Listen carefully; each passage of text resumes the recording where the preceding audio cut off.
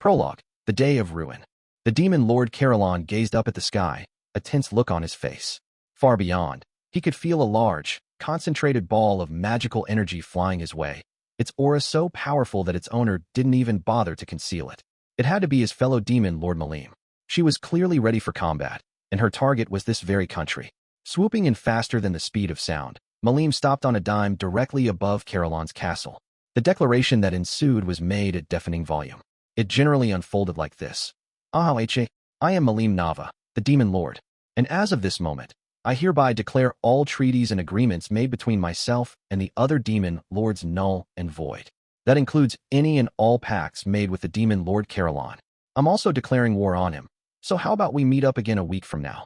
Best of luck trying to figure out how to deal with me.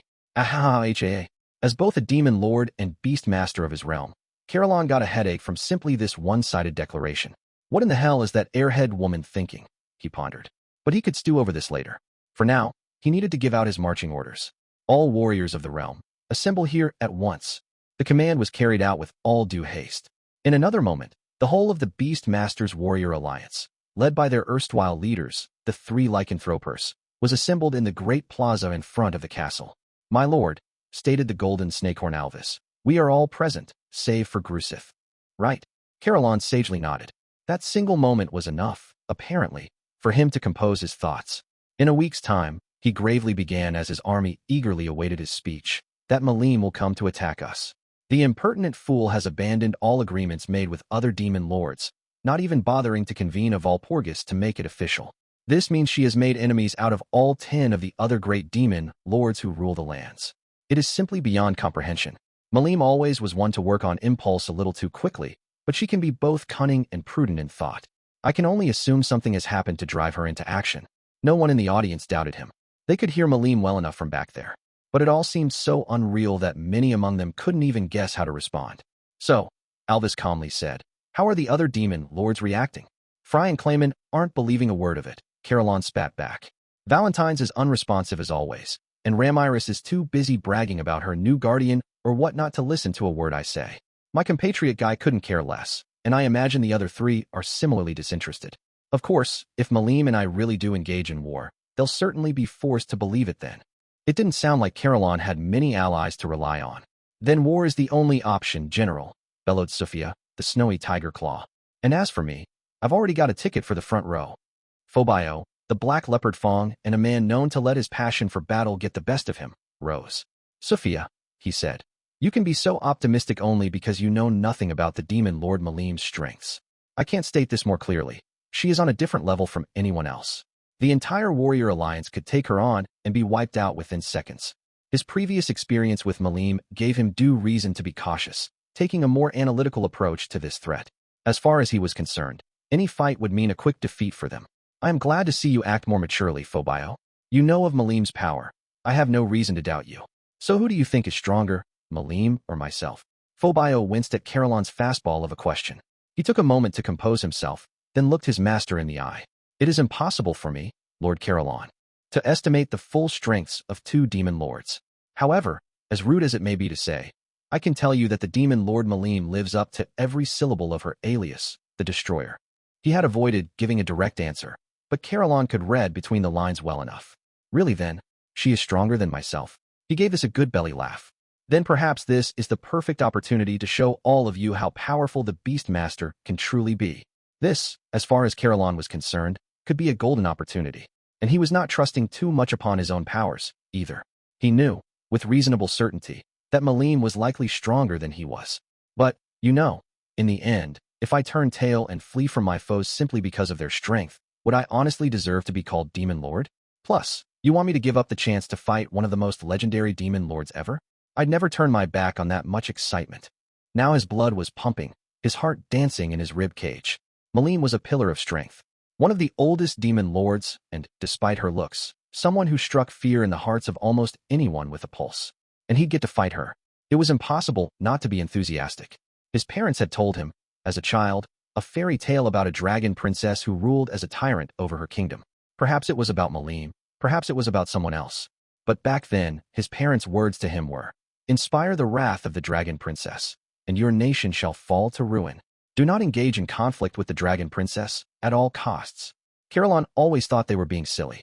The Beast Kingdom of Eurasiania was one of the continental superpowers, boasting a large expanse of bountiful land. They were a warlike people, and over half the population could credibly call themselves warriors. Its military was easily the equal of any other demon lord's domain. And since Caroline became a demon lord, the ensuing several centuries had seen its power grow even further. There was nobody to fear. Caroline was sure of it, and gaining the chance to fully express his strength made his bloodlust burn white-hot inside him. But, as king of a nation, he remained cool-headed enough to give one more order. Malim will be entirely my quarry. Along those lines, if she brings an army with her, I command you to engage them in combat. But if Malim comes by herself, I want all of you to evacuate the country at once. You guys get caught in the crossfire between us, I guarantee it'll be painful for you.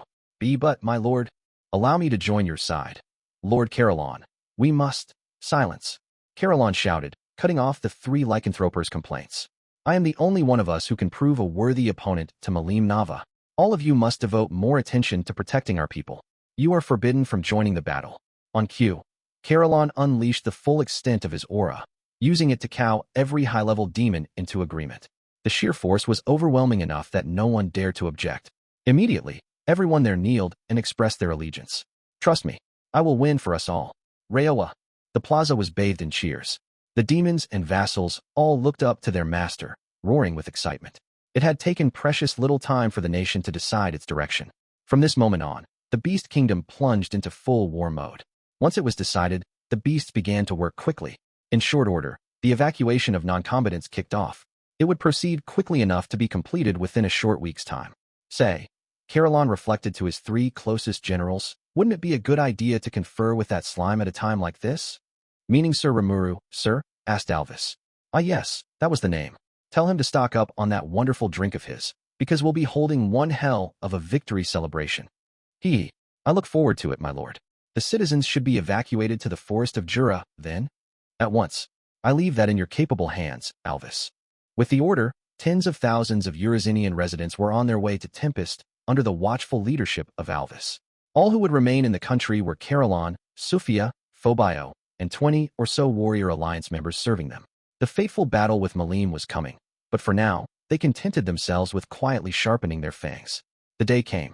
Caroline looked up at the sacred mountain that loomed behind his castle, confident in his power. Then he stood, ready to engage Malim. Today will be the day when I prove to the world that I am strongest. Fight on for us, Lord Caroline. Sophia nodded. Once we are sure Lady Malim is alone, we will retreat to safety as well. I don't dislike you, Malim. We could have been good friends, I think. A pity. Caroline only barely whispered the words. Even in the best of conditions, it would have been difficult for anyone to hear. But they were wholly extinguished by the sound of Malim's flight rippling across the battlefield. Slowly, Caroline engaged his flight magic. Just as Malim arrived, without a single word between them, the battle began. First, the preliminaries. His fists, filled with all his might, were enough to hold Malim back. But they failed to damage her, as if her body were simply refusing to take the blows. Her skin was protected by a multi-layer barrier, repelling all physical stimuli. With a light exhale, Caroline spread his aura forth, brimming with fighting spirit. As he did, he deployed a multi-layer attack of his own, gouging away with it. Each blow had a vast store of slashing force as it struck at Malim, and none of them was enough to place even a single wound upon her. The spirit-infused blows simply knocked a few layers off her barrier, failing to reach her actual body. Even with his ace in the hole, the white tiger-blue dragon halberd he wielded, Malim's Tema sword absorbed every blow. Despite her small, childlike frame, she had enough power to fully resist the untold extent of Caroline's own might. This Tema sword was an ominous blade, a long, curved scimitar that suited her well and glowed a bluish-white. It was legendary, a sword that had felled many magic-born and demon lords in its time. Gay, she's drawn that sword. With a click of the tongue, Caroline fell back, regaining his balance. That single engagement was enough to make him revise his opinion of Malim. He'd had no intention of laughing her off before, but this was beyond all expectation. He hadn't gotten truly serious about the battle yet, but he still had no idea how deep Malim's strength ran. He instinctively realized now that this was no time to leave anything off the table. Look, Malim, why are you doing this? The question was greeted with silence. Something was strange about this to him. She barely seemed there mentally, almost acting like someone else was controlling her. Let me guess. Has someone taken over your mind? If so, that is quite a pity. I wanted you to put your heart into this so that I could defeat you and prove I am the strongest. The silent treatment, eh? Could it really be then? Caroline grinned. Well, it doesn't matter. I'm going to win either way. The idea of the demon Lord Malim having her brain taken over seemed like a sick joke to him. But she was acting weird enough that he couldn't dismiss the idea as sheer fantasy. If that was the case, then whatever the cause of this extremely odd turn of events, Caroline knew there would be no negotiating with her. This was a fight to the death, pure and simple. So, without hesitation, first as a magic-born, then as a demon lord, level by level, he unleashed his force. As befitting his name of Beastmaster, Caroline was a lion-type creature, the king of the beasts, leading all his own beasts. Beast transformed. The intrinsic skill that all his subjects possessed was now more powerful than ever, transformed within him into the unique skill royal beast. Such was the form that Caroline was in now, the king of all creatures both beastly and magical in nature. His head was the proud head of a lion, his body as hardy as an elephant's. His arms were as strong as a bear's, but boasted simian dexterity. His legs were supple, as powerful as any in the feline family, and upon his back, he bore the wings of a great eagle. All these natural animal advantages melded with one another in the most beautiful of ways, covered in tough, silvery fur. He was protected by legend-class equipment, the best there was, obtainable only by evolving one's own unique class weapons and armor over many years. On his head was a crown, a mighty bird decorating the edge. Around his waist, a jewel-encrusted belt bearing a black tortoise of basalt. In his hand, the white tiger-blue dragon halberd. All of these were infused with the magical power flowing from Caroline's own body, letting them fully release their sheen and force. The power was overwhelming, incomparable to before the transformation. This, beyond all doubt, was the demon Lord Caroline's true form. Malim's eyes twinkled momentarily at the sight, long enough that it caught Caroline's attention but short enough that he wondered if he'd imagined it. Now, Malim, he intoned, dismissing the thought. I hate to say it, but since I have shown you this form, I'm afraid I'll have to ask you to leave, all right? It is a pity, but farewell. There was no room for sentimentality on the battleground. The moment he shouted it, Caroline focused all the power coursing through his body upon his blade. On the ground, the sheer weight of energy would be enough to rend the earth, pulverizing anything nearby. Even now, the remains of the aura filled the air like burned-out embers, hot enough to scorch the atmosphere itself. Prepare to disappear from this world forever. Beast roar. This was, in essence, a particle cannon that fired magical force. The tip of white tiger blue dragon was now gone, reverted to its composite magical particles. It was the Beast Master's ultimate finisher move, one that could make everything in front of it vanish without a trace on the ground. Normally, its force did not begin to dissipate until around 300 feet from the launch point. From there, it would gradually disperse before it reached its final point, 1.25 miles away. It was a long-range move meant for handling hordes of foes, and now he was focusing its entire fury upon a single figure. It was the first time he had ever done anything of the sort with Beast Roar, but Caroline was absolutely positive nobody could possibly survive such a blast. He gave it everything. No letting up, no thinking about what came next. It contained his full power. He could feel the magicule count drain from his body. Even flight might pose a challenge after this, but if it earned him the win, it was a fair price to pay. Normally, he'd restrain it enough so he could fire off 2 or 3 blasts without issue, but not against this foe. This was Malim Nava, the Destroyer. The attack was true, expanded to maximum range, and powerful enough to cause damage to its own caster. No creature could ever survive this. That was how sure Caroline was. He breathed a deep sigh as he attempted to descend to the earth, then immediately went into evasive action as his animal instincts sniffed out a lethal threat right behind him. That snap decision saved Caroline's life. Blood gushed out from a wound on his side, caused by the sword as it swished by. He closed the cut through sheer force of will. In a panic, he turned around. He knew there was no point confirm ing it, but his mind still couldn't believe it. His eyes were greeted by just the person he expected, floating there in midair, platinum pink hair flowing in the wind as she spread her dragon's wings wide. Now there was a blood-red horn jutting out from her forehead, which hadn't at all been there before. Her skimpy outfit, somewhere along the line, had transformed into a suit of ebony armor. Oh, is that how you usually look in battle form? Caroline had just about exhausted his magical force. Despair began to paint over his previously indomitable will to fight. You're kidding me. She took that without getting hurt. Give me a break. It put him in an odd state of mind. He wanted to cry and laugh simultaneously. Then, for the first time in the battle, Malim spoke. Ha ha, not bad. I like it. It's been a while since my left hand's gone numb like this. As thanks, I'll show you something I've got saved up. The words sounded a bit flat, and unemotional to Carolan's ears. But the impending danger they pretended gave him no time to ponder over it. He didn't want to see it. He really didn't. At least none of his citizens was anywhere nearby. They were fully evacuated. There was no need to worry about the castle town. Carolan contemplated fleeing the scene at full speed. His instincts, so trustworthy up to now, were telling him that staying here meant death. Asterisk, asterisk, asterisk, her draconic pupils burst wide. Her wings fully extended, Malim shouted. Dragonova! The blast of light was thin, beautiful, reminiscent of the twinkling of stars. It rained down upon both the castle and the townscape that surrounded it, and remained soundless as it disappeared.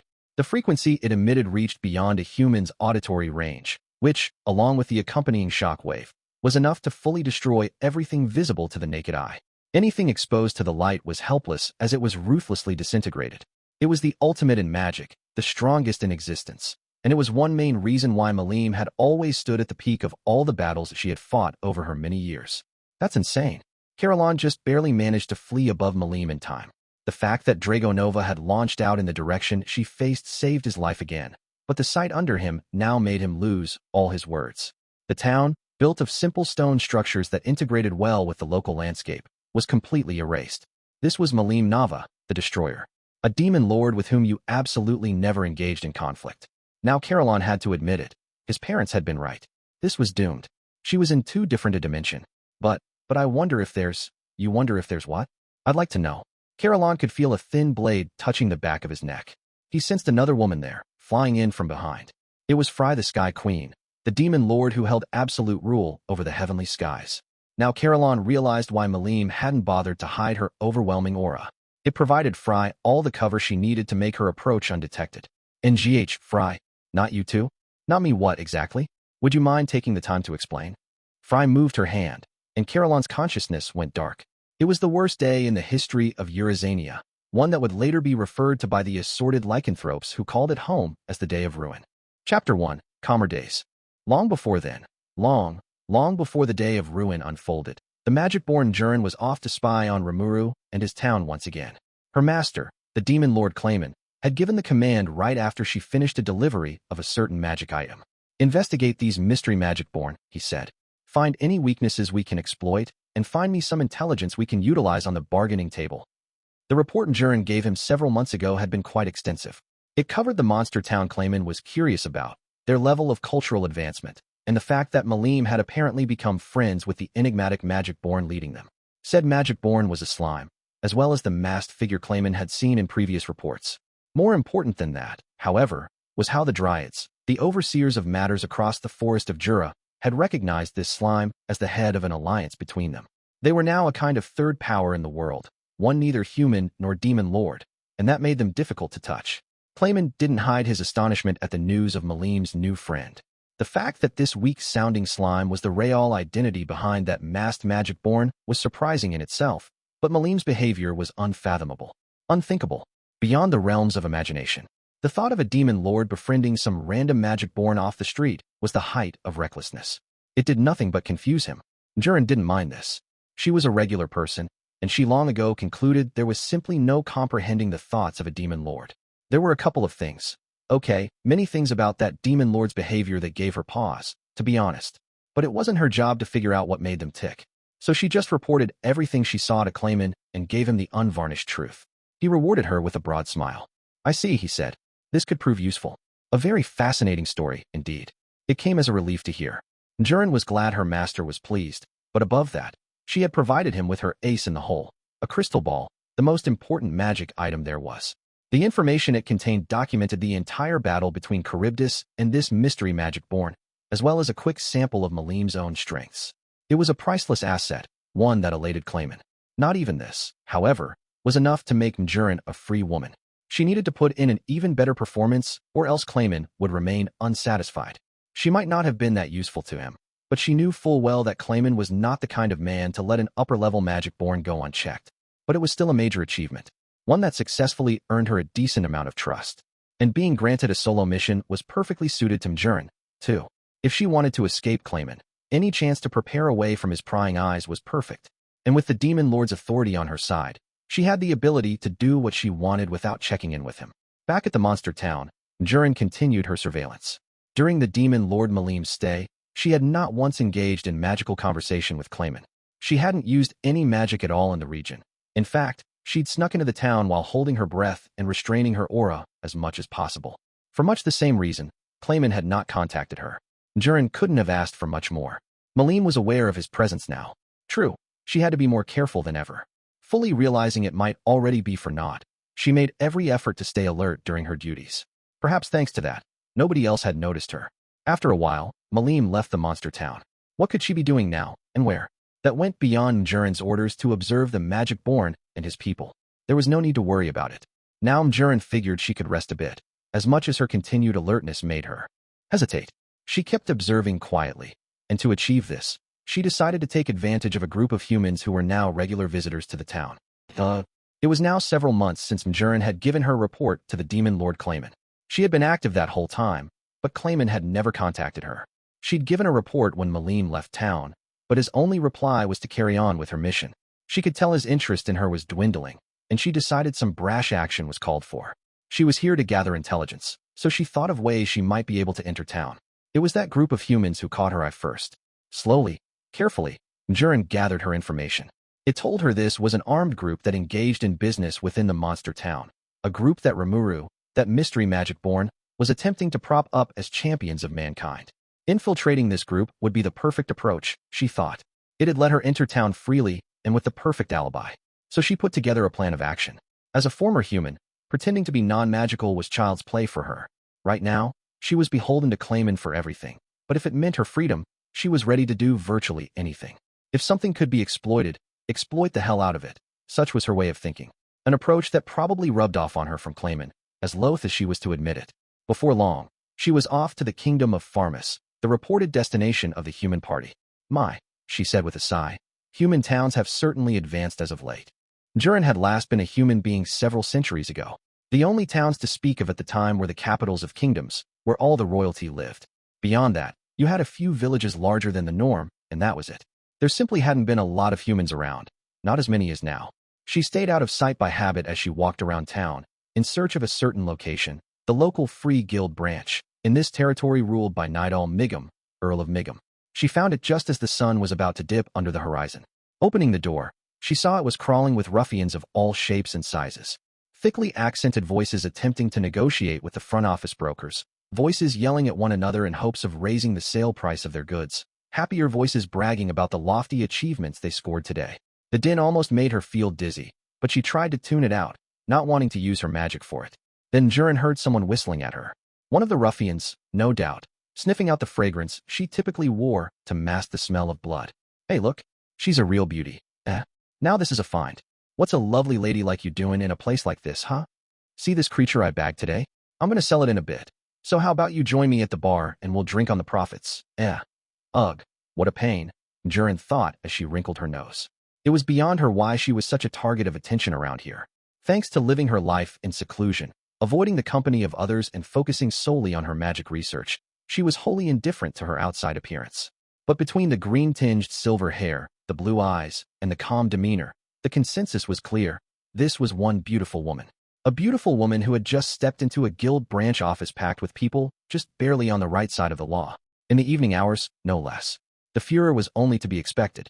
So, how about it? Sorry, she bluntly stated. I've got some business to do. Don't be like that, the man countered. Just come here and join me for a bit. Lay off me, won't you? I told you, I've got business. For a magic-born, Juran was more convivial with other people than most.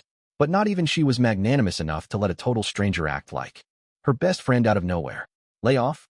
Hell, you just walk right in here and think you're better than all of us. Quit it, Isaac. You want the guild master to yell at you again? This ain't a tavern. Maybe she's got a job for the guild, huh? Yeah. The man called Isaac took a step back, his eyes still squarely upon Juran. She nodded her thanks to the man who had stopped him, then made a beeline for the service window. I'd like to register, please. Registration? Will that be for a general purpose member account, then? No. As an adventurer. Juran paused for a moment, thinking about which department to join. Retrieval, exploration, or monster slaying. Then she remembered how she used to make a regular habit of picking and preparing medicinal herbs. The retrieval department, please. Retrieval. All right. There's a test required. So are you ready to take it? I am. What do I have to do? Well, please fill this out for us first. Juran did so, offering all the information needed for the guild to provide her identification papers. Then Isaac decided to try his luck again. Whoa, whoa, a woman filing to become an adventurer. Like, you aren't by yourself, lady, are ya? I could help with the exam if you like. He was grinning the whole time, but the question's real purpose was more to intimidate the rest of the adventurers in the room than anything. Even if Mjurin decided to hire some bodyguards, it'd be harder for anyone else to accept the invite now that Isaac's hat was in the ring.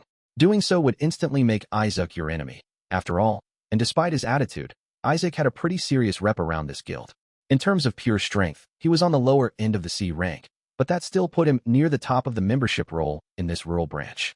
Anyone with real talent for this line of work usually set up shop in the larger cities, only traveling to the hinterlands if work demanded it. This, unfortunately, gave Isaac something of a mistaken impression of himself. He thought he was one of the big men around the village, and that meant nobody was allowed to defy him.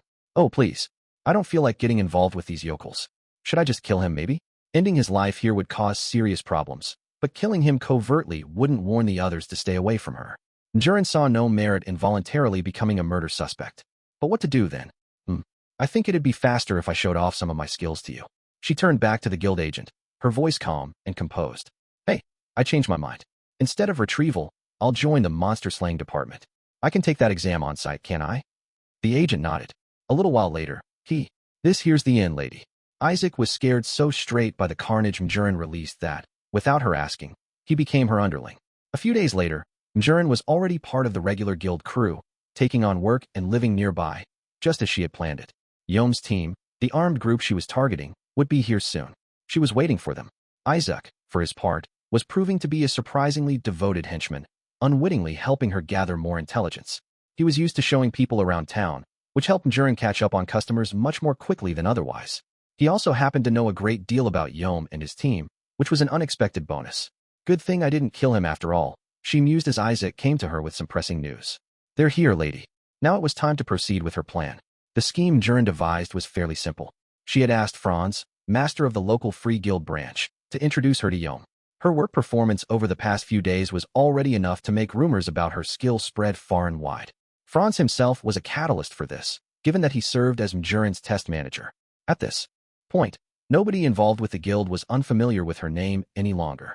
I wish you'd stay with this branch permanently, Franz even offered her. But that wasn't part of her plans. All she wanted were those ID papers. I'm a pretty handy woman when it comes to magic, you know? So if this man is a true champion of the land, I would love the opportunity to serve him. I hear Sir Yom has few magic users among his team. Ah, that's a pity to hear. Still, you and Yom's party would help us out enormously, if indirectly. Very well. Rest assured that I will give you a glowing recommendation. Things seemed pretty well set in motion, then. Or so Mjurin thought. Now she was holding her head in her hands. Why did it turn out like this? The introduction had gone well enough, at least. I already got a sorcerer and mysticist in Rommel and Jai. What can some girl do for us beyond that? I'm fine, thanks. This out-of-hand denial riled Mjurin. In that case, let me show you what an angry wizard can do. And she did. She, in so many words, beat the crap out of Yom. This got her on the team, and for some reason, they were treating her as the number 2 of the crew, a military advisor with the power to guide their direction, second only to Yom himself. This put her up there with Yom's aide-de-camp, Kazil, and staff officer, Rommel. Ugh, I was hoping I could just pose as a shamaness and keep a lower profile in this group. Maybe, Mjurin ruefully admitted to herself, she had a much shorter temper than she thought. The day taught Yom a lesson he had almost forgotten. Never judge a book by its cover. They were in a largely deserted wood outside town. The only witnesses were Franz, who had introduced this woman Mjurin to him, and Isaac, a local petty adventurer. Yom sniffed at her. There was no way he could ever let a woman defeat him. A few of his men had joined his side, concerned and overprotective, but they were just silently watching for now. He saw no reason why he couldn't handle this fight by himself. After all, he was wearing the exo-armor Rimuru gave him, the best protection anyone could ask for. It brimmed with enough magic resistance to neutralize pretty much any threat he might come across. I have nothing to worry about with conjurers like her. Just dash forward, close the distance, and cut her down. It was a tactic that served Yom well. No magic user had ever given him much of a headache up to now. I would like 3 of you to take me on at once, the woman called Mjurin declared. In fact, you can all descend upon me simultaneously. This offer immediately made Yom lose his self-control. Don't give me that nonsense, lady. Rommel, Jai, don't bother going easy on her. We got potions to spare anyway. Give her all you've got. They both prepared to follow his order. Rommel less than enthusiastic about it all, JJ cool as a cucumber. It was 3-on-1 when Franz gave the signal to begin. No sane witness could have imagined any possible scenario where they'd lose. The moment the signal came, Yom was immediately bathed in strengthening magic from Rommel and support magic from JJ, both enough to make him physically feel his muscles expand to their limits. Supremely confident, he rushed toward his target, and right into a pitfall trap. Right in front of Jurin, just as he planted a foot down to land a lethal blow upon her. That foot fell through the ground. Aspectual magic, Earth Lock, came the quiet voice as Yom floundered. Normally, this magic was used to help the caster gain surer footing, but when used on a target trapped in a pit, it made the walls literally close in. Just as the battle started, Yom was out of the contest. How on? I've never seen such simple magic used in such a devious way, marveled Rommel. One couldn't blame him. Jurin had used 2 magic spells, one to soften and muddy the ground enough to build a pitfall, and a much simpler one to solidify it again. No matter how resistant to magic Yom's equipment was, it couldn't do much about the ground caving in on him.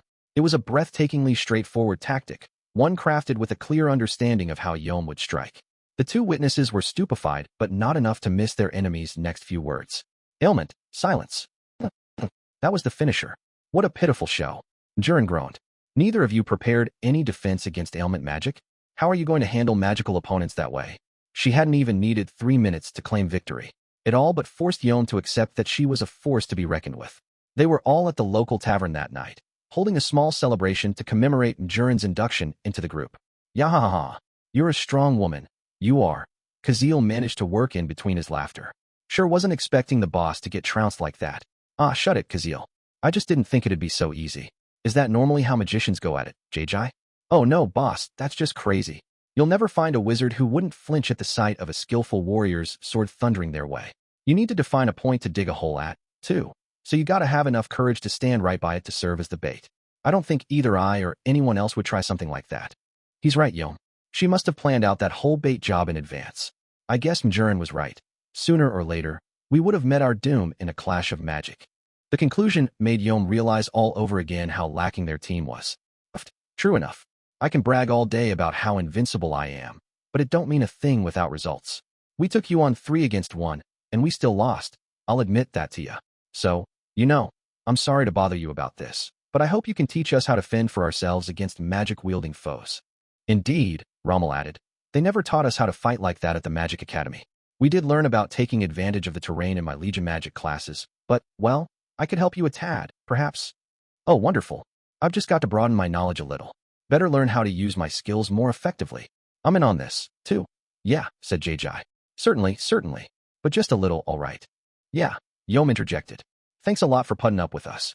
It felt a little shameless to him, asking Jurin for help. But it nonetheless meant that she was part of the team now, a trusted advisor, no less. Jurin was starting to suspect she was a bit of an easy mark. She had infiltrated Yom's team in order to more fully investigate the nation of monsters in the forest, which was fine. But now she was some kind of senior official among them. These people are so stupid.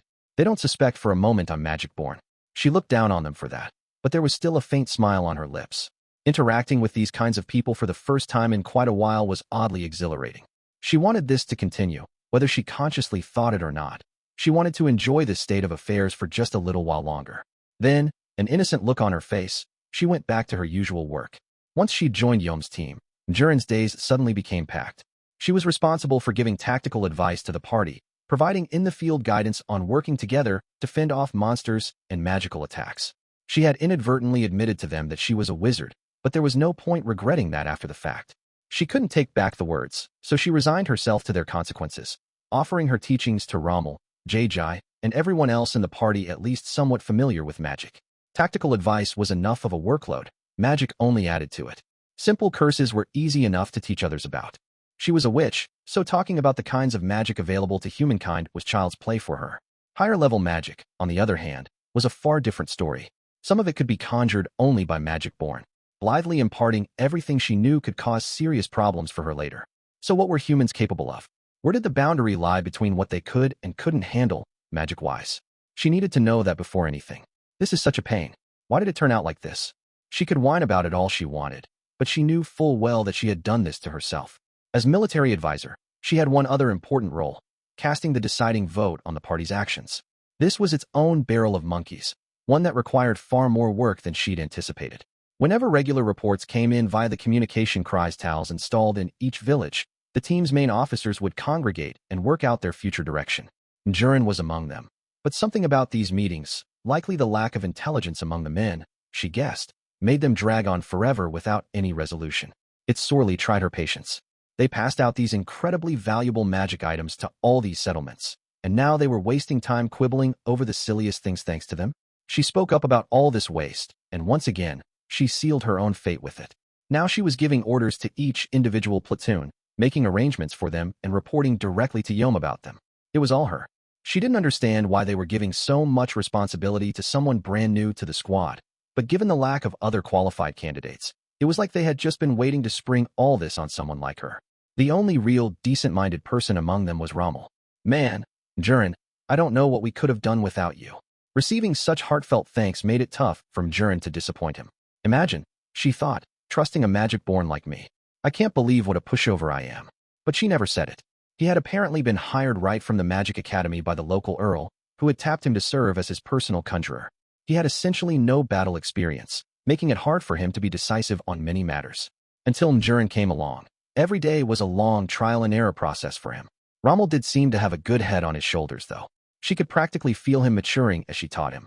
For now, her main mission was to get Rommel up to snuff as quickly as possible so he could take her place for a change. Once they decided on a plan of action, the team had to carry it out.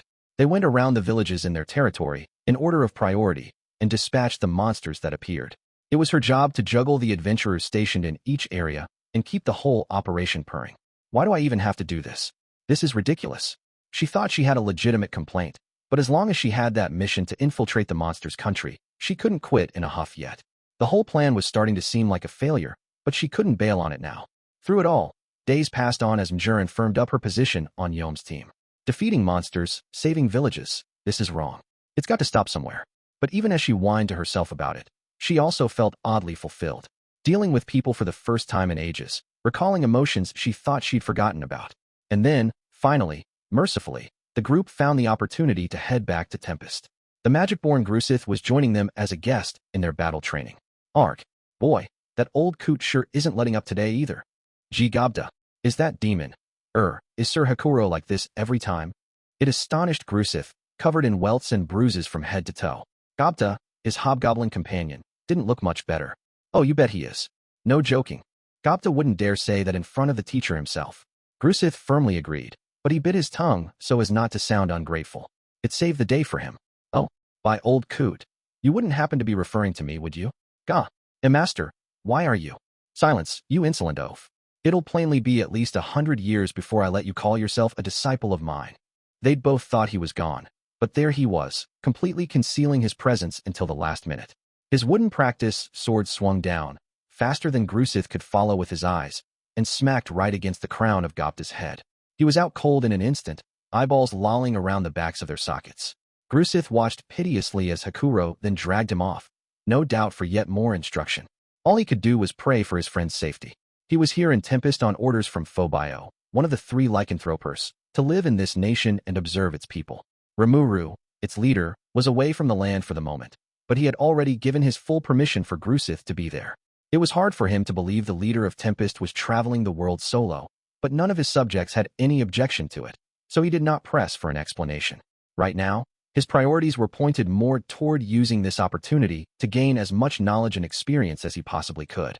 Along those lines, he was joining in every training session Hakuro offered him. This was per the invitation of Yom, the first human friend he'd ever had. Grusith hadn't expected it to be so grueling at the time, but this session was different. The training Hakuro gave when only native Tempestians were in attendance was like nothing he had seen from him before. This is incredible, he marveled. He was going easy up to now, just so Yom and the humans wouldn't be ripped apart. Yom's training involved a rundown of the basics with a bit of skill training mixed in, but the session they just wrapped up was almost all core foundational stuff. Don't expect me to teach any arts to a bunch of weak-hearted sissies like you. Hakuro bellowed as he bashed his pupils to bits with his practice sword in battle, Grusith included. You'll have to seize them from me by force. Watch with your eyes, and stake your very lives upon learning them yourselves. Grusith was at least somewhat confident in his skills when he joined in. Now he wasn't. The results were clear as day. Hakuro closed the distance between them in an eye blink, slashing away faster than he could follow. hence all the bruises on his body.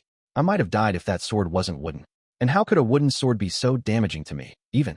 He was a lycanthrope, and therefore gifted with natural healing abilities, but dull pain radiated from everywhere. He took a blow. It was some unknown to him art, perhaps, that drilled into him and made the damage cut deeper. They had put it in different ways, but Grusith and Gobta agreed. Hakuro was a demon beyond all comprehension. Maybe he could have survived against him for a few moments longer than the other hobgoblins. Now, though, all confidence he had in his own strength was shot.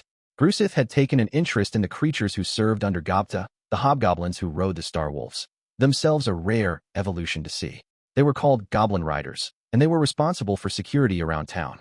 Hakuro trained them, focusing primarily on team-oriented strategy, and they functioned as a single cohesive unit, well-honed, well-practiced, and moving flawlessly. If I had to tangle with them, he thought, 5 would likely be the most I could handle. He hoped to invite them to the Beast Kingdom someday, as impossible as he imagined that was. Judging by the residents around town, he knew there was almost no chance they would leave their posts. The land of Tempest was filled with warriors whose hardiness went far beyond Grusith's imagination.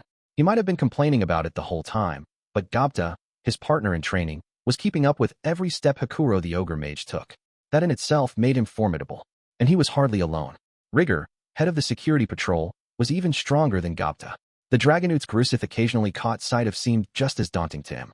He had spotted several powered-up high orcs among the ones who served as Tempest's combat engineers. One among them, named Geld, even looked and acted every bit like a reincarnation of an orc lord. Taking that guy on, Grusith gave himself a 50-50 chance. It was his battle to lose. Last but not least came the Ogre Mages. Approach 1, and their strength was obvious. In his own mind, Grusith figured he could defeat Kurobe the blacksmith and Shuna, that fetching young lass. Beyond that, he had no confidence at all. The other 4 Ogre Mages, his instincts told him, he couldn't even scratch. Grusith might have been on the low end of the Beastmaster's Warrior Alliance totem pole, but even he could tell there was something unnatural about this. His instincts on that score, judging by the thrashing Hakuro just gave him, were right. What in the hell? This entire town is sheer madness. I mean, they could even take on my homeland in battle, couldn't they? He had to breathe a sigh of relief. His master, the Demon Lord Carillon, was absolutely right not to challenge Tempest to war. Yom's team returned to town a few days later. Hey, doing well. Grusith smiled back at Yom. I am. Glad to see you are too. But what struck his interest the most was the beautiful woman among them. So who is that? Oh, I didn't think magic-born like you cared about women. Don't be stupid. All magic-born aren't the same, you know?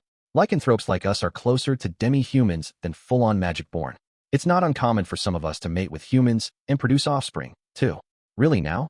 Well, here's a word of advice for you. Don't you dare cross that woman. I did, and let me tell ya, I paid dearly for it. What? Of all the ridiculous things to say, this, through Grusith, Yom the champion, defeated by a woman who couldn't look more out of place on a battlefield? It was a difficult story to swallow. Would you like to try your luck then? Huh, I like that. No point trying too hard for this one. Let me at her. Grusith's behavior was fairly easy to predict. A challenge like that, he'd never turn down. So they traveled to the usual training ground, and Yom brought with him the woman, his new military advisor, apparently. Why do I have to go through with this charade? She asked, looking seriously reluctant. Oh, it's nothing big, Jurin. I just want you to show this guy how strong you are. Yes, and I told you, I don't see why I have to. There's a good reason for it. He's already put you down. I hate it when people put my team down. Grusith gave Yom an exasperated look as he sized up the woman. Jurin's her name? She sure is a sight to see. But why's that bastard Yom trying to trick me? There was a kind, gentle air about her. Strong wouldn't describe it at all. He couldn't believe the thought of her defeating Yom. After a few more pleas to his cohort, Yom at last turned toward Grusith and smiled. Heh, I finally convinced her. Grusith, if you can beat this lady, I promise I'll serve as your lackey forever. But if she beats you, you'll have to be my gopher. What? What kind of nonsense are you spouting now? Oh, don't like your chances? You think so? Well, you're on. You're going to be the one calling me boss in a few moments. He accepted the bait all too quickly. Listen, interrupted Jurin. You're probably looking down on me because I'm a woman, aren't you? It feels ridiculous being the subject of a bet like this, but I'll be happy to spar with you. But let me warn you, I'm a wizard, so I hope you'll fight me appropriately. A wizard, eh? You sure you should be giving me so many details before combat even begins? Of course, with that getup, it's pretty easy to picture you as a conjurer. The term wizard referred to those adept in at least 3 different systems of magic.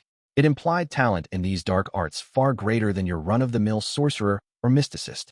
The magic they wielded was as diverse as it was powerful, several times more so, it was said, than the attack magic of a typical conjurer.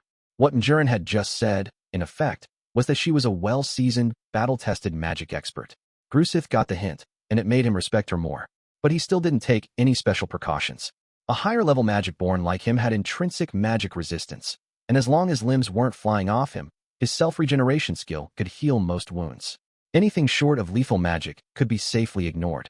Plus, he thought, if she can cast magic powerful enough to kill me in one stroke, she'll need a vast amount of time to chant the spell.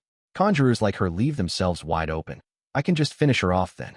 It was the exact same thought process Yom had gone through back in the day. The results were similarly predictable. Bahaha. Would you look at that? Grusith found himself bitterly looking upward as Yom held his stomach and laughed for a good long while. Damn it. How's this even happening? His cheeks were red with embarrassment.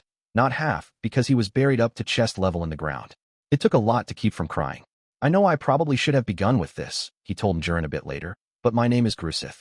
Perhaps it did not show very much earlier, but I am a lycanthrope, an upper-level magic born. And by that, I don't intend to suggest I could have one if I transformed, let me assure you. They exchanged a few pleasantries with each other, pleasantries filled with sarcasm and excuses, although it would have sounded innocent enough to the impartial observer. Well, you two keep getting along, all right? So, Grusith, about the promise earlier? Oh, right. Yom, from now on, I promise I will call you boss. The Demon Lord Carolan is the only master I will ever truly devote myself to, but I see no reason not to show respect to someone I view as above me. You sure about that? 'Cause I really meant it more as a joke to motivate you than anything. It's fine.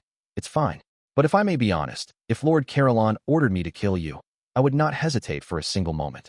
My apologies, but that is how the rules operate between us. Fair enough. I'll try to keep that in mind. At least Grusith was honest as he lived up to his end of Yom's bet. He had to appreciate the lycanthrope's devotion to his promises. In that case, I'm going to join your band as well. I'm pretty used to things around town by now, and I'd like to see some other human nations while I'm at it. You sure about that? I am. Grusith laughed as he pulled himself out of the hole in the ground, grinning.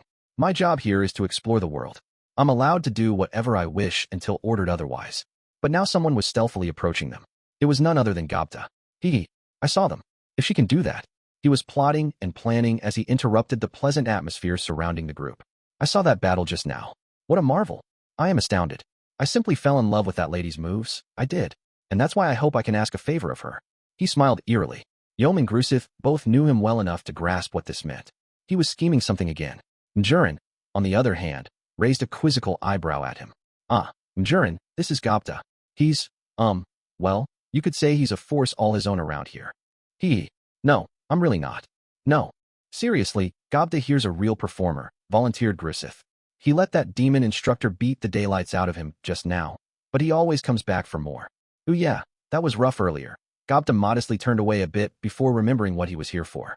His face stiffened. So, there's someone I'd like you to defeat, lady, using that same tactic. That demon. That old coot. Our sage instructor always goes around acting like he's king of the world. Why see? So, Yom and Grusith nodded their recognition.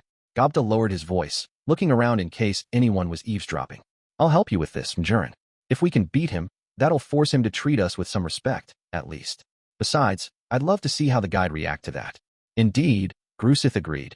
It is an excellent strategy. Even an ogre mage would be helpless. So Mjurin, outnumbered 3-1, reluctantly agreed to the request. But can we make this the last time, please? She begged. Something that simple isn't guaranteed to work every time.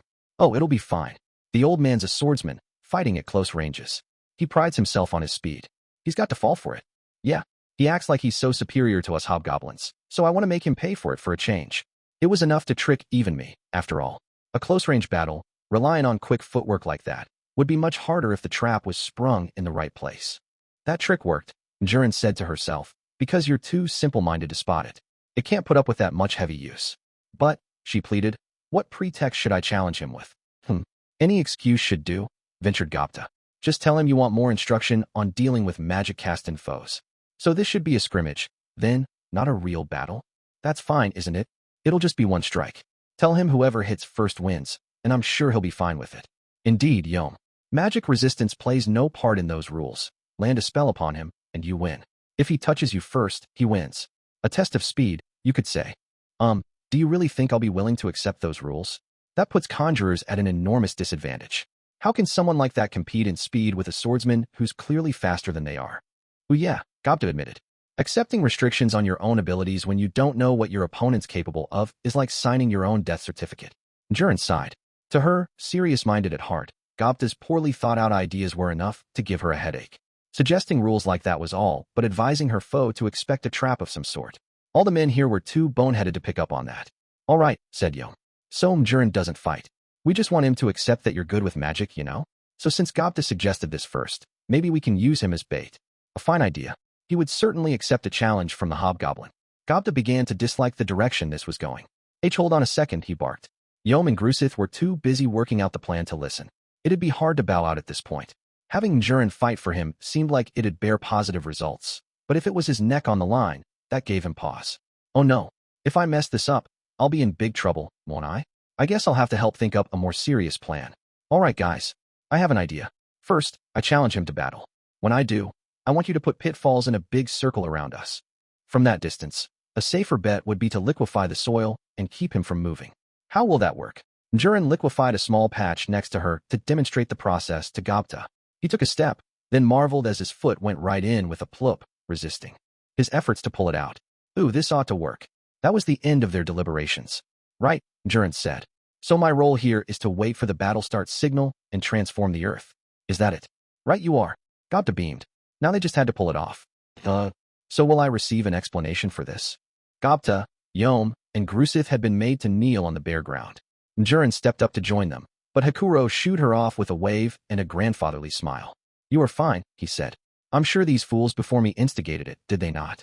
But I couldn't just, think nothing of it. They got caught in your trap, so they reasoned that it'd have to work on me as well, no? It was an impressive spell, but their eyes telegraphed it from the start. Jurin sighed. She'd seen it coming the whole time, too. After settling on their plan, the group had called their teacher, the elder Hakuro. That much, at least, went well enough. One look at the man was enough to make Jurin recall that he split a megalodon in half with a single swipe. Between his foreboding demeanor and the sheer sense of presence, she already predicted doom for this silly prank. Had this been a no-holds-barred battle, she would have immediately suggested a hasty retreat, but this was just a game, and she reasoned that being defeated would help her cohorts mature a bit. It's not going to work, I'm sure, but it might be a good idea to see for myself how this Hakuro character fights. So she agreed to join in. Excellent. Hakuro bellowed when asked. That's the spirit, lads. I will base it on real battle situations for the first time in a while. All three of you, take me on at once. And will the new woman be joining us? She seems to be a magic user, yes? Whoa, you old. Sage master. Don't count us out too early. Listen to the hobgoblin, sir. You sure you aren't being a little too confident for your own good? Heh. As your guest, I thought it rude to horn in too much on the fun, but after what you just said, I suppose I'll have to go all in, won't I? The sight of the entire trio latching on to Hakuro's goading made Jurin modify a key part of her prediction. This was doomed even before the battle began. I have much to teach them after this. Despite her complaining, she was used to being Yom's military advisor. Really, anything advisor at this point. She was as strong and responsibly minded as ever, and she opted to just smile and treat this as a learning opportunity for her group. Once things began unfolding, the match turned out just as wretched as she predicted. Liquefying the ground around him did nothing to slow Hakuro down. Gay? Why is he moving like normal? Jurin had laid out her magic in a circle around the area, dispelling it just enough to create a path for the panicking Gobta to escape through. As she did, she defined a position for her pitfall and set it in place. Hakuro acted like it wasn't there, as if running on thin air. He must have noticed. But nothing would change if he didn't. That looks a lot like instant move to me. That was one of the more difficult skills in the arsenal of battle will. A set of arts that only the most talented could ever hope to master. Seeing it unleashed so effortlessly made Jurin fully aware of just how pointless her tricks were. TCH. Over here, old man. But Yom pressed on, revealing his position with a shout as he slashed at his foe. He was being read like a book. Gobta, to his credit, tried to tumble his way back to safety. He was rewarded with a wooden sword to the forehead. Not again, he groaned as he sunk into the ground. Yom joined him shortly, not to rescue him, exactly, but the real reason didn't matter much anymore. Hakuro was just too fast.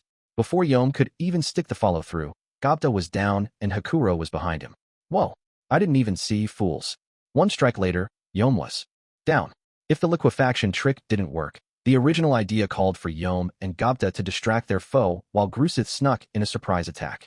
That proved a similar waste of time. Before Grusith even realized what Yom wanted him to do, Hakuro had defeated both his teammates. And, in the midst of all this, Jurin looked on at this beautiful demonstration of athletic ability. It required magic sense. The naked eye couldn't keep up fast enough to let her understand what was going on. And she wasn't just looking. She had the spell cast in advance to keep her magic-born roots a secret. Still, if you're going to challenge a foe who requires magic sense just to keep your eyes on him, the only thing that'd work is ranged magic covering a wider area. That wasn't available here, so this was over before it began. Really, any magic that required casting time wouldn't do a thing against a target coursing at supersonic speed. For a wizard, tackling a foe like that would require racking several spells in advance, chanting them beforehand so they could be summoned with a deftly woven trigger during battle. That, or using cast cancel. But even if I used cast cancel on my own, it'd only work up to mid-level magic. Any serious attempt might be doomed to fail.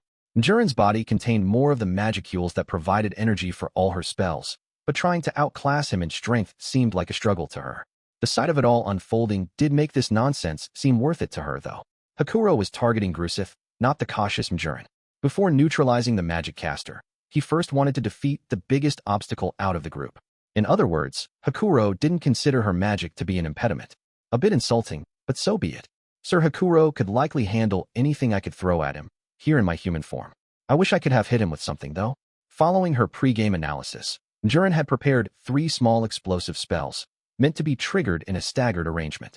The first went off before Hakuro's eyes as he struck down Grusith. Not a lethal bomb, but a blindness strike that plunged the two of them into darkness. NGH. It was enough to produce a surprised grunt from Hakuro. But he pressed right on, unwavering.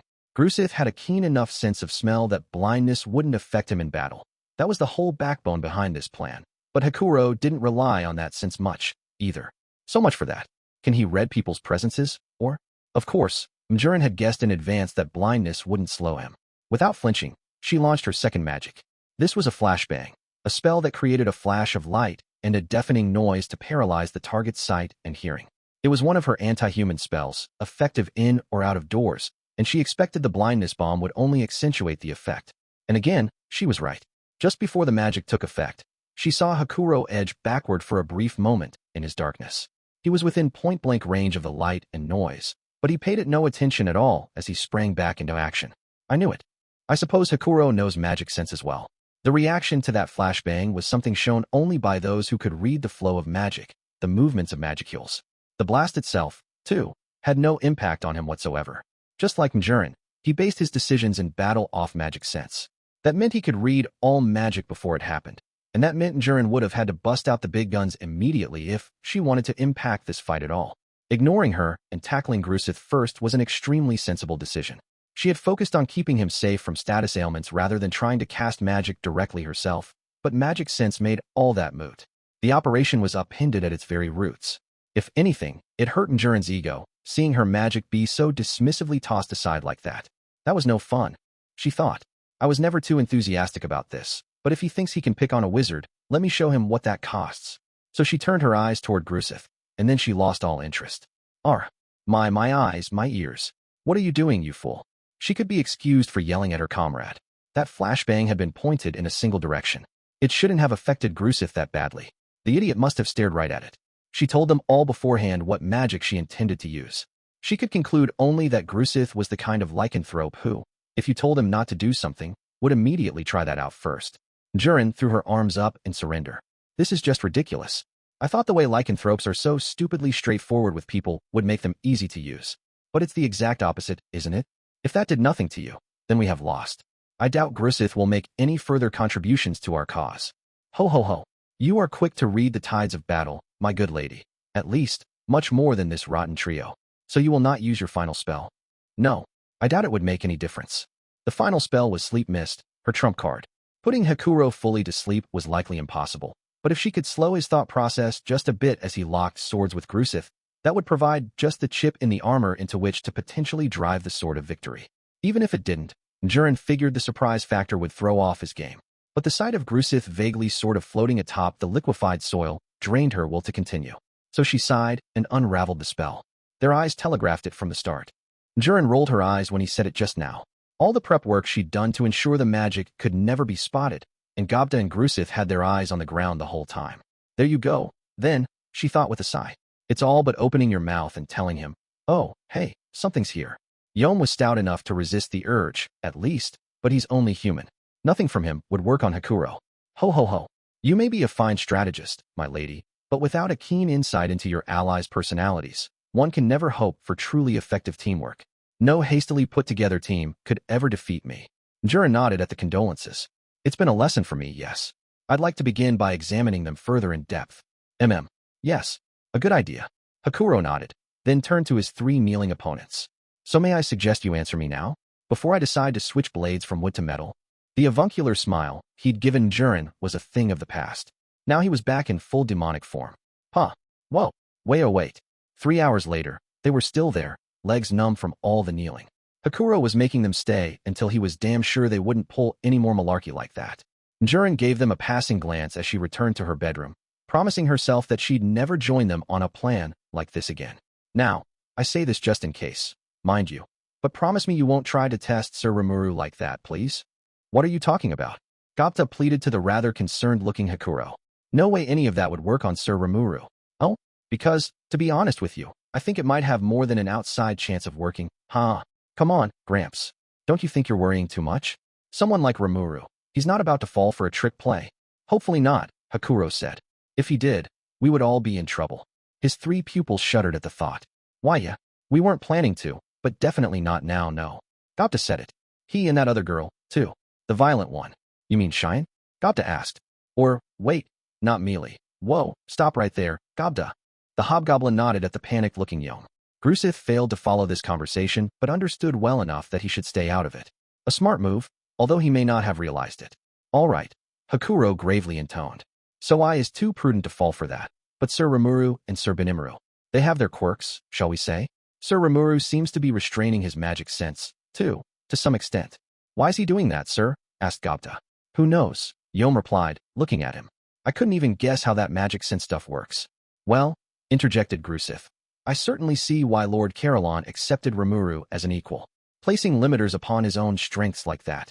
A constant, never-ending cycle of training. Huh, wow, is that it? Boy, Sir Rimuru sure is great. Huh, man, his mind works on a whole different plane from ours. This, along with Hakuro's later approval, led to a new fad around Tempest where monsters deliberately limited the release of their skills to better hone them. It had nothing to do with Rimuru, but if he were around, they hoped he would approve. All that slogging through liquefied soil and getting wrapped soundly by swords had made the 3 of them very muddy. It wasn't long before they discussed entering the town's famous bathing facilities together. Boy, Gapta observed, that lady sure knows how to use her magic. She's pretty too, yeah, ain't she? And she's got personality, too. It ain't just looks. I have no argument with that. Her name is Jurin, right? It'd be nice if she could give birth to my child. Whoa there, Grusith. You can't go talking like that. She's one of my officers. What does that have to do with anything, Yom? When it comes to romance, I'm free to do whatever I want. First come, first served. Wow, really? I'll keep that in mind. Don't you start, Gapta. Grusith snickered at the wailing Yom. Maybe I should talk to her myself, Damn it, Grusith, I go first. I'm your boss. Are you crazy? I just told you. Romance is all about freedom. Yeah, Yom. It was turning into quite a heated argument by the time they reached the bathhouse. The moment they washed off and settled into the hot bath, Gapta's eyes began to emit a sinister twinkle once more. I just remembered Cable said something to me when he was here last. He began. They say there are some baths in the world with a mixed-gender rule. He said Sir Rimuru told him about it. And, you know, Sir Rimuru's word is law, isn't it? Hang on, Gapta. If that's an order from Rimuru himself, then we gotta make sure it's enforced, yeah? Uh-huh. I think so, too. What? Gapta, what do you speak of? Tell me more of this. Mixed genders. You like it too, huh, Grusith? Well, it's like this. He went over the topic in detail, growing more excited with every syllable. So you mean, not only Jurin but Lady Shuna and Shine as well? You gotta be kidding me, Gapta. I had no idea those were the rules around here. The pleasant sensation of the hot mountain spring soak was putting the trio's minds at great ease. It also raised their voices high, their schemes echoing around the chamber.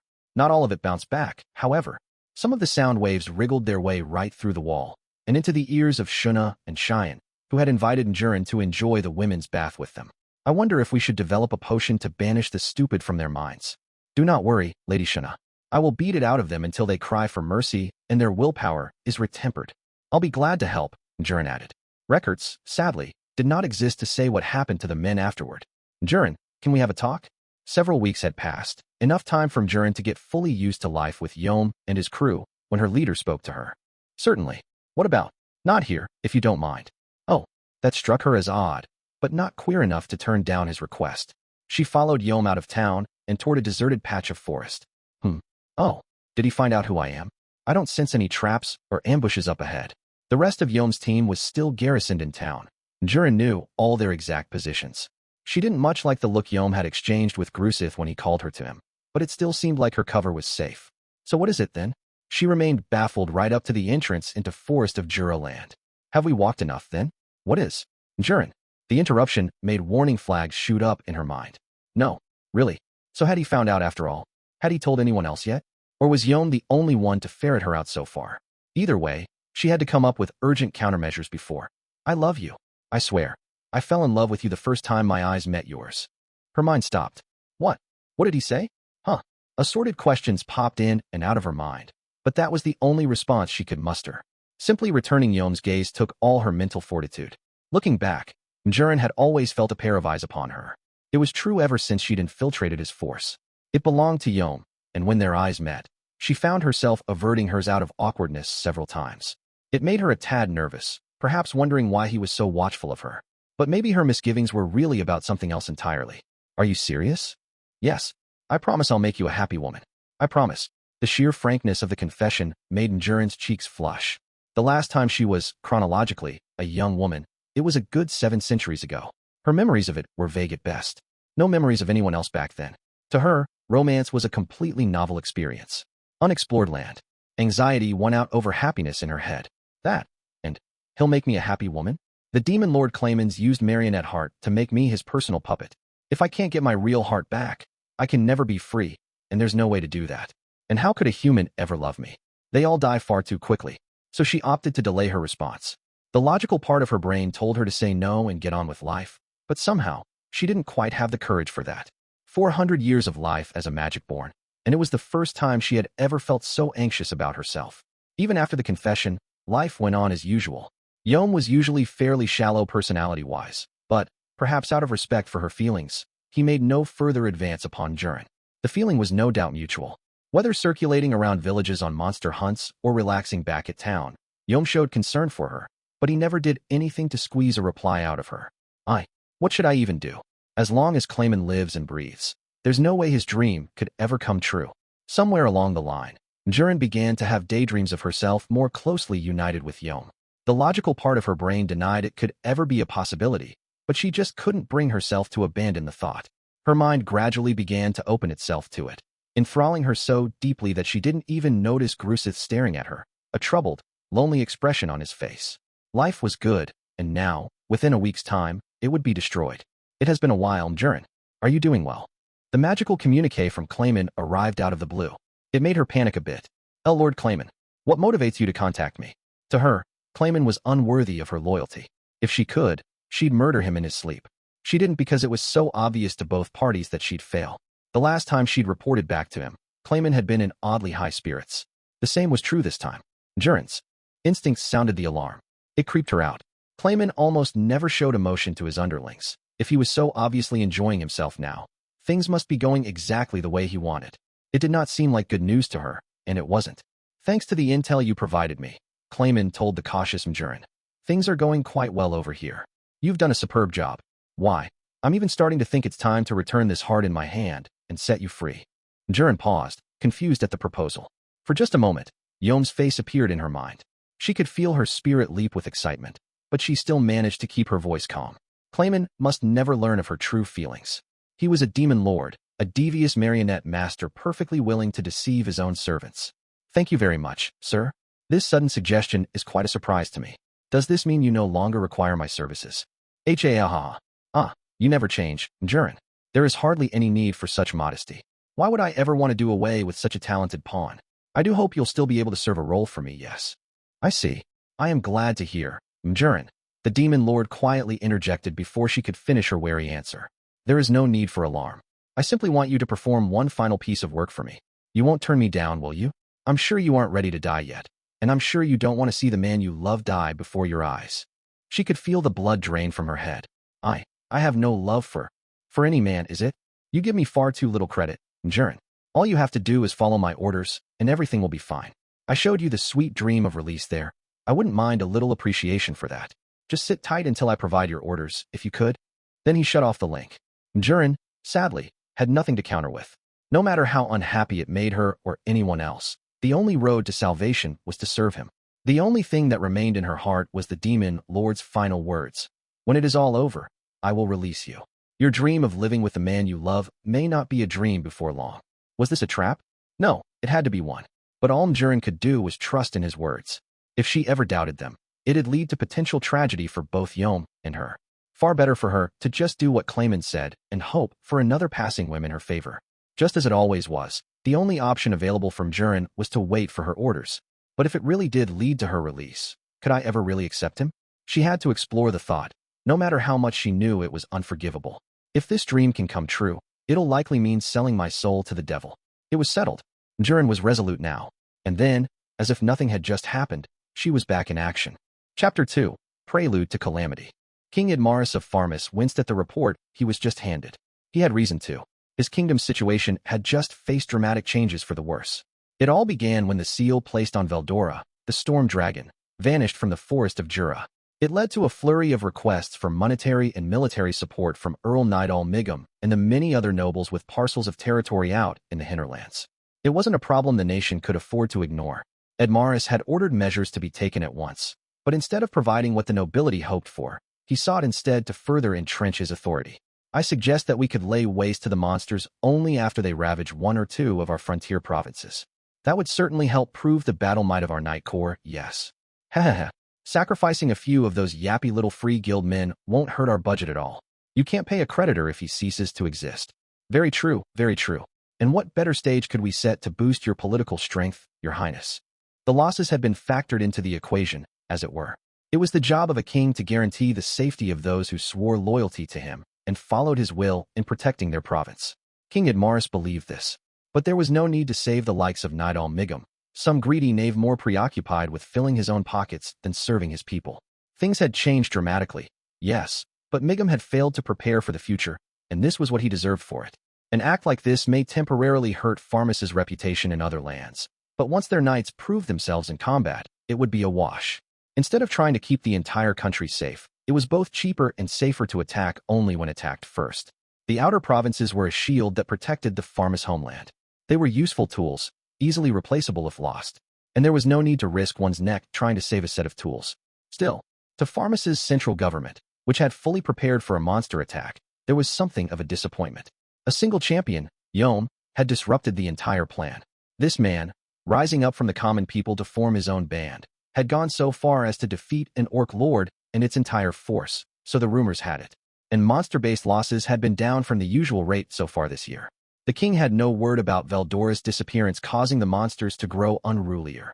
If anything, it seemed to be the opposite.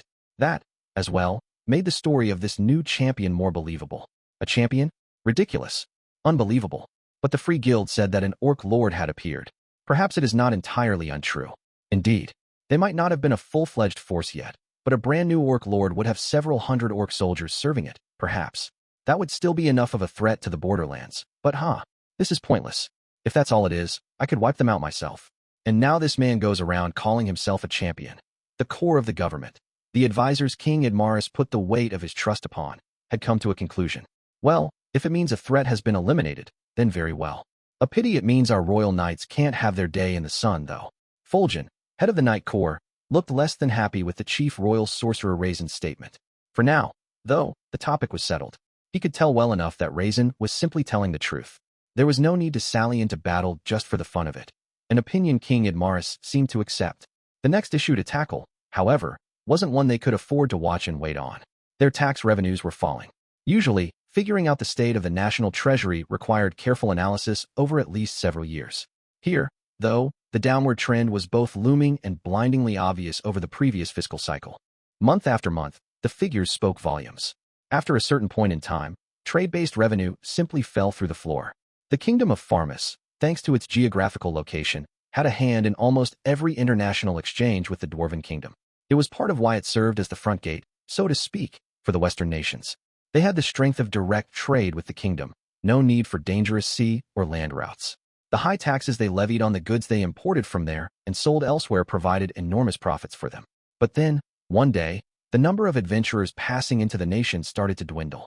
Previously, Farmus had been rather bustling with adventurers, all bringing a tidy amount of cash to purchase Dworgen-made weapons and armor. The potions Farmus could provide literally saved lives. Adventurers could never have enough of them. After a while, though, the number of itinerant merchants fell alongside the adventurers. They were seeing similar crowds of them from the direction of Inglesia still, but the flow from Blumend and other nations neighboring Jura provided far more profit to them. With the lack of any other competition, Farmus was able to sell potions to these merchants at practically usurious prices. And now those people were gone. With all these foreign visitors suddenly disappearing, of course, it didn't take long for the inns and taverns that served them to suffer. The numbers were clear as day on paper within a month, so the economy minister hurriedly ordered his department to find the cause. The report that came back was enough to shock the entire cabinet. A new town has been established in the forest of Jura, a town inhabited by monsters. The news, provided by a spy sent into the forest, made King Edmaris whisper, "It can't be," the moment he laid eyes upon it. But he remained composed. He was the ruler of a nation, and he needed to project his authority as king. "I cannot believe it, but I must. The most important thing is, how will I connect this to our own profit?" His outstanding intellect pointed itself toward the future. Before long, Edmaris ordered an emergency meeting among all the provincial lords of his kingdom. "But, my lord, the merchants are keenly aware of their own self-interests. They are already traveling to this land of monsters, avoiding Farmus entirely. It is said the nation provides a safe route all the way to the Dwarven Kingdom. I heard the same. They have these stations, I hear, small guardhouses located every dozen miles or so, each with sentry monsters assigned to them. It is a difficult tale to swallow, but several trustworthy merchants have confirmed it. If a traveler is attacked in the midst of their journey, they can apparently launch these flares provided to them in town to signal the monsters. Help arrives in 5 minutes or less." "What?" The ministers and nobility called to the conference seemed ready to leap right out of their chairs as they exchanged the stories. Wild, seemingly unbelievable tales flew out of their mouths. None of them could hide their shock. The forest of Jura was teeming with monsters. Thanks to its vast size, only low-threat creatures lived in the borderlands near human civilization. But that wasn't always the case. You saw the odd B-ranked, or above, monster from time to time. The very idea of building a town smack dab in the middle of this chaos, and even building links to it from Blumend to Dworgen, how much money, and how much military power, would that take? No one at the conference could begin to imagine. Even outside the forest, they had to expend a hefty chunk of tax revenue defending the border villages and towns. They were the nation's shield, but every shield needed the occasional upkeep. And monsters lived in this town? That was unheard of. The nation was apparently led by one calling itself the head of the forest of Jura. It did not, however, call itself a demon lord. It even wanted to build friendly relationships with human nations. A monster building a nation-state. It was crazy talk. King Edmaris raised a hand to silence the room, turning an eye toward one of his ministers. "The nation," he said upon the king's order, "is known as the Jura Tempest Federation. The merchants refer to it simply as Tempest.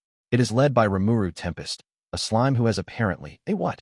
Are you kidding me?" The minister was cut off by a young man with dark hair and dark eyes who stormed up to his feet. Not a single minister or nobleman would dare to exhibit such rudeness before the king. But this man lived in a realm where politeness didn't pay the bills. If anything, he was in a position to be forgiven for such outbursts. He was, in other words, a champion of Farmus, an otherworlder. Thus, nobody took offense at his outburst. Or, to be more exact, they didn't voice any complaints if they did. Some of the more powerful nobles clearly looked down on him, but nobody needed the facts spelled out for them. Publicly revealing any enmity would put a dent in one's own profits. This was a human weapon, one of the people summoned by Farmus's triennial summon ceremonies, and a man gifted in battle skills. His name was Shogo Taguchi, a 20-year-old Japanese man. "Enough, Shogo," chided Chief Sorcerer Raisin. "Hear out the report to the end." "But a slime? That's the lowest of the low. How can some vermin like that become lord of the entire forest? Or, what is the forest that full of wimps? Are you guys training me day in, day out just to swat a bunch of pathetic little monsters?" As part of this training, Shogo had managed to seriously injure 10 or so of Farmus's most elite knights just yesterday. Raisin smiled bitterly as he recalled the events. This young man, Shogo, undoubtedly wielded tremendous power, but his heart, his mind were too raw and immature to bear it. It had been 3 years since he was summoned at the age of 17, and in Raisin's eyes, his ferocity had risen by the day ever since. If he weren't being subdued by the controlling magic placed upon him during the summon, he'd be a bomb big enough to raise an entire nation. Lucky for Farmus, then, that the controlling magic was absolute in its force. I said silence. Gay. Shogo returned to his seat, humbly following Raisin's trigger word. Anger still burned in his eyes, but Raisin was too dignified in his role as head magician to pay it any heed. Sir Raisin, a clear voice rang out.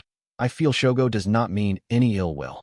In our world, slimes are notorious for being about the easiest monster there is to kill. Well, it depends on the game, actually, but either way. Kyoya, if you are in attendance, please help us keep Shogo on his best behavior. We are sharing a room with His Highness. Do not place further shame upon me.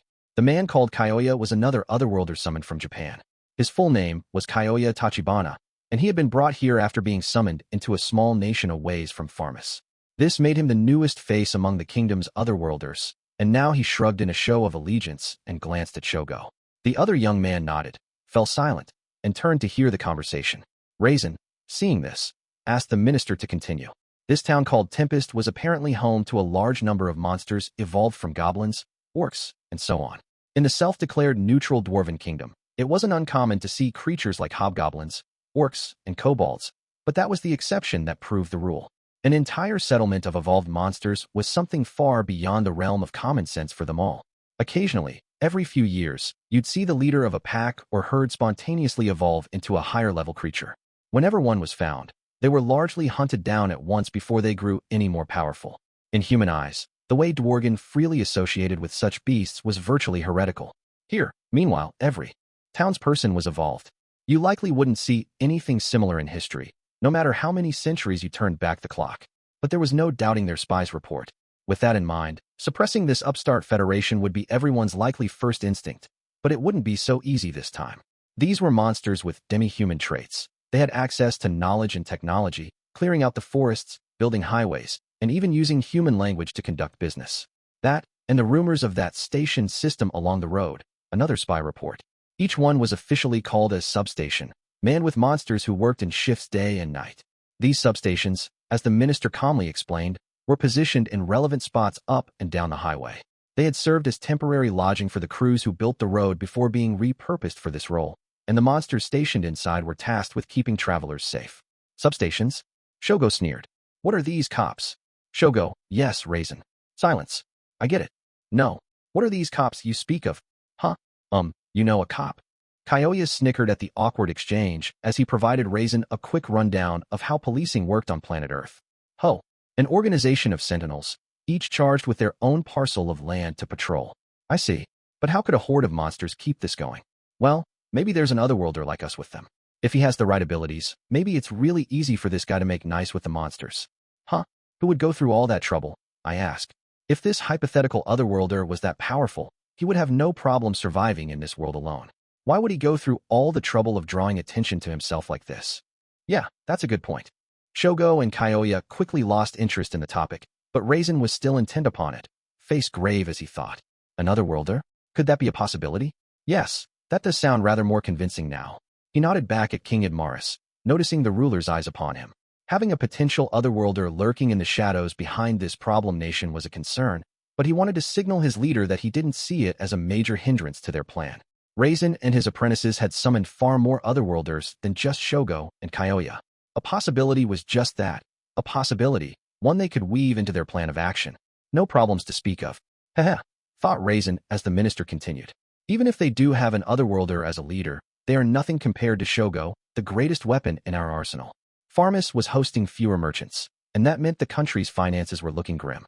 Once the minister finished explaining that, he went to the main topic of this emergency meeting. The news that there was a new town in the forest of Jura, one that adventurers were using as a base to gather monster-derived ingredients. This town offered potions for sale that were just as good as, if not better than, those manufactured by the dwarves, plus a blacksmith at least capable of performing basic weapons and armor maintenance. Some merchants had even taken up permanent residence, no longer having to travel the world over to sell the items they'd harvested. No wonder the place had become a magnet for adventurers. As far from the forest as it was, there was no longer any reason for them to travel to Farmus's capital. And that wasn't the thorniest issue. The big one, the public reason why the king convened this meeting of nobility, was the stable road link now established between the Dwarven Kingdom and the land of Blumend. A brand new highway, one patrolled by demi-human monsters who guaranteed its safety as a trade route. It meant that most merchants could now travel directly to Dworgen without having to circle through Farmus. This they could not afford to ignore. If they let it slide, it could grow into a life-or-death issue for the kingdom. Farmus, after all, had no real manufacturing specialties to speak of. It had no resources under the ground to mine. Having the Dwarven kingdom next door meant its own industry was still pretty low level. It grew enough crops to keep its own people from starving, but that wouldn't be enough. The whole economy was dependent on the twin supports of tourism and trade. Without those, what could possibly refill the state's tax coffers? The minister saluted King Edmaris as he wrapped up his report. The king nodded back, surveyed the nobility assembled before him, and asked a question. Well, what now then? There was nobody to answer him. The same report the king had seen was distributed among the nobility and ministers in the room, outlining the details behind the just-completed briefing. Everyone gathered was a high-level noble official, deeply involved with running the country and extremely well-heeled. People deep in the core of the central government. People who knew what was at stake if their homeland lost its competitive edge and tax revenue. They had no answer for the king, but their thoughts were the same. If anyone dared to speak their mind, though, they might be forced to take responsibility for it all. None was brave enough to risk that.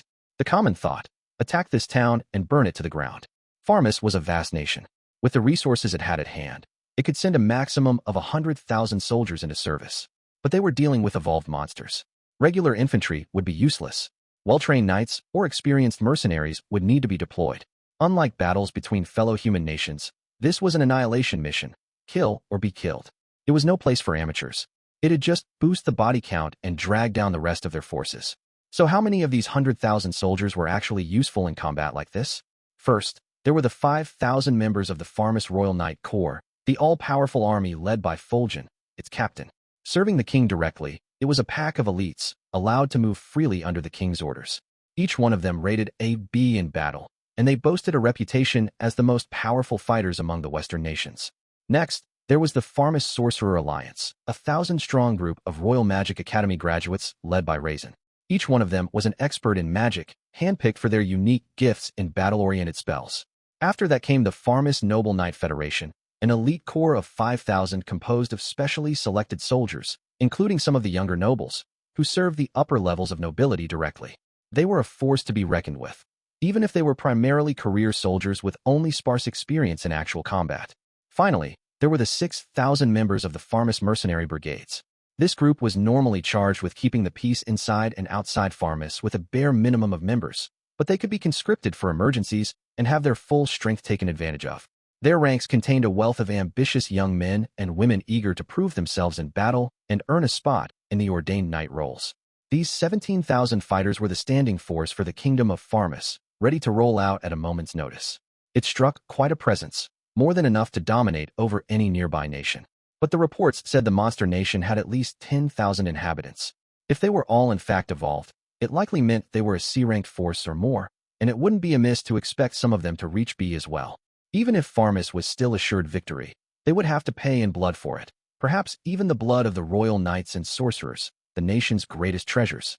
Any casualties in their ranks would no doubt lead to questions and accusations later on. Farmus had spent a fortune cultivating these forces, wasting them in. Needless combat was out of the question, and because we're afraid of losing our tax base, wouldn't be enough of an excuse to mollify the nobles.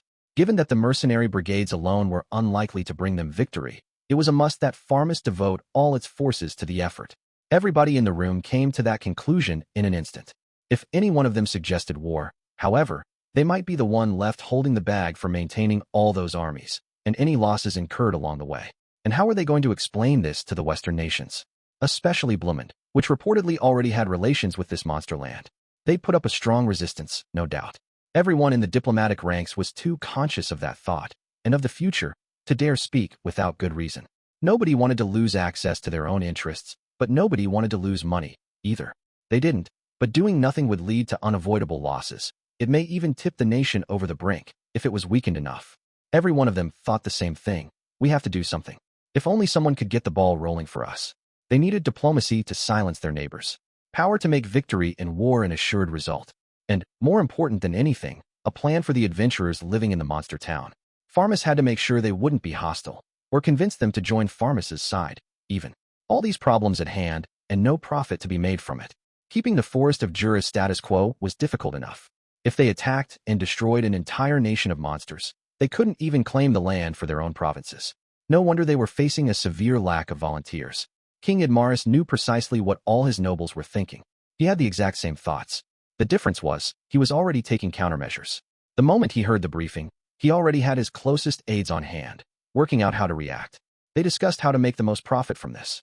The crux of the issue was how to handle it without affecting the national interest. If we leave the monster nation to its own devices, Raisin conjectured, its presence will become known to the Western nations. Once it does, it'll be impossible to make any move against it. If we strike, we must strike now. Huh? Monsters? Knight Captain Fulgen half spat out before realizing he was in the king's presence and immediately regretting it. Certainly, he continued in a more disaffected voice. Evolved monsters are a handful. The knowledge a demi-human has certainly makes one a formidable enemy. They are showing at least rudimentary levels of organization, and they number over 10,000. In terms of the threat, we could charitably call them calamity level and even boost them up to a disaster, depending. If the leader of such a monster group was hostile toward mankind, it could even mark the birth of a new demon lord. What? The king shouted. If it is really disaster level, the mere idea of handling this alone is ridiculous. Nobody could answer him. Raisin merely nodded his apparent agreement with Fulgen. Do not worry, sire. This was Rahiam speaking, the most powerful religious figure in Farmus.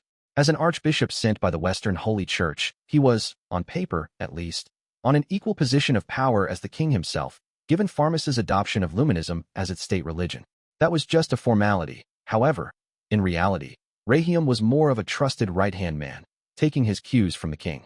Ah, Rahiam, do you have a proposal? The bishop flashed a smile that seemed a little too sinister for a member of the clergy. I do, of course. Regarding this land of monsters, our church has already identified it as a very dangerous presence. I was contacted earlier by Cardinal Nicholas Speltus, and he told me we plan to smite this nation, as it poses a clear threat to the heavens above. However, we have almost completely failed to damage them so far, and we've even encountered traitors among the human nations. Our church wants to avoid making the council our enemy, as he said, and he told me to keep my ears open for any nation willing to offer us assistance. He did. So the church has already certified them as an enemy of the gods, but they seek the help of other nations. King Edmaris's eyes sparkled. Cardinal Nicholas Speltus was a close confidant of the Pope, the supreme leader of the Holy Empire of Libelius, the man at the de facto seat of power across all the Western nations. He was also Bishop Rahiam's direct superior, and he was an arrogant, cold-hearted man, one occasionally appraised as a devil under the sage's mask. He was a sharp-witted figure, ever ready to take action, enough so to give even King Edmaris pause. And this man had made his decision, which meant the woman serving him was ready to move. It made the king smile a sincere smile. If, and this is just a hypothetical, but if citizens of Farmus were to come to harm in this monster nation, what would happen then? The Western Holy Church would take full responsibility to provide rescue to its followers, I imagine. Well, we are ever the devout followers of the faith, after all. You are. Very true. The king and the bishop shared a smile. If so, interrupted Fulgen, I promise we would be delighted to march forward and smite these monsters. I believe the Royal Knight Corps would be enough to annihilate this nation, but I would like to be thoroughly careful. Archbishop, will the church be able to provide further resources to us? Rahiam, apparently expecting this question, deepened his smile. We can, Sir Fulgen. I understand your concern. Cardinal Nicholas has already provided his approval to deploy the Temple Knights. The Temple Knights was a catch-all term for church-affiliated fighters sent off from its central temple to other nations. Said to number in the tens of thousands, they offered the manpower to back up the immense influence the church had in the area, the most gifted among them forming the Crusader groups and calling themselves paladins.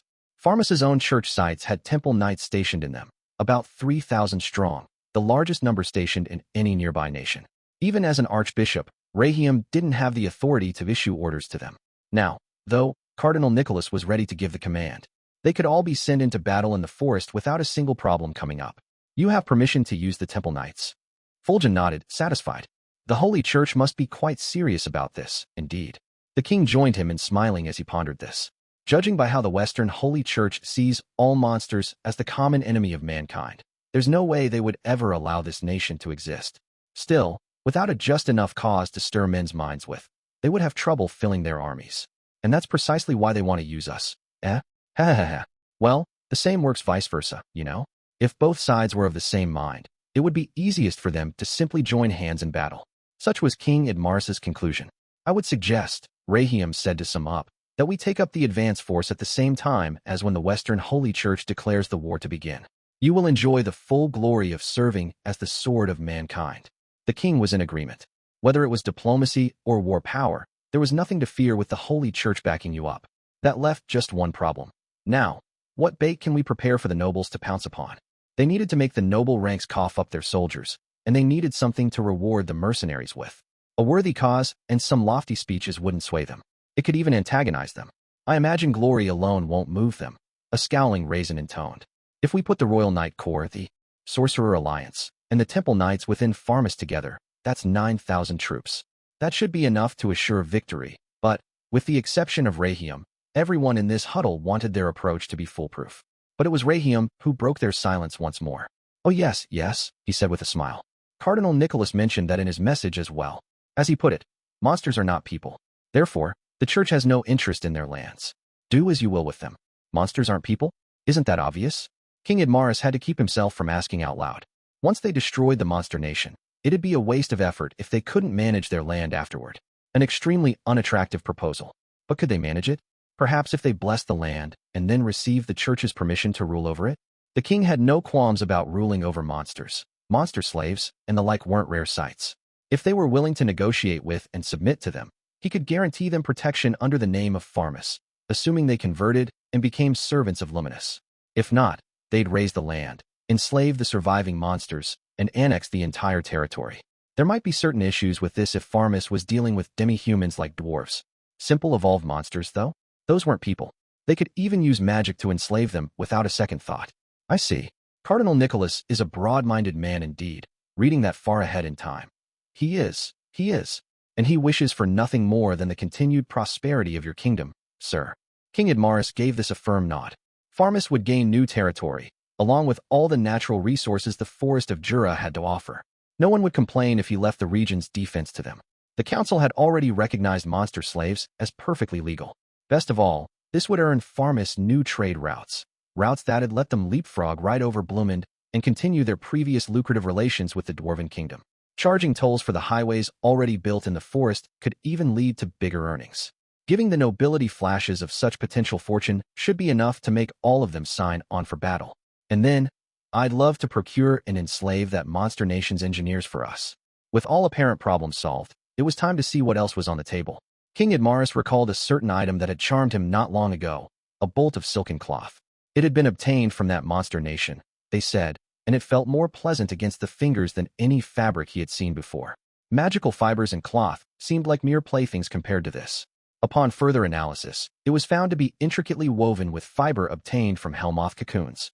Hellmoths were B-ranked dangers, and the idea of using their cocoons was seen as beyond foolhardy. But just look at what you could make from them. He simply had to learn how this was made, then position it as one of Farmus's showcase exports. This wasn't the only wonder product from the monsters, either. Others were circulating, according to the report. He had already ordered his government to procure as many examples as possible, but why even make that effort? Just exorcise the evil from the monster lands, and it was all there for the taking. It couldn't be simpler. King Idmaris found himself struggling to maintain his composure at the thought of all these untold riches. It made him want to burst into a childlike smile. If he had the Western Holy Church's backing, this battle was now a holy war, one with him as leader and commander. The honor that victory would earn him suddenly took on an even more important meaning. It had firmly established him in the world scene, and it had firmly put even the upper nobles in their place. He needed to command this holy war, he thought, and once it was over, he'd be able to bask in the reputation of being king of champions. Fulgen, the champion who'd defeated a disaster. Raisin, the sage who'd assisted him. They'd all have their glory. And with Cardinal Nicholas looking on, Rahim could even get on the fast track to the next cardinalship. Everyone had much to gain from this battle. And while the Western Holy Church would take their alms in return, it was a small price to pay for all the fortunes they'd be amassing. And, hell, any of the nobles who excelled in battle could be granted monster lands as tribute. The king wanted their industry and their technology. The land didn't really matter to him. As long as he retained the right to charge tariffs and tolls, he didn't mind sharing the leftovers a little. Compared to the small ransom he paid to defend the frontier lands, it'd be a huge money saver. In short, King Idmaris wanted exclusive control over all his nation's riches. So he needed to create a situation where the nobility would have no room to complain if they didn't step up. This entire emergency meeting was a charade to make that happen. A charade to make them all convinced. The king thought, well, if nobody's going to volunteer, then I suppose it is my duty as leader too. The king looked around the room one more time, making sure none of the higher nobles or ministers was about to open their mouth. Now he had the atmosphere he wanted. The king would have to come out himself. The time had come. I was hoping I could ask all of you, but perhaps it is too heavy a burden to bear. King Edmaris attempted to continue. Before he could, a single nobleman raised his hand. My lord, if I may dare to interrupt you. This monster nation, Tempest, has reportedly already made ties with the nations of Dworgen and Blumend. They have begun engaging in trade with adventurers. I thus wonder about the wisdom of making any rash moves. Indeed, said another. And this talk of developing their own technology, with the full assistance of dwarven smiths. If we raised an army, who can say what sort of meddling our neighbor kingdoms would engage in? This was, in turn, the Marquis of Muller, himself a leader of one of the larger nobility factions, and Count Hellman, who generally followed his lead in court affairs. They both turned to Raisin, resisting the urge to scowl at him. You are correct.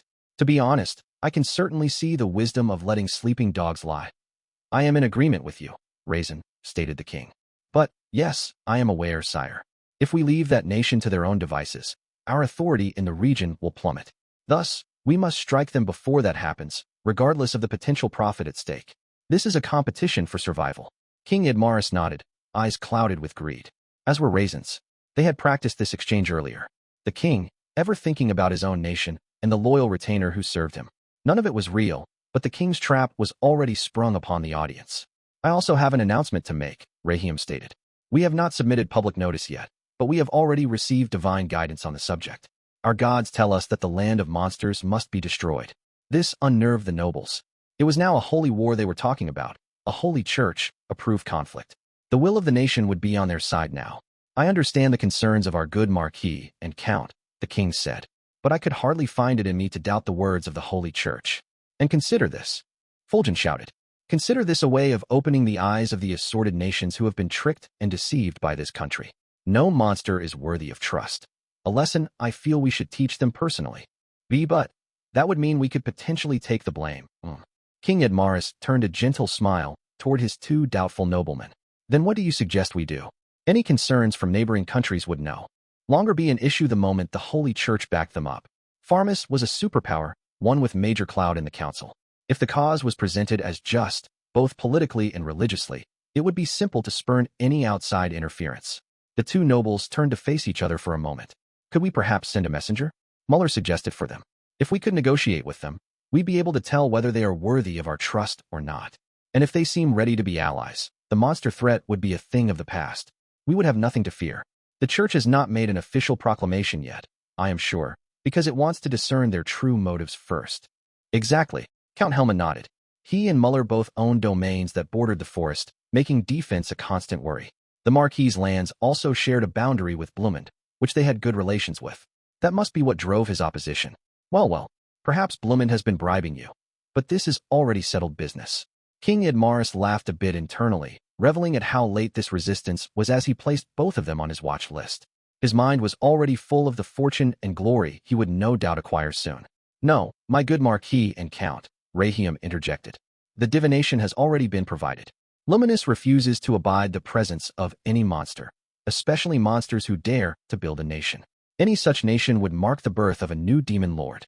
Allowing such a filthy thing to exist is an egregious and unforgivable sin. Muller and Hellman both gasped, taken aback by this outburst. I understand your views, King Edmaris added solemnly. Let me ask you, can we trust these monsters? Who could guarantee that they will not attack people someday? Are you willing to take that responsibility? Are you willing to protect the lives and fortunes of my beloved people? We are dealing with monsters. Creatures we could never fathom. Creatures in eternal conflict with mankind. Don't you find the views you espouse to be rather imprudent? The overpowering performance caused both of them to turn white, unable to respond. How could they? The enemy wasn't even human.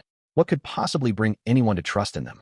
That unspoken implication was impossible to refute. As far as King Edmaris was concerned, the so-called leader of this horde was nothing more than a soft-hearted pushover. The speech he reportedly held at the armed nation of Dworgen made that patently clear. When he read that ridiculously idealistic quote in the report, as we attempt to build a nation in the forest of Jura that serves as a bridge between the human and monster races, he laughed. What a foolish, easily manipulated leader this was. Someone with no force of personality, a monster who found it impossible to tell a lie. That was the impression the king received. That little tidbit wasn't included in the reports handed out to the nobility. It was a small trick, crafted to ensure there would be no dissenting opinions, and it could be easily defended as not my fault if someone found out. If their leader is this soft-hearted, it might be easier to make them surrender than I thought. In Edmaris's mind, this leader might find war so distasteful that a bit of a sales pitch on the benefits of life under Farmus rule might bring him right to the bargaining table. And if so, we can resolve all of this in peace. If they provide their fortune, I could even allow them the right to self-govern. He tightened his expression, now in danger of becoming twisted in avaricious glee. Confirming that no further dissent was coming, he spoke. This is a holy war. We will begin by deploying a vanguard force to relay my will to our foes. If they acquiesce to us, then fine. If not, I will show them the will of divinity with our most loyal of forces. Rah! And with that out in the open, nobody would dare voice their disagreement now. The effort to cleanse the land of Tempest had begun after the conference. But what if they don't surrender once our vanguard force causes an uproar in their territory? They might show their true colors and resist us. They could, Raisin replied to Fulgen. That's why I believe we should send the Otherworlder Shogo along with them to prove our strength. Oh? I'm not sure if sending Shogo alone would be wise. He may spout a great deal of nonsense most of the time, but his strength is genuine. We can't allow him to go out of control and lose him for good. Indeed. Well, you know the number of monsters involved. We might be able to flee back home, but one bad decision and he might just be killed. With Kyoya along, I doubt we will run into any issues. Besides, we have the perfect person for a mission like this. Her, you mean? I see. King Idmaris nodded his agreement. The mission of this military strike was to sap the enemy's will to fight. If they could subjugate Tempest without any bloodshed, they could hope for nothing more. They had the numbers to guarantee victory if push came to shove, but as the king theorized, the fewer casualties they could get away with, the better. Yes, he said. We may not need to target our full forces upon these creatures after all. But keep your guard up. Worry not, sire. We have taken every possibility under consideration. I ordered them to simply spread a little havoc and then return to us. As the king hoped, Raisin was planning to take a wait-and-see approach. The three of them were then interrupted by Rahium and his near-inhuman smile. My lord, he said, if possible, would I be able to test out one of my secret spells? Secret? What sort of spell is this, Archbishop? What are you scheming now, Rahium? Well, he gave them a full rundown, his smile growing ever more cheerful. It proved contagious, spreading to King Edmaris's face, then Raisin's and Fulgen's as he continued to speak. Ha ha ha, I like it. Your answer? Very well. Go right ahead. I will allow it, Rahium. It gladdens me to hear that, sire. I promise it will bring you the utmost of glories. And so Rahium's pawns slowly, secretly began to move themselves. Following King Edmaris's missive from on high, a vanguard force was quickly formed. It consisted of 100 mounted cavalry, plus a breakthrough force consisting of several wagons. 3 Otherworlders were among them, Shogo Taguchi, Kyoya Tachibana, and a woman named Karara Mizutani. Shogo griped. I haven't been on a trip in, like, ages. If they chose me, does that mean, like, it's that kind of thing? Yeah, no doubt about it. You hear anything, Kyoya? You were there, too, weren't you? The kingdom of Farmus is stepping up to wipe out that slime. That's crazy. All these forces just to squish a slime. Well, who can say? If it's got 10,000 or whatever monsters under its control, that's going to be a pretty decent threat. Yeah, whatever. I mean, the knights in this country are just pathetically weak. Seeing that, it makes me think, like, the humans in this world are such massive wusses that even dinky little monsters are enough to make them crap their pants. Karara laughed. That, or maybe you're just too damn strong, Shogo. I mean, that unique skill you got for battle is nuts. I'm more scared of your skill than Shogo's. Yeah, even I wouldn't like my chances against you. Karara was still young, aged 18. Just like Shogo, she had been summoned into Farmus-controlled land 3 years ago. Her skill, which involved influencing people's thoughts during negotiation, wasn't directly related to battle, which led to rough treatment and assumptions that she was just another failed summon. At first. Then it happened. It was too much for her to put up with. And that had made her use the power right. Stop screwing with me, you assholes, she'd screamed. I just wish. Anyone who messes with me would die. The nature of the resulting bewilder skill ensured that the effect was immediate. Anyone who'd failed to resist it immediately committed suicide. A negotiation skill? No way. All she had to do was bark out an order, and she could make anyone do her bidding. It depended less on the actual words and more on what Karara wanted on the inside. The results were nothing short of a massacre until Karara's summoner managed to place a locking curse upon her. All 3 of them had had their powers checked from the moment they were summoned. The first few months were devoted to magic-assisted language lessons, along with a wide array of testing. The locking curse could not be resisted. Any order made with it simply had to be followed, whether you wanted to or not. And as part of that, Karara was forced to reveal what her skill really was. She revealed it, but she was inaccurate on a few of the details, thanks to her unfamiliarity with the language. As a 15-year-old at the time, for Karara, learning a foreign tongue was a struggle. Even with the magical support, the mere act of studying was pure torture to her. The results led to that "I hope you all die" tragedy, and ever since, Karara's skill had been sealed away, restricted from activating without permission. The same was somewhat true of Shogo, but whether it was lucky for him or not, it didn't take long for Shogo's full strength to become obvious to all. That was what happened when you killed the 30 magicians surrounding you the moment you got summoned. It was the work of the unique skill Berserker, and as the name suggested, it simply provided a massive boost to the wielder's physical strength and abilities. He had been 17 then, a delinquent from a failing high school, and his discontent and lust for violence had awoken the skill in him. Combined with the karate Shogo had studied since childhood, Berserker provided a massive boost to his fighting strength. That led to 30 massacred sorcerers. If Raisin hadn't been there, it would have been even worse. It was never a given that people summoned into this world would just go quietly with their new guardians. They were taken from their own lives for purely selfish reasons. Anyone could see the effect that would have, and the people on this world knew it well. To handle it, each set of summoning ceremony spells came with a locking curse included that made the otherworlder do the summoner's bidding. "I swear," muttered Shogo, "I want to kill that old man. Just ordering us to do whatever he wants. Yeah, seriously. One of these days he's, like, totally going down." "Oh, don't be like that," Kyoya replied. "At least if you do what he says, you're guaranteed the best food and accommodation this world has to offer." They had gone through this conversation before. It was never enough to leave Shogo or Karara convinced. "Huh? Yeah, no shit. Especially when the best they have to offer is garbage compared to our world." "Oh, totally," Karara added. "There are no cute stores, no cosmetics, no TV, no internet, no smartphones. This world's, like, completely devoid of entertainment. I'd be totally fine if this planet just exploded." The complaints had piled up to the point where all three could blow up at any time. Being forced to carry out orders with no free will, in particular, was proving unbearable. And Kyoya knew that much, but unlike the others, he was willing to take a more flexible approach to his plight. There was nothing he missed about his old world. He was far more interested in the powers obtained on this one, Shogo's, Karara's, and his. He had observed them, researched them, and thought about what could be done with them. And as he had, this current incident occurred, a monster-slaying quest, their chance to work in the open. Finally, after 2 years, Kyoya would get to see actual battle.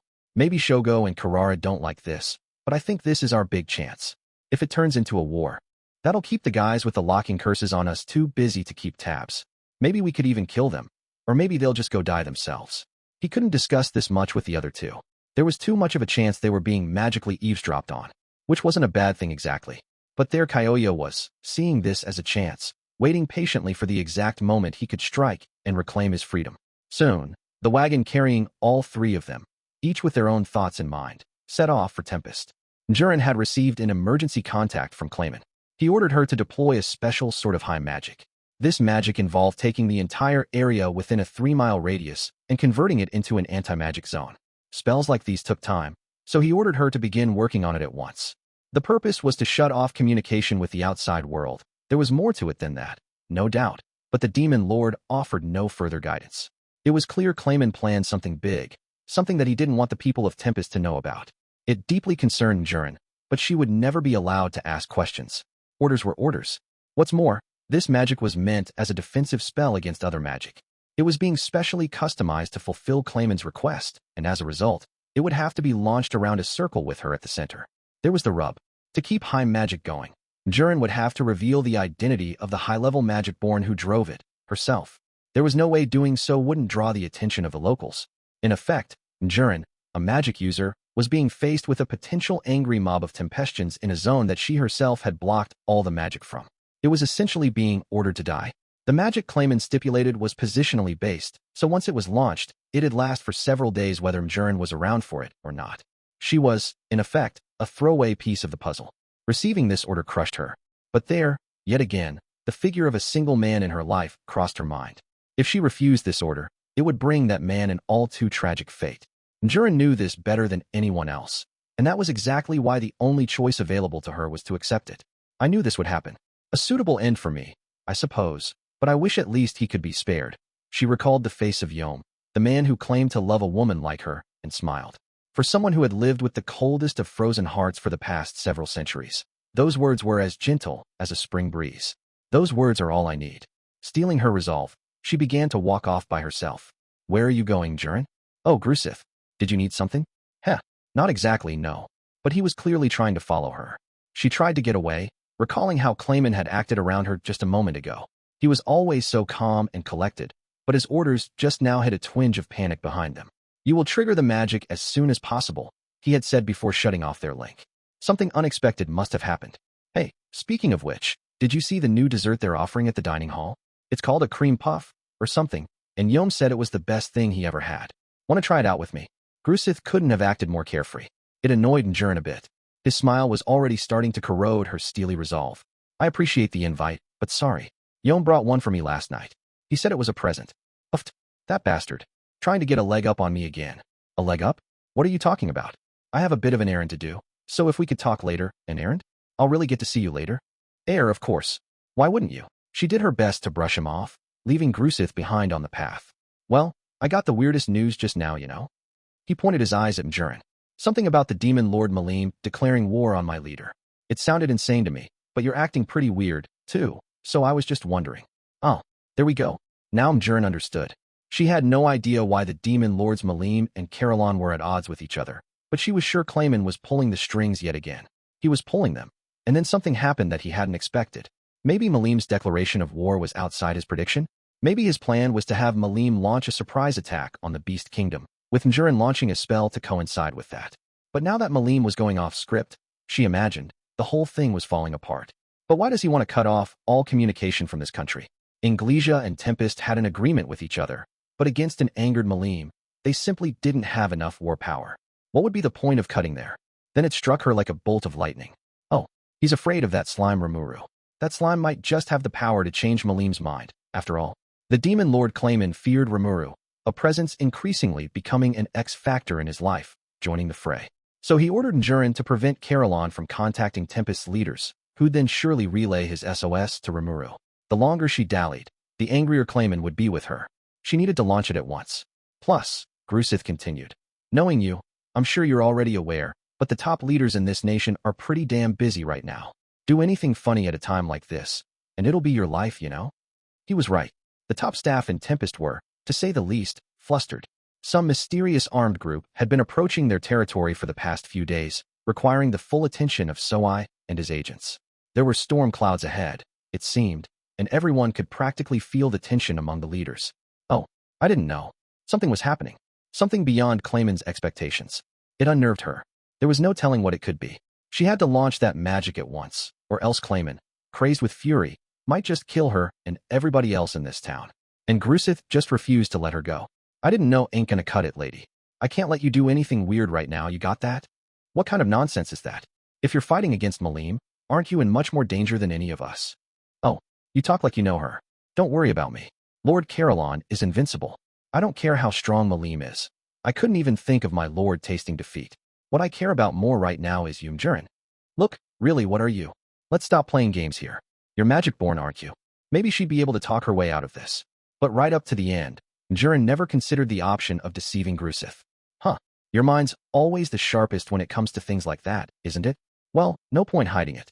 I think the ogre mages spotted it, too. So why? Because I have to. Listen, Grusith, I like you a lot, too, as a friend. But if you're going to get in my way right now, I'm ready to kill you. With that, Jurin did away with her magic-driven human disguise, revealing her original magic-born form. Ah, Grusith quivered under the pair of large eyeballs boring down into him, virtually roaring with flame. Why are you so ready to? Are you preparing to die? What for? What? You've got a master giving you orders, don't you? I don't see any need to answer that. For Grusith, that was as good as a yes. You know, they said Lord Clayman's notorious for using his minions like throwaway cannon fodder. You aren't. Enough from you. Say one more word, and I will kill you, Grusith. Seeing the normally immovable Jurin descend into such a panic told him everything else he needed to know. Oh, I get it. If you're willing to follow him straight to your own death, he was interrupted before he could finish. Let me hear more about that. It was Yom, using all but perfect camouflage skills to trick them as he strolled out from underneath the trees. He usually took great pains to look out from Jurin. There was no way he wouldn't notice her bizarre behavior. Yom, she had revealed her secret to the one person she least wanted to. But, oddly, it filled her with a sense of relief. A relief that turned into surprise at what he had to say next. Jurin, you have to believe in me. I swear I'll protect you. What are you, crazy? You can see perfectly well by now. I'm a high-level magic born. How is a human weaker than me supposed to keep me safe? Yom ignored the frantic plea, growing unusually passionate. Human? Magic born? None of that stuff matters, man. I fell in love with you. I love your face. I love your scent. I love your warmth. The way you live, the way you hold yourself all proud like that. I love all of it. And that means everything to me. What are you saying? All that was just a fantasy created to trick you. Don't worry, Jurin. I'm prepared to let you keep on tricking me, right up to the day I die. NH. What an idiot, she thought from the bottom of her heart. But it was such a bold, pleading declaration that it struck her completely dumb. Heh, I won, didn't I? You've fallen for me. He flashed her the biggest smile she had ever seen. I swear I'll believe in you until I die. If I do, then how's that any different from it being the truth, huh? Jurin still lacked the words. You're so stupid. So stupid. But if that's how you are, then I... What a pitiful man you are. I approached you because I wanted to take advantage of you. You're so pathetic, it makes me laugh. This is ridiculous. Enough of this charade. And with that cold rejoinder, Jurin began to cast. There was no more time left to waver. The tears she felt on her cheeks surely must have been her imagination. No. Stop, you fool. You're really? What's going on, Grusith? With a beautiful, lilting voice, the spell unfurled itself, and the laws of the world began to be rewritten. Yom and Grusith were already powerless to stop it. If they could, the only real way would be to kill her. And if that happened, she was okay with it. But she simply had to complete this spell. She continued to chant, as if in prayer, with her heart and soul, aching to protect the man she loved. The scene in Tempest was even more chaotic than Grusith thought. Even before everything went to pieces, just as Jurin neared the end of her work. Rimuru, drowning under a deluge of hurried reports, already looked sick of it all. The most worrying one had come from a sentry posted at a substation a few days ago, by way of Gapta. Rimuru, he'd said. I guess there's this bunch of humans in full armor, and they're headed right this way. The sentry asked what they wanted, and they just said, we have no need to speak with underlings, and marched on. So I had quickly been dispatched to investigate. It was a group of knights, over 100 in number, and Rimuru decided they could no longer be ignored. So I kept gathering intel, along with Saga and her group. Soon, they'd pinpointed the group's origin, the kingdom of Farmus. As long as the Farmus platoon's goals were unclear, working with them had been difficult. Thus, Rimuru had Soai's team keep a close eye on them as he discussed the increasingly worrisome issue with Rigard. Perhaps we should inform Sir Rimuru? Rigard had replied. After he left us to watch this town, is it really good to keep pestering him? Perhaps. He makes frequent return trips at night, so we could inform him then. That brought them to now. Rimuru, after all, could use his warp portal too. Come back here anytime he wanted. So Rimuru left his briefing for later and worked on the medley of other issues awaiting his attention. It was all very unfamiliar work, and being chased constantly by it made the days pass like lightning. In the midst of all this, Soai's team sent a report from Farmus itself. The kingdom was apparently engaging in rapid preparations for war. It made Rimuru wrinkle his eyebrows. This might be bad news for us, Rigard. I'm afraid so. Not something we can afford to take so casually. I think we had best have Sir Rimuru back here at once. The two looked at each other. They both concluded that handling this brigade of knights the wrong way could very well lead to war. So Rimuru tried contacting Rimuru, but before he could, he received an emergency magical communication from Alvis, the Golden Snakehorn, and one of Eurazania's 3 lycanthropers. The Beast Kingdom will enter hostilities with the demon Lord Malim in 1 week's time. As a result, I want you to accept the citizens we are evacuating. The delays Jurin experienced in deploying her anti-magic zone allowed this message to squeak its way through. Although Clayman himself should take some of the blame, Malim's flight speed was so fast that she reached Eurazania far ahead of his planned schedule. Not that it mattered to Rimuru. No, the portent of this news was so vital that it seemed to change the very air around them. You must be joking. At once, the top leaders of Tempest were gathered, Rigard and Rigor, Lalina and the other chief hobgoblins, Kaijin as a special advisor, Shuna as secretary, Shine as Rimuru's representative, plus Hakuro and Geld. Nearly a dozen people crammed into the meeting hall. Gabble was not in attendance, not having been appointed to this level of leadership yet. Instead, he was simply advised that an emergency was underway and to stand by until further orders. Kaijin also informed Vester of the news, telling him to maintain regular contact with King Gazel of Dworgen as needed. And in the midst of all this, The very party of humans who had vexed Rimuru earlier arrived, disguised as merchants. Dude, this town's more advanced than the capital of Farmus. Shogo couldn't hide his surprise. He and his otherworlder friends were trundling into town, a single knight serving as their coachman while the rest of the 100-strong team kept their distance. The unexpected sight of the town rendered him speechless. It was amazing. Nothing about the term monster town had prepared him for this. The sewer system kept all foul-smelling odors at bay, and, really, the monsters walking around seemed more identifiably human than any other species. They were clean, bathed, and wearing more proper clothing than many of the merchants and townspeople around Farmus. One look was all it took to confirm that life here was far more bountiful than life over there. It was packed with adventurers, merchants briskly running to and fro as they carried out their business. Goddamn, I've been ripped off this whole time. Why the hell are the monsters living better than we are? The initial waves of shock were wearing off. Now, within Shogo, a darker well of anger was beginning to rise. The same was true with Karara. What's the deal with this? Like, why are these guys living way swankier than we are? Something's got to be wrong here. Don't get too angry, Kyoya said, but even he couldn't help but feel it was unfair. His eyes were squinted, brooding with resentment. And this whole place is run by a slime, yeah? If we kick its ass, we can take over this joint, can't we? That's, like, the best damn idea I ever heard, Shogo. Let's do it. I'm fine with that, too, but we can't stray from our orders too much. Oh, it'll be fine. I'm just saying, they told us to kick up a ruckus before the rest of the knights showed up, right? Everything will work out great. Totally. Like, they want to stage it like we're a bunch of lawful citizens, and the monsters attacked us out of nowhere, yeah? I can just use Bewilder to set up some kind of pretext, and all the non-monster adventurers will do whatever I want. Karara liked her chances, and she had reason to.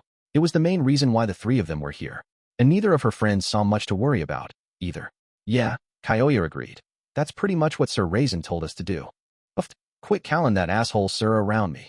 Totally. I hope that dude gets a heart attack or something. Then we'd be, like, free and stuff. Ha ha ha. Sorry, just a habit, Kyoya said. We can't really diss him to his face, you know? His lighter approach had a distinct motivation behind it. Kyoya, unlike the others, was still hiding his true character in this world to some extent. For now, he felt it was best to play the loyal student around Farmus circles. As they spoke, Shogo mentally went over his orders one more time, growing increasingly impatient to kick some ass. I don't care what kind of excuse you have to make, Raisin had told them. Just start some kind of trouble. Then you, Karara, use your power to get the adventurers on your side. We'll begin taking action once you do. Farmus was currently engaged with a total of 3 otherworlders. That alone was enough war power to decimate a smaller country. It was rare to deploy 3 at once, but the government wanted to cover for the possibility that another otherworlder was aiding the monsters. Once Shogo and his friends began their business, the coachman driving their wagon would send off a signal to begin the rest of the operation. The otherworlders weren't informed of the exact details, but nothing they'd do would be any hindrance to them, and presumably it'd make things even more favorable for victory. Shogo despised Raisin, but even he had to praise his talents. If he weren't a gifted magic user, all 3 of them would have been free long ago. Now he ran a hand through his well-oiled hair, lifting it up like the comb of a chicken. All right, how about we get things moving? Karara was the first to take action. Hey, you touched my butt just now, didn't you? You trying to do something to me? She had deliberately bumped herself against what seemed to be the perfect target, a kind of dopey-looking sentry who was staring into space. This was Gobzo, a guard under Gobta's command, and a hobgoblin known even among his own species for being a bit special. I didn't do anything. He lifted up his arms, head swiveling around in search of some kind of support. Hey, don't, play dumb with me. Just tell me what you slapped me there for. All right. Karara drew closer to him as she spoke.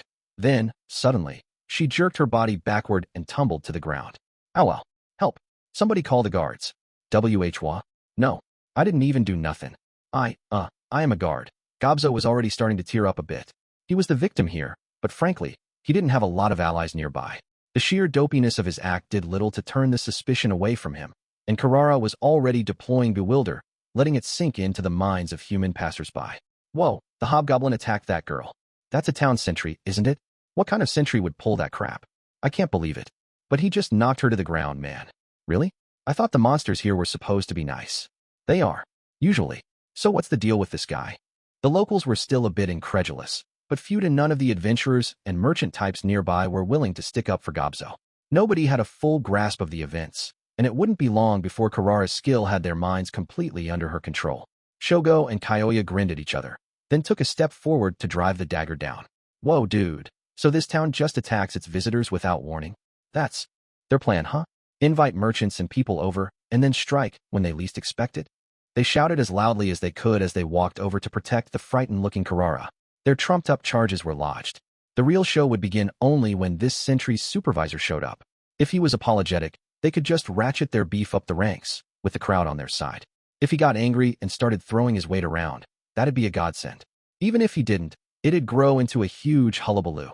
The rest of the knights would storm in, and then they'd serve as judge and jury. Shogo was therefore hoping whoever showed up next was just as stupid as their first target. He was disappointed. So what's up? Gobta, apparent captain of the sentries, cheerfully strolled onto the scene, then did something Shogo wasn't expecting at all. Oh man, Gobzo, not you again. I swear, every single time something happens, you're in the middle of it. He gave him a bop on the forehead before turning back toward the otherworlders. Hey, sorry about that, guys, he said with a friendly nod. I'll try to educate, I'm better. Gee Gobta. You didn't do it? Doesn't matter. If you're under suspicion, you've already lost. He ominously raised an eyebrow. Remember what Sir Rimuru said about the horrors of being falsely accused of assault on the street? This raised some eyebrows among the onlookers as well. So you believe me, Gobta? The sentry's boss sighed. Why'd you have to ask me that? You wouldn't have the guts to do anything anyway. Gobzo rewarded him with a hug and a hearty, I'll follow you wherever you go, sir, as tears streamed down his cheeks. This didn't particularly delight Gobta, judging by the look on his face, but he still patted his sentry's shoulders to calm him down. It wasn't a sight that pleased Carrara much. Whoa, what the hell? Are you saying that I'm, lying or something? Oh, it didn't sound that way, a surprised Gobta asked. It was more than enough to set the girl off. Don't give me that, you piece of shit. You got a lot of balls, trying to pick a fight with me. Why do you trust this guy right off? You weren't even here to see it. The shouting did little to affect the unbothered Gobta. It's simple, he said. It's natural for us to trust our friends. What? You want me to accept that lame excuse? Well, he calmly explained. If you want me to explain further, the only girl Gobzo's got a thing for is Cheyenne, YC. Everybody in Tempest knows this, so there's no way he'd try putting his hands on a young girl like you know. There was a moment of silence as everyone digested this. Oh, that's just mean, Gobta. Gobzo's face turned bright red. Yeah. Everyone already knows, remember? Everyone. Gobta shrugged. Yeah, everyone. Deal with it, Gobzo. I think I won't follow you wherever you go anymore, Gobta. Now Gobzo was almost as angry as Carrara. Almost. Will you stop with this stupid crap? I'm still here, you bastards. All of you should just die. There was no longer any plan of action. All Carrara wanted to do was take everyone, making her into a laughingstock, and kill them. Shogo and Kyoya would be the only ones left standing in this street intersection, probably, but Carrara was too furious to care. It wasn't like those guys cared about Raisin's orders that much. So she screamed it out without reserve, half smiling as she did. Thanks to living fairly restricted lives in Pharmas, the three otherworlders were near the ends of their ropes mentally, and now the rebound was happening. Already, Carrara could picture the stabbed, mangled bodies that would litter the street shortly. But nothing happened. What? Huh. The adventurers and merchants looking on were too busy laughing at Gobzo to die for her. It visibly unnerved Carrara, as it did Shogo. And Kyoya. I see. A gentle but firm voice said to them. Your skill converts your voice into streams of force that interfere with your target's brainwaves. That's quite a powerful one, so I'll have to prohibit you from using it in our territory. It was Shuna. A pair of hobgoblins had reached her to relay the events just before the conference began. It had sounded like bad news to her, so she'd run over with Cheyenne as her bodyguard. Shuna revealed a breezy smile as her eyes focused upon Carrara. Her unique parser skill provided a complete analysis of the girl's ability, letting her unleash an aura that matched and neutralized the waves of force. One look from her discerning, fearsome eyes was all it took. You do not appear to be suitable for this nation. Please take your leave at once. She smiled again, but her eyes were frigid. She could tell Carrara had meant to kill with that attack, and she wasn't about to take that lightly. No way. Carrara sat weakly upon the ground. Now she knew it. She was completely outside her element. This woman was different. Not just another face in the crowd. She was a real monster. Her two companions, however, had yet to pick up on this. Or they did, perhaps, but didn't find it worthy of note. Carrara had lost, but the violence her friends could mete out wouldn't be suppressed by any weird mystic force. They had absolute confidence in their powers, and now they had the ideal opportunity to test them out. Besides, the plan was in full swing, and there was no canceling it at this point. Shuna's beauty attracted Shogo's eye for a moment. Then he recalled why they were here. To enslave them. And if a woman as beautiful as this was a monster, there was no reason not to treat her as a slave. That's your attitude, huh? Well, all right. If you're up for it, I'm ready for you. His desirous eyes turned to Shuna, analyzing how best to tackle her. He looked forward to bellowing with laughter as she lay on the ground, bruised and crying, and continuing the torment until she begged for mercy. Then a quiet voice broke his concentration. Your licentious thoughts are written all over your face, lowlife. March straight out of this town, and we'll let you live. Refuse to obey, and your life will be forfeit. Cheyenne's slim, well-proportioned body was attired in a business suit, the epitome of cool beauty as she stepped in front of Shuna. Her eyes were furious as she strode forward. Shogo flashed a ferocious smile. He stood strong, never even contemplating defeat. Huh, I like it. Get in my way, and I'll crush you. I see. It appears you will not understand until you are smashed to the ground. Very well. Allow me to engage you. Then the two of them collided. Kyoya couldn't wait for this moment. There was no meddling referee overseeing this sparring match, and thus no need for him to play the star pupil role. And with Shogo wrecking things first, he had no reason to be patient any longer. If that's how it is, he said with a twisted smile and drawn sword. I get free reign too, don't I? I was hoping I'd get to test this out sometime. Ever since he'd come to this world, Kyoya had been waiting for the tides to turn in his favor. Now, the time had come. Before his eyes was Shuna, with Gobta and Gobzo behind her. Hehehe, I can't wait to see how much I can do. Hoo boy. Gobzo, protect Lady Shuna for me. Yes, sir, Gobta. Gobta drew his dagger and lowered himself for combat. Kyoya did the same, sword straight ahead of his eyes. He was a talent in kendo, and his unique skill, known as severer, was focused entirely on slicing and dicing. It was backed by his natural-born fencing talents and the extra skill all-seeing eye. The skill allowed him to fully grasp the situation around him, as if watching the action from a video game's camera perspective. It blasted this information straight into his eyes, boosting his reaction time, and thanks to Mind Accelerate, he could recognize and address threats 300 times faster than normal. With these three skill powers in hand, Kyoya had become the greatest swordsman in both Farmus and the rest of the Western nations. Raisin had ordered him to keep these powers hidden, but that order was no longer valid. Kyoya finally had his chance to unleash them all, and it made the blood surge through his body. Ha! With these kind of skills, not even that old lady Hinata could challenge me, much less some wimp like you. With a final hearty laugh, Kyoya descended upon Gobta. *****. The conference began in the meeting hall, minus Shuna and Cheyenne. All right, declared Rimuru. Are we all ready? It is time to call for Sir Rimuru. He launched the thought communication. Nothing happened. The line was silent. I can't connect to Sir Rimuru. The whisper from Rimuru plunged the meeting hall into silence. Silence then gave way to panic. The hall bustled with worried faces and hurried speech. Even Rimuru, who was scarcely ever rattled, instantly turned pale. That was how much Rimuru's silence filled them with a sense of impending doom. It was around that moment when Jurin's incantation reached its completion. In an instant, all magic disappeared, throwing the entire town into a state of chaos. The townspeople moved to evacuate their panicked guests, but the effort didn't last, or, really, wasn't even possible. Because alongside Jurin's high magic, another secret spell launched itself. Prison Field, the result of extended research on the part of Archbishop Rahiam. It worked on the same principle as Holy Field, the spell used on an official basis by the church's Crusader teams, but modified so even the less experienced Temple Knights could set it off if several of them worked together. The buildings sagged down, creaking painfully. The merchants ran for cover, the adventurers trying to protect them. Some basked in the mayhem, others tried to save the town from it. The multiple factors tangled together to spread chaos, creating a day of disaster unlike any Tempest had seen before. Chapter 3, Despair and Hope. Ensuring the magical field was dispelled, I crept back outside, breathing a sigh of relief. I could feel my replication-driven other half disappear. Ranga half threw himself out of my shadow. You are safe, my master. Being cut off must have alarmed him beyond belief, his hair standing on end from all the nerves. I gave him a pet, trying to reassure him that everything was okay. This time, though, it was like, holy crap, that bit of insurance I took out at the start wound up saving my hide. But man, talk about a hairbreadth. When I was locked up in that holy field, that put me at one hell of a disadvantage. Trying to hold my own in combat there, with no idea who I was fighting or how strong they were, would have been idiotic. Realizing that, I created a replication and got my core slime self the hell out of there. My human form replication was a full magical corpus of sorts, created by slapping a whole bunch of magicules together. It couldn't move too quickly, but it was a small price to pay if my main body could escape. Looking at it that way, it was a small miracle I kept that corpus going as long as I did. I wanted to pat myself on the back.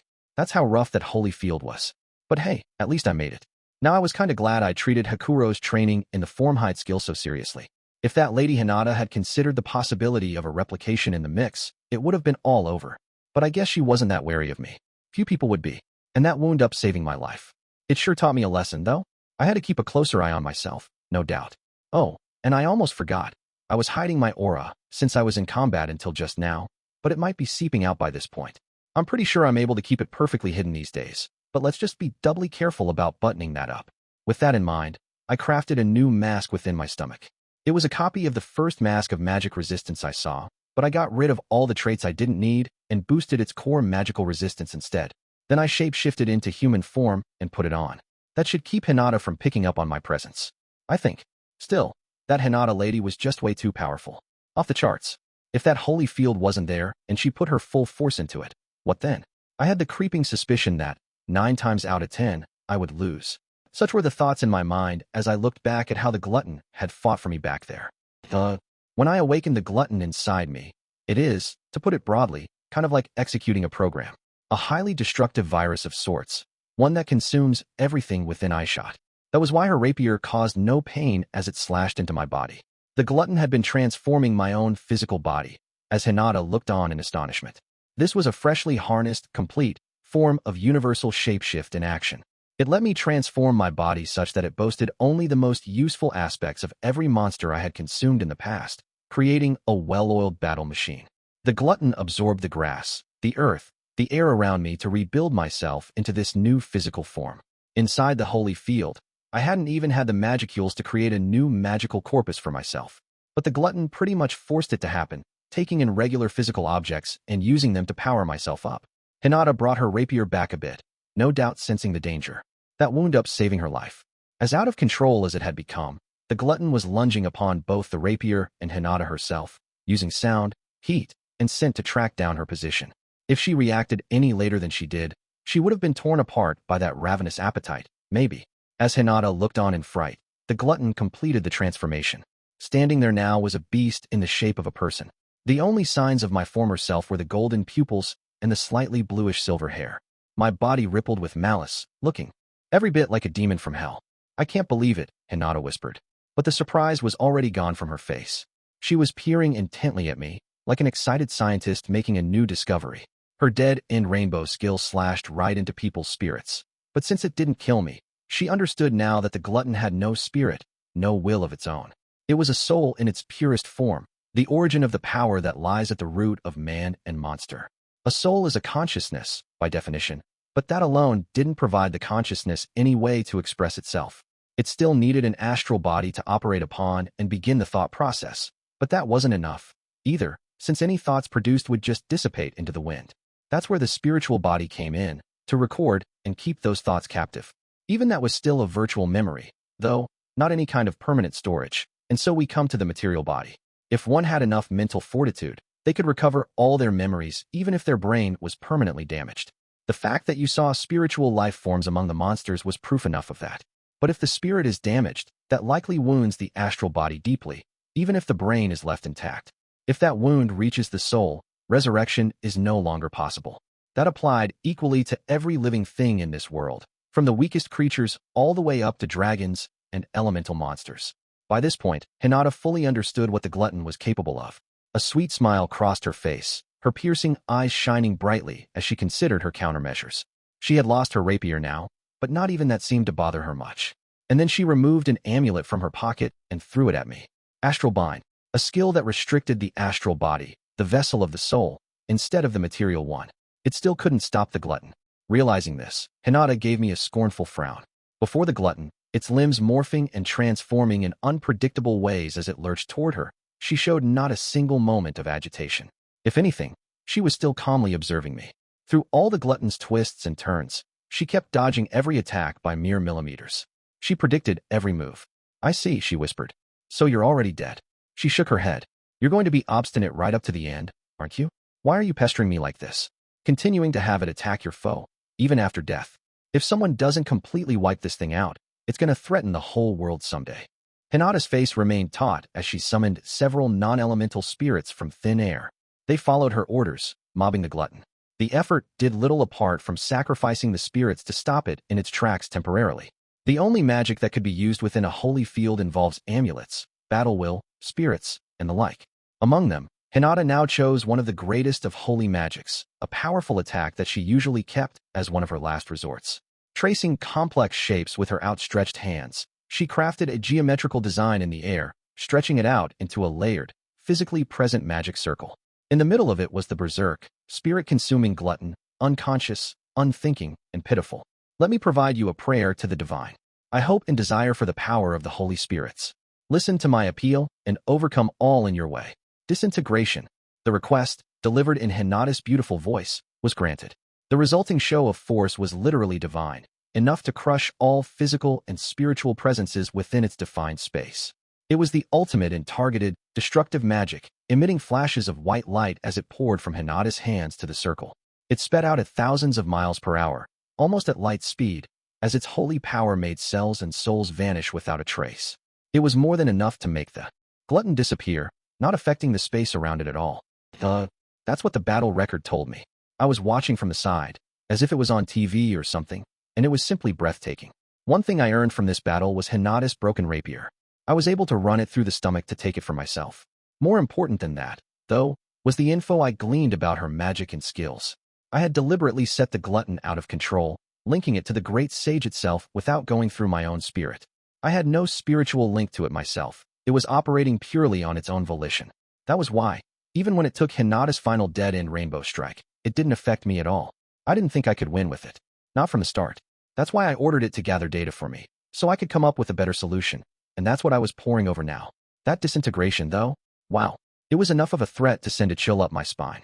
If I had taken that strike first thing, I would have been defenseless.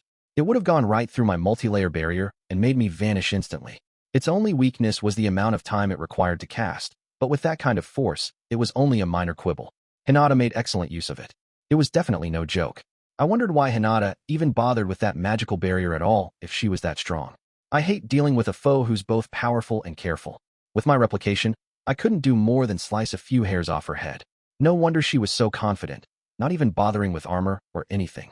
If that's what she brought to the table, I was correct to focus on escaping that barrier from the very beginning. Are all otherworlders and summoners that strong, the way Yuki said? If so, I'll have to assume that everyone I encounter has a unique skill and prepare appropriately for that. I was under the impression that I was pretty strong myself, but after that experience with Hinata, my confidence was completely shattered. Maybe the wound to my pride was exactly what I needed. Getting to experience disintegration for myself was a windfall, too. The moment she deployed that layered magic circle, it was all over. There was simply no way to deal with it, apart from fleeing or interfering with her before the circle was complete. Would have been nice if I could have analyzed and assessed it, but I was too busy trying not to die to consider that. It can't always be that easy. The moment I saw it, after all, my data link with the sage cut right out, and I, my non-replicated self, got dizzy in the head. It's impossible to avoid once you see it, and the layered barrier it emitted had a heat-seeking property as well. If you can't get out of its trail, you can't avoid a direct hit. Could Malim have handled it? I'll have to ask her next time. I told Ranga about everything that happened as I checked up on my own body. I was physically fine, no longer affected by the holy field. What was up with Hinata, though? She refused to listen to me, breaking out the big guns with no provocation whatsoever. Maybe I shouldn't have taken the bait, but I only did because I thought I could win. Sure proved me wrong. Not that I lost, exactly. Sometimes the best winning strategy you have is to run, you know? And that's what I tried to do from the start, so if I made it out, I won. You could, if you squinted hard enough, call this a tactical victory. Plus I gathered all this valuable data. It wouldn't be going too far to call it a win. A tie, at least, if I wanted to be generous. I'm definitely not being a sore loser, alright? But enough joking around. I was worried about everyone in town, so I decided to head over at once. Attempting to teleport myself to Tempest, I caught wind of something odd. I had tried to take a warp portal back to my own place, but the magic failed to activate. Report. Impossible to specify a target location. The cause is believed to be some kind of barrier. Isolating the area. Oh, it sounds like someone's trying to destroy Tempest, just as Hinata said. Better get back quick, or else I'll have nothing to go back to. Even as I thought that, the great sage was searching for places still available for teleportation. Soon, it tracked down the magic circle inside the cave that Gabble was guarding. Let's go, I shouted to Ranga as we hurriedly made the warp. Gabble and the others were assembled at the sealed cave's magic circle, waiting for us. The moment he saw us, Gabble ran up, looking visibly relieved. Oh, Sir Rimuru, you are safe. He then briefed me on events. And then, just after we received word that Lady Malim would wage war against the beast kingdom of Eurazania in a week's time, I lost contact with Sir Rimuru. Concerned, I made contact with Sokka, but apparently no one outside the cave could reach our leaders, either. I told King Gazel as well, Vester added. But it was hard for us to make any concrete moves, given the lack of information at hand. Certainly, the King of Dwarves would have had too little knowledge to provide any real support. He must have been terribly concerned. He had last made contact via communication crystal about an hour ago, but nothing beyond that, despite a second call being expected. Thought communication didn't work, either, and just as they were discussing among themselves what to do, I came back. I guess the bad feeling I had about all this was right. No doubt about it. Something terrible was taking place. But why couldn't we even contact anyone in town? As I thought about this, so I leaped out of my shadow, just as Sokka and her group had jumped out of Gabble's. Sir Rimuru, it is a tremendous relief to see you safe and sound. He had apparently lost contact with me just as I was using replication to save myself from Hinata, causing him a great deal of consternation. Whoa, so I'm a lot more worried about you than me at the moment. He was both wounded and exhausted. Vester jogged off to fetch him a full potion to drink. Forgive me for interrupting, but Sir Soai was injured attempting to escape the barrier deployed around Tempest. Silence, Sokka. I am fine. Sir Rimuru, I am afraid the situation does not bode well for us. The story he had for me was a shock. There was a military force from Farmus marching straight for Tempest. Soai, learning this, hurried back to tell Benimaru, but was blocked by a barrier placed around town, preventing access. Bashing right into it, his real body got away with just an injury, he said in his Osla-like way, and all his replication copies were expended. Anyone else would have died in a hurry. Regardless, his men were just about to attempt to break through the barrier when they noticed I was back. Soai's apparent nervousness was entirely due to my disappearance, it seemed. A lot of things must have happened in the past half hour or so, Hinata's attack on me being one of them. Well, sorry I made you worry, Soai. Not at all, Sir Rimuru. As long as you are safe, there is nothing to complain about. I appreciated the thought, but if I had returned to Tempest faster, I might never have run into Hinata at all. I had left for my own selfish reasons, and I had better make up for it. Before that, though. So if the kingdom of Farmus is moving against us, was it them who built the barrier over town? It is likely so, yes. In that case, everyone in town is in danger. The thought made my mind begin to race. Hinata had cost me a dear amount of time. We couldn't sit here talking all day, I decided. I needed to head to town fast. Gabble, you guys guard the cave. Keep Vester and the Dwarven Potion staff safe. If any intruders come in, try your best to capture them alive. Yes, my lord. Sir Rimuru, what should we do about contacting King Gazel? Wait until I get a grasp of the situation. Right now, all we do is worry him further. Very true. All right, be safe. I could understand Vester's concern, but there wasn't much I could say to the king yet. He already had his preliminary report. He would have to wait a bit for more. I'll go on ahead. Yes, sir. We will follow soon behind. I attempted to use shadow motion to head for town, only to remember the skill had evolved into spatial motion. Hold on, Soai. Let's go together, actually. All of you. I launched spatial motion without further explanation, connecting our current location with a point just outside the barrier. There was a hole in the air, just large enough for a person to shimmy through, and our target point was on the other side. Talk about convenient. The cave's in your hands, Gabble. Yes, my lord. I will await further orders. He and his men nodded at me as I stepped through the portal. In another moment, we were outside of town, Soai and his team behind me. Soai seemed calm, but Sokka and the others were pretty wary of traveling this way. I guess I couldn't blame them. Wish I'd had the time to explain things in detail, but now I had an ominous-looking barrier in front of me. If someone as powerful and talented as Soai couldn't bust through it, it must be a pretty damn strong one, too. I brought my left hand up to it, absorbing part of its surface, and ran analyze and assess. Understood. The effects of great magic, anti-magic area are detected, albeit with a reduction in magical density. It runs on the same principle as Holy Field, but is not uniform in composure, some areas being less dense than others. It is impure, likely an inferior version. Anyone inside it will be affected, but the effects can be resisted with multi-layer barrier. Well, if it's inferior, then no worries. Let's head on in.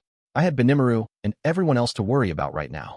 Plus, the way the great sage put it, any great magic needed to have its caster in the middle of it, but this barrier was activated from the outside.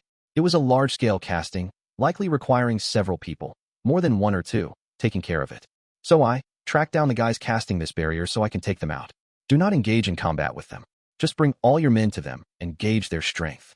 Yes, sir. How should we contact you? I produced a string of sticky steel thread and wrapped it around his neck. How about this? Run it through this strand, and we should be able to pick up on each other. I see. That should work. Upon testing it out, We found that thought communication worked as long as you cast it through the thread, inside and outside the barrier. Right? Get going. I'll head over if you run into trouble. If you think you can beat them, neutralize them, but don't kill anyone. Yes, sir. Then all 5 of them, Soai, Saka, and their 3 trainees, disappeared without a sound. Man, they really were like ninjas. They'd easily hold their own against a high-level magic-born, no doubt, if Soai was leading them. But right now, we had to be careful. A single mistake could kill us. Every possibility had to be addressed. Along those lines, I had the sage continue its analysis, hoping it'd find a way to remove the barrier from the inside. Soai had his orders, and I had mine. It was time to break in. There were magicules left in the air around town, although not as much as before. If it wasn't for the anti-magic area over it, you'd be able to cast magic to some extent. The sage was right. My multi-layer barrier made me feel no ill effects at all. This was far weaker than the holy field, which was a relief. Running through town, I headed toward our main office off the central plaza. The space was filled with people, the atmosphere tense and panicked. Something definitely did happen. It worried me. Realizing I was there, the crowd opened a path for me and fell to their knees. A few of them ran toward me. There was Rigard, sprinting at top speed, with Rigor, Lalina, and the Hobgoblin Elders following behind. Sir Rimuru, it is wonderful to see you back. I am so glad you're safe. He kneeled, practically clinging to my legs, looking about ready to burst into tears. Yeah, sorry I made you worry. Oh, not at all, he said in abject relief, before he did indeed burst into tears. The rest of them also knelt, keeping a polite distance away from Rigard and me as they celebrated my return. I guess losing contact with me worried people a lot more than I thought it would. Not everyone there was bawling over me, though. Nice to see you back, boss, Kaijin said, his voice taut. It sounded like he was painfully trying to keep the worry from showing. I could feel emotions a lot more instinctively from the monsters, but I had a feeling he was hiding his at the moment as well. Garm and his 2 dwarven brothers were there, too, blocking the way to the plaza as if trying to prevent me from going there. Follow me to our meeting room, if you could, Rigard said as he calmed down from his crying jag and stood up. There are things I wish to report and discuss with you. Now he was back to his usual bold self. No time for sobbing here. And his voice was firm and unyielding. He was ready to do what needed to be done. The building he led me to was away from the plaza. I guess he didn't want me in there, either. What was going on? It worried me a little. Here, Rigard, you and Kaijin get out of the way. What's going on? Oh, just a small hiccup. No talking your way out of it. Let me through. The coercion skill I interlaced with my words made them all give up, opening the way for me. Just as they did, an explosion rumbled a little distance from the plaza. Even with the lowered magicule density, I could recognize the aura as Benimaru's, and judging by the sounds of things, he was in battle. Is he fighting someone? Let's go. I ran for the area. Rigard and the others followed behind me, expressions of relief on their faces, not that they noticed. As I expected, Benimaru was in battle. Well, not a battle so much as him heaping one-sided torment upon his opponent. There was a team of high orcs surrounding him, all clad in black armor, led by Geld, and watching the proceedings instead of helping Benimaru out. Geld was usually cool as a cucumber, but just like Benimaru, he was fired up right now. His opponent was the beastman Grusith. I wondered why someone serving Carolon was drawing Benimaru's ire like that, but then I noticed Yom behind him, lying limply on the ground, and a beautiful woman I had never seen before cradling him.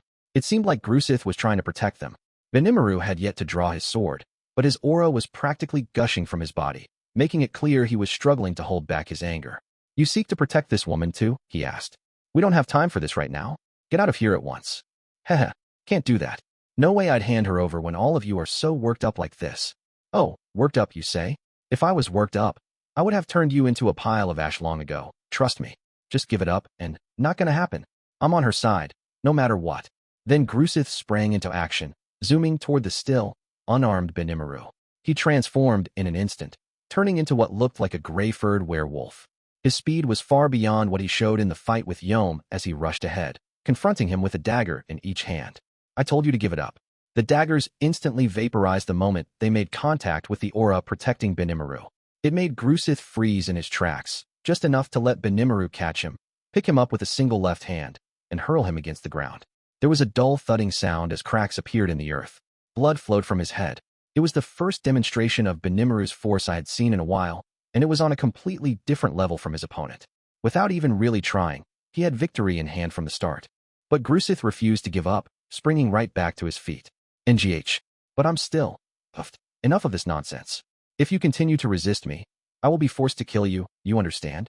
He tried lifting Grusith again, a look of resignation on his face. Benimaru, stop. It was then that I finally shouted and put an end to this. Noticing me, Benimaru promptly let Grusith go, and he fell to his knees, the aura flowing out of him coming to an instant stop, and the intensity in the air faded. Geld and the rest of the audience did the same, celebrating my return, but Yom and Grusith needed attending to first. Benimaru, what is going on here? Well, my lord. He ran down the story for me as I had the two injured drink some potion. As he put it, a group of people disguised as merchants attempted to attack the town. They were quite a bit more powerful than expected, creating some serious chaos. Then, he said, we were no longer able to use magic, and we could feel the strength ebb from us. Thanks to that, the people in town were, Sir Benimaru. Rigurd shouted down Benimaru before he could finish. They exchanged glances with each other as Benimaru awkwardly nodded. Let us discuss that later. Regardless, however, we were weakened thanks to whatever magic that woman over there cast.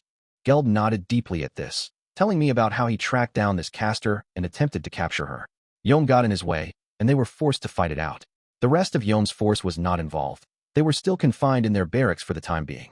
Things had definitely gotten a lot sourer than I thought. Just then, a rejuvenated Yom threw himself down at my feet. Rimuru, man, I'm sorry. I had no intention whatsoever of betraying you. All I wanted to do was protect Mjurin's life.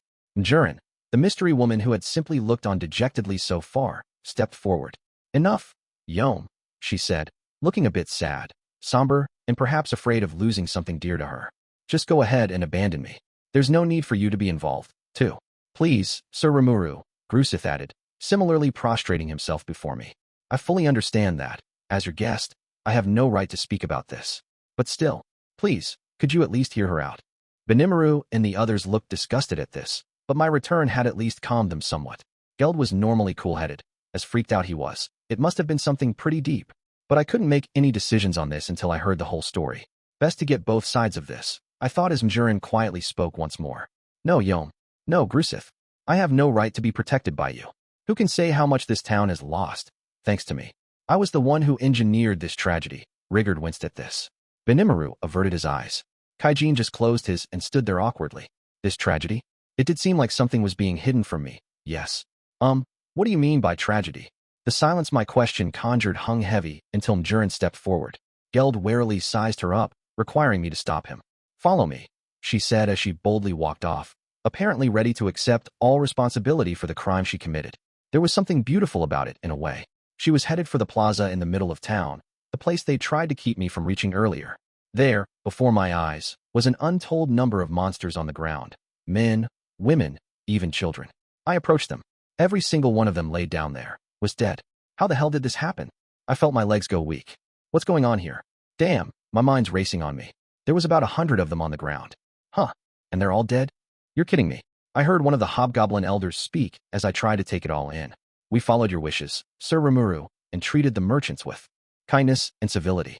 We had no idea there was evil among their ranks. Silence. Rigurd shouted.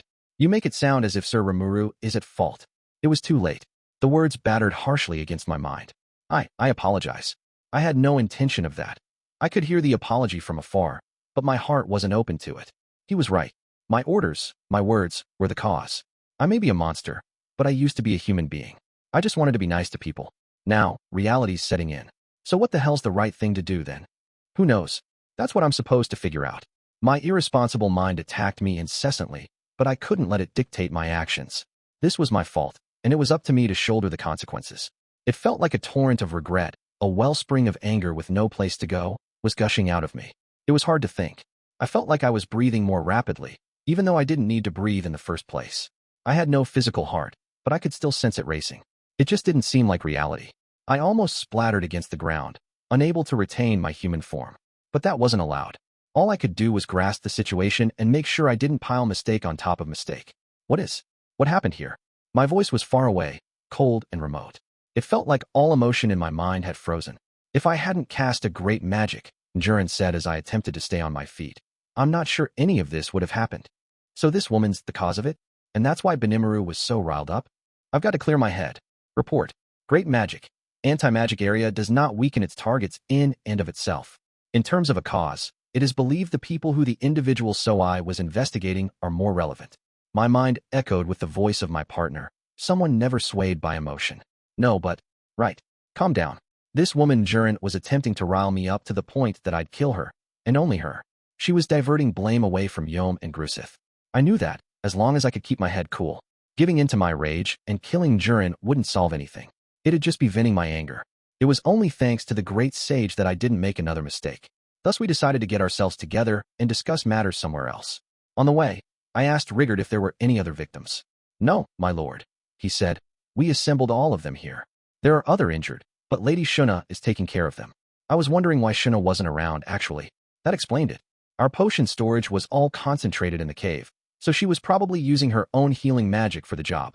Should I give them some potion then? And no, I don't think that's necessary. I hate to put it like this, but our attackers were rather formidable, and surprisingly few people emerged only with injuries.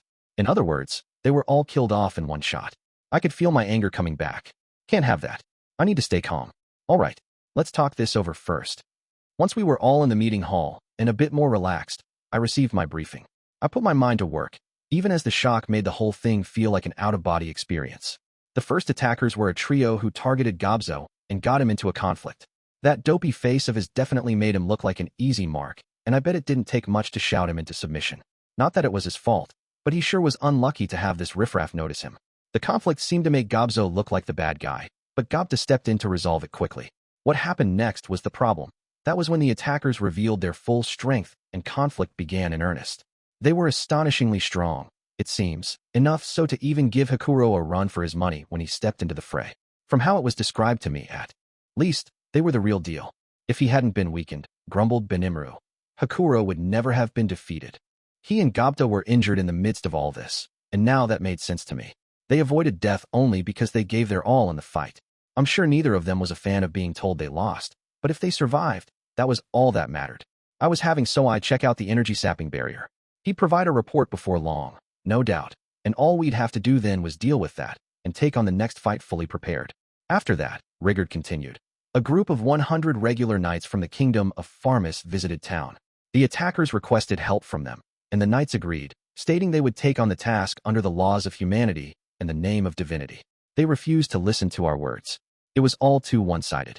As he put it, the head of the knights shouted, "We came here to investigate reports of a nation of monsters, and what manner of chaos do I find? In the name of humanity, we promised to provide aid to our defenseless comrades." Then they all drew their swords and joined in the fracas, attacking both the monster soldiers and the residents looking on. This included children, indicating that they saw us as little more than animals. I told them to try their best not to be aggressive against human beings, and I guess that put them at a big disadvantage. It took time for Benimaru, Geld, and the rest to tackle the threat in earnest. We should have made them give up their weapons before entering town, Benimaru commented. But there's no way these guys would do something like that of their own volition and without an order from me. I figured they would contact me via thought communication about anything like that, and I paid dearly for that error. In the end, the cause all goes back to me. One of the Farmus knights left a message before leaving. It went like this. This town is contaminated by the presence of monsters. As protectors of the law of humanity and as faithful followers of the one God Luminous, we refuse to acknowledge the existence of a monster nation. We have therefore signed an official pact with the Western Holy Church to consider how to deal with this country. We will return 1 week from today, commanded by our leader himself, the wise and noble King Edmaris. If you surrender and agree to fall under our rule, then by the name of our God, we will guarantee your continued existence. Give up your pointless resistance and surrender at once. If you do not, then in the name of Luminous, we will eradicate all of you from the face of the earth. It was clear they didn't care at all about what we would do. So I had already reported that the country was preparing for a military operation. All that stuff about investigating our nation was a big lie. Maybe they were doing that, but they had already decided that wiping us off the planet was the only option. What a charade. It certainly is. Rigard nodded. I recalled what Hinata had said. Your town, you know, it's a bother to us. So we've decided to crush it. Farmus and the Western Holy Church must have been conspiring against us from the start. Instead of one taking advantage of the other, I imagine they teamed up because they shared a common interest. So I told everyone about my battle with Hinata and the words we exchanged. The head of the Paladins? Wow, boss. Nice job surviving that. Benimaru and Rigard seemed unfamiliar with the woman, but Kaijin and the Dwarven brothers were fully aware of her, and my story gave them a shock. Considering the dealings they've sustained with monsters, the Dwarven Kingdom and the Western Holy Church weren't really on good terms. Not bad enough that they were off to war tomorrow, but more like each pretending that the other didn't exist. They did keep some tabs on each other, though, as any nations would. Really, Kaijin said, even with the full might of the Dwarven military, it'd be a bad idea to make the Western Holy Church your enemy. But the Dwarven kingdom is built kind of like a natural fortress, and they carefully check everyone who goes in and out of it. It's that kind of protection that makes it hard for the church to declare them an enemy of God or whatnot. They both have a lot of history, though, and they've had hostilities in the past. I figured the Western Holy Church had it in for us because it saw monsters as these horrid things that could never be abided. But what about Farmus? Sir Rimuru, a tentative voice said, about that. This was Garden Jalmile, the merchant I met when he helped with our first large-scale potion sale. He had listened in silence up to now, seated alongside a few other merchants and adventurers. I had called in several people from the Kingdom of Bloomend so I could get a second opinion on all this. I just wanted to learn the truth, so I decided having them listen in wasn't a big deal.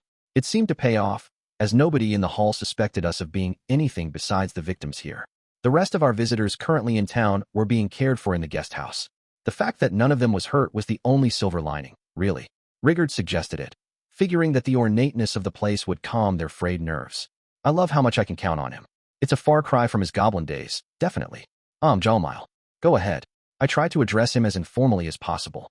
All of our other leaders, Benimaru, Rigard, Geld, were still seething with anger, so the atmosphere in the hall was rather taut. I was pretty emotionally spent myself, making it hard to be my usual open-minded self. I knew it was a bad thing, but I couldn't shake out of that cycle. It was no doubt rubbing off on Jalmile, making him oddly silent. I know this is heartbreaking for all of you, but with the situation being what it is, I felt the need to speak up. I appreciated the thought. At this point, we have a brand new trade route that runs through Tempest. It has already begun to change the way merchants distribute their goods. It is still not broadly known about outside of Bloomend and its neighboring nations, but once word begins to spread, it will become known across the Western nations in the blink of an eye. As a result, well, I imagine it wouldn't be out of the question for someone to think about conquering this nation before word gets out. As Njalmile put it, any perceptive leader wouldn't fail to understand the importance of this trade route. The income from tariffs alone would be a likely fortune. That, and Farmus, the gateway to the Western nations, as it were, was prospering in no small part thanks to just that kind of income. If a new trade route opened here, Farmus stood to lose the most from it. To them, no doubt, they didn't want any of this to exist. They'd have no effective way to stop people from coming here instead of there. You'd figure the best way to tackle that was to shore up their own infrastructure and make travel easier. But that required a vast amount of money. Building roads from scratch took time as well. There was no ready response they could take. I didn't intend to be the kind of leader who pursued only what was best for Tempest, ignoring how other countries profited or lost from it. If we were seeking to coexist with the rest of the world, I figured I wanted everyone to profit from us. But I was still such an amateur at this. There's no way I could perfectly understand how this world was connected, and I must have stepped on the tails of one too many tigers here. Indeed, stated a merchant whose name I didn't know. The king of Farmus is notorious for his greediness. Even if he didn't take a military solution, I could see him looking at the profits being made here and reaching out for a slice. That's a good point, I replied. I'm not a genius at this, but even I think this approach is a little strange. It is, taking action like this, without going through the council. As an adventurer, I can't say how Bloomend's gonna respond to this, but this move on Farmus's part makes no sense to me. Pulling such an obvious trick and attacking women and children, even, yeah, we like this place, you know? And if they're gonna attack in a week, I'm willing to help if you're fighting back. But the church called you all enemies of their god? That's not exactly good news. Jalmile's observation opened the floodgates for more feedback from the merchants and adventurers. I appreciated all the helpful advice. It really felt like they were looking out for us. In other words, unlike the Farmus knights who dismissed us as monsters, these people really saw us as their friends. The fact that some of them were even willing to take up arms for us surprised me quite a bit. I thanked them for the sentiment, but turned them down. The reason was simple. I didn't want to get them caught up in this. I appreciate how all of you feel, Rigard said. But this is a problem that we need to wrap up by ourselves. What I want you to do instead is return to your native lands and spread the word about this as quickly as possible. Oh, we could just send out a wagon. Staying here might not be a good idea for all of you, though. How do you mean? I explained it to them. Maybe I was overthinking matters, but the worst-case scenario in my head seemed all too believable. The way I saw it, Farmus and the Western Holy Church no doubt wanted to declare to everyone in the Western nations that Tempest was a den of evil. If, and when they did, having our local residents advocating for us would be a hindrance to the propaganda effort. If Bloomend wasn't siding with them, would Farmus consider residents like these just a hindrance? Because if they did spread the word, Farmus's act would become notorious nationwide. The council might even pursue the matter. How would Farmus prevent that? Well, they were the type of nation to make militaristic threats from the get-go instead of negotiating. To them, the 100-ish Blomundian residents here meant nothing. They'd kill them, make sure they could never talk, and maybe even blame it on us. It'd help further the impression that we were a ferocious threat, and it'd provide the Holy Church just what it wanted. 2 birds with 1 stone. That's why I wanted them all back in their native nations and pleading our case for us. They were the best character witnesses we could ask for. I see. So we're lower than dogs in their eyes, eh? Killing us and pinning the blame on Tempest. It does sound possible, yes. Especially if it's a human's word against a monster's, if you'll pardon my rudeness. But in that case, Rigard replied, I'm not sure how we would transport everyone out of here. I would like to lend you guards, but in essence, we're pinned to within our own borders for now. It was a valid question, and I already had an answer for it. That's no problem. I'd like all of you to go back to your quarters and prepare to leave for now. I promise safe passage to the outskirts of Blumund. Then I began my own preparations. The Blomundians were confused, I'm sure, but they followed my request without further questions and filed back to the guest house. So, time to switch gears. Rigard and Benimaru briefed me on the attack. Our Blomundian guests explained their position and opinions. Now it was time to speak to the woman herself, Jurin, who had sat silently and watched up to now. All right, I began. Can you explain in detail, please, about the events that led to your meddling with our nation? She explained in a calm voice. I am one of the 5 Fingers, the closest servants of the demon Lord Clayman. As his nickname Marionette Master hints, he uses his subordinates like puppets, making them do exactly what he wants. I am one of those puppets.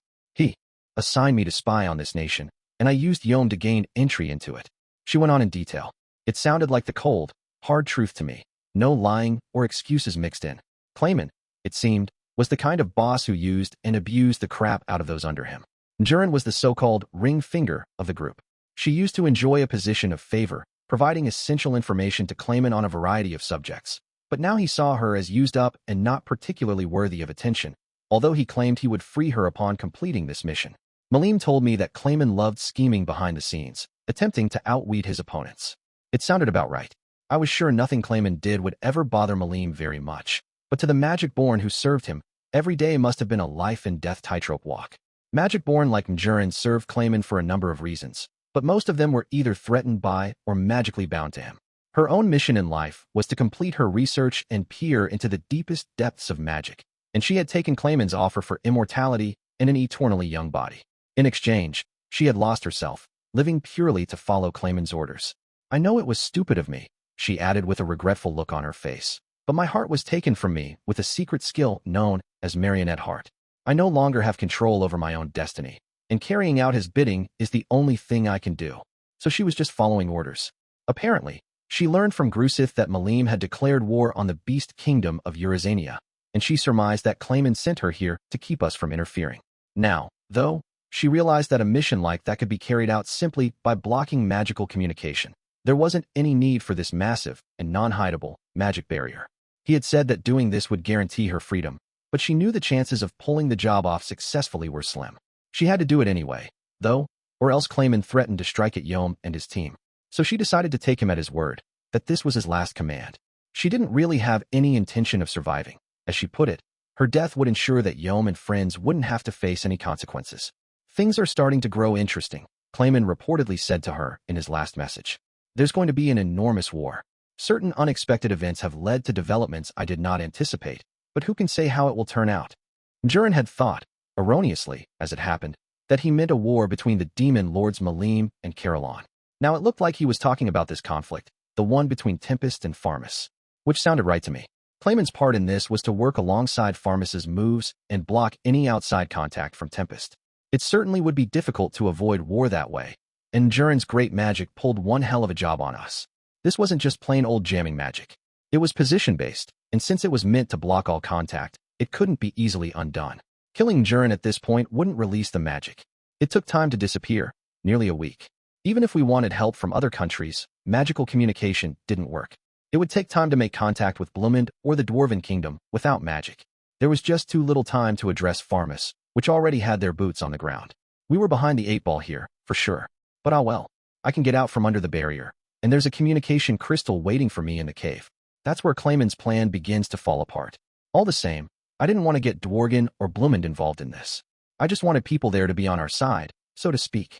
Really, if it wasn't for the Western Holy Church's involvement, I would have had both countries conduct some large-scale battle exercises or something to keep farmers in check.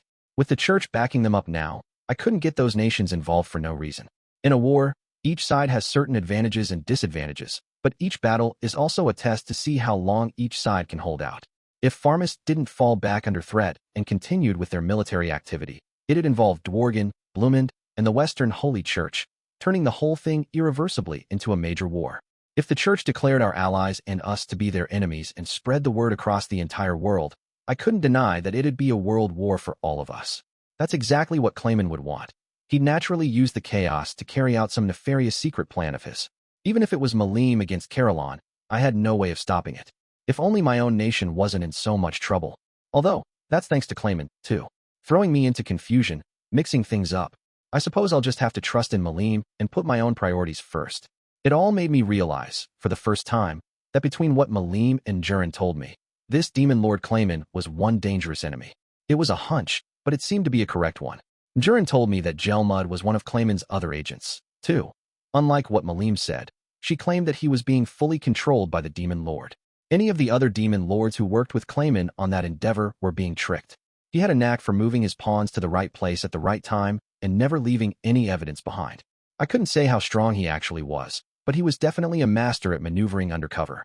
Juran also suspected that Clayman was behind the battle between Malim and Carolon, but I didn't have any evidence of that. Someone as, straightforward thinking as Malim could be easily goaded into something like that, it's true. But between his misleading words, the careful way he never revealed his true intentions, and the slyness it took to break promises without a second thought, all signs showed that Clayman was a demon lord who could never be trusted. And if you go even further down this rabbit hole, the great sage suggested that Clayman might have planned to leave that communication crystal in the cave the whole time. You know, just to make me think I outfoxed him and call for reinforcements from my allies. It wasn't an unthinkable scenario, so I filed it away in my mind. With Mjuran's story all told, I now knew how we all wound up where we were. Her heart wasn't given back, of course. She was seen entirely as a throwaway piece, a mere pawn. Whether I would forgive her or not was another question. Look, Yom said, I know you're angry and everything, but I really hope you can let Mjuran off the hook for this. I have the same request, Grusith added, eyes pleading with me. There's just no way she could defy Clayman. That's all. Turning them down would make me look a bit like a villain, wouldn't it? Now what do? I'll think about your fate once all this is over. For now, I just want you to stay in your room. Don't think about escaping. All right, Rimuru, sorry Yom. My mind's all mixed up right now too. If you're worried, you can always stay with your men in their rooms. So I saved the question for later and ordered Yom and his band to remain in their own quarters, asking Rigger to appoint guards to watch them. I doubted they were going to betray me at this point, but you could never be too careful. I was doing this in part because, if they did try something funny, that would seal Mjuran's fate for good. Yom, realizing this, agreed to the order and returned to his quarters. After all that briefing and interviewing, I went back outside. The visitors from Blumend were milling around, waiting for me. We're ready to go, Sir Rimuru, but what should we do exactly? I had them outfitted with all the extra wagons we had in town, so they finished up quicker than I thought. I nodded at them and guided them a little ways outside of town, all 100 or so of them following me in orderly fashion. I wanted to provide guards for them, a repentant-sounding Benimaru said, but none of us can get past this barrier. Not a problem. Now's not the time to be stingy with my magic. It's going to take a lot of energy, but I'll figure it out. So I left my monster cohorts within the barrier and guided the human visitors past it. We will hurry back home as quickly as we possibly can, Sir Rimuru. I raised a hand in response. Before that, Jalmile, can I have everybody here promise to keep what I'm about to do a secret? Jalmile raised an eyebrow, already well aware of the kind of nonsense I occasionally pull off, much to my chagrin. What are you planning to do this time? This time? You're always expecting the worst from me, aren't you? Ha ha. No, you've provided me with so much, Sir Rimuru. Heh, you said it. Jalmile and I slapped each other on the shoulder. I hope you will keep yourself safe. I'll be fine. I'm not a fan of fighting battles I can't win. Then I activated spatial motion, deploying it across a wide swath of land. Everyone looked on in shock. Benimaru and Geld watched from within the barrier, both surprised and exasperated. The outskirts of Blumend's about the best I can do for you all. It won't last long, so hurry up and hop in there. The visitors nodded at me, faces still frozen in disbelief as they filed on ahead. None of them asked any more questions, which I appreciated. Magic exists in this world. Everyone knows that. So it takes more than a little pixie dust to really alarm these guys. I made them promise to spread the word and provide as much support for our cause as they could. But would it have much effect? We were already at war. We couldn't make any really brash moves, not against the Western Holy Church. They'd have to provide military support if I asked for it, as our pacts with them stipulated. But I didn't want that, and there wasn't much else they could do as a nation, I don't think. Better not expect much, and there's no need to, really. This was our nation's problem, and I intended to make the kingdom of Farmus pay amply for it, by my own hand. If I didn't, I knew I'd never have a chance to make up for the anguish all those dead felt. I watched our visitors go as I mentally pored over my situation. I had been delayed a bit longer than I thought, but now I decided to help out Shuna with the wounded. Rigard mentioned an errand or something he wanted done, but I figured he could handle that without me. Heading over to the building that served as our hospital, I found 2 people laid up in beds, Shuna providing nursing care and Kurobe helping her out. How are they looking? Oh, Sir Rimuru. Sir Rimuru, I don't know what I can say to you. Shuna looked tired, and Kurobe was a lot more hesitant than usual. I told them to relax a bit as I examined the patients. These were Hakuro and Gobta, both sporting large and bloodied wounds. Whoa, these are some serious slash wounds. Why don't we just use these? I whipped some potion out of my pocket and sprinkled it on both of them. Nothing in particular happened in the healing department. I apologize, Rigard said, lowering his head. We have already made the attempt. I'm afraid we will have to rely on Shuna's care. As leader of our nation, I had to decide on our future direction. I was also responsible for handling the remaining resident visitors from other countries. That's why Rigard didn't want to worry me further. Hakuro, despite looking like he stepped off a horror movie set, still gave me a smile. NH, do not concern yourself about me, Sir Rimuru. I am fine. This injury was likely brought about by a skill invoked by the attackers. In time, the skill's effects will fade, and I will heal up then.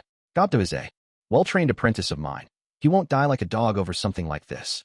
I should have expected nothing less from him. It almost made me cry, but I held it back and returned the smile. No way the master of all these monsters could show tears to anyone. Haha. Well, glad to see your spirits are high, at least. Let me see this wound. Maybe I can do something about it. I checked over his body. Sir Rimuru, Shuna said, the wound is caused by an air-type attack.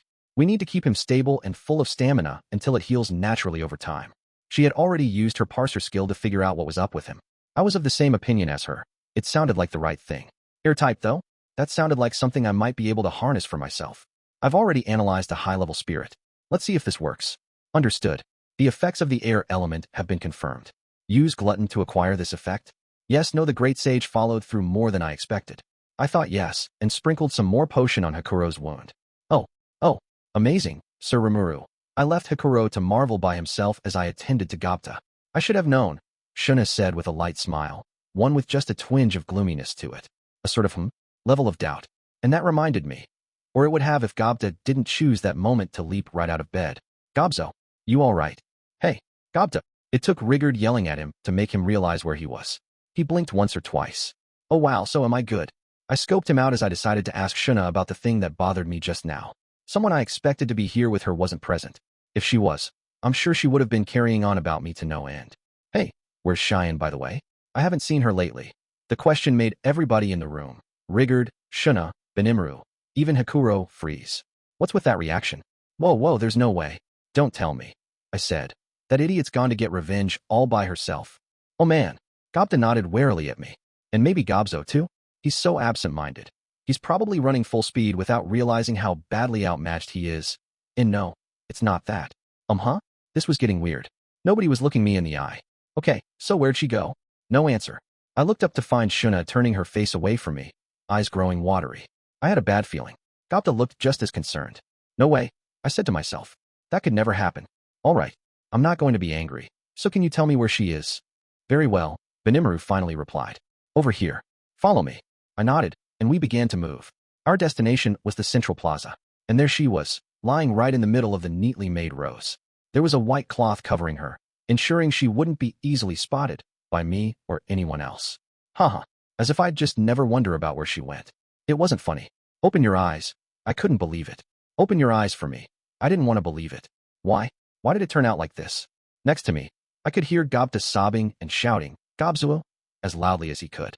I paid him no mind as my ears turned toward the voice providing what sounded like a faraway explanation. Cheyenne had been protecting a child targeted by one of the attackers. With her own body, weakened by the plummeting magicule level. She couldn't move, and then an attacker came. Gobzo had been trying to protect Lady Shuna. He didn't have anywhere near the strength for the job. The attacker just laughed at him as he swung. The words were meant for me, but I didn't want to hear them. Each syllable gouged its way into my brain. Open your eyes, Cheyenne. I wanted to cry, but I couldn't. My heart felt like it was going to burst, but this body didn't feel any need to shed tears. Yeah, I thought. I guess I really am a monster. Somehow, it seems so incredibly convincing now. I'm sorry. Leave me alone for a little while. Silence enveloped the plaza. I could feel everyone edging away from me. Shuna was the only one to give me a tearful hug before she joined them alongside Gobta, Hakuro placing a hand around his shoulders. Sorry, Gobta. I know you just want to say goodbye to Gobzo, but yeah, I wanted to be alone. I no longer had a grip on myself. I felt like I was going insane, but my mind was sharp as a tack. There were tempestuous levels of sadness, regret, and anger, all crashing against one another in a mad contest to find an exit. Why did all of this happen? Report. Cannot calculate, comprehend, or reply. What would have been the right thing to do? Report. Cannot calculate, comprehend, or reply. Was getting involved with human beings a mistake? Report. Cannot calculate, comprehend, or reply. Come on. Was I wrong? Report. Cannot calculate, comprehend, or reply. That's right. Even with the untold powers of the great sage, there were some problems that just didn't have an answer. God damn it.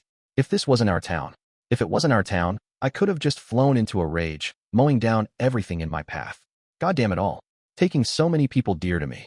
Looking back, this was the first time I was there to see someone close to me die. I had never gone through a loss like that, and now I understood the sadness involved.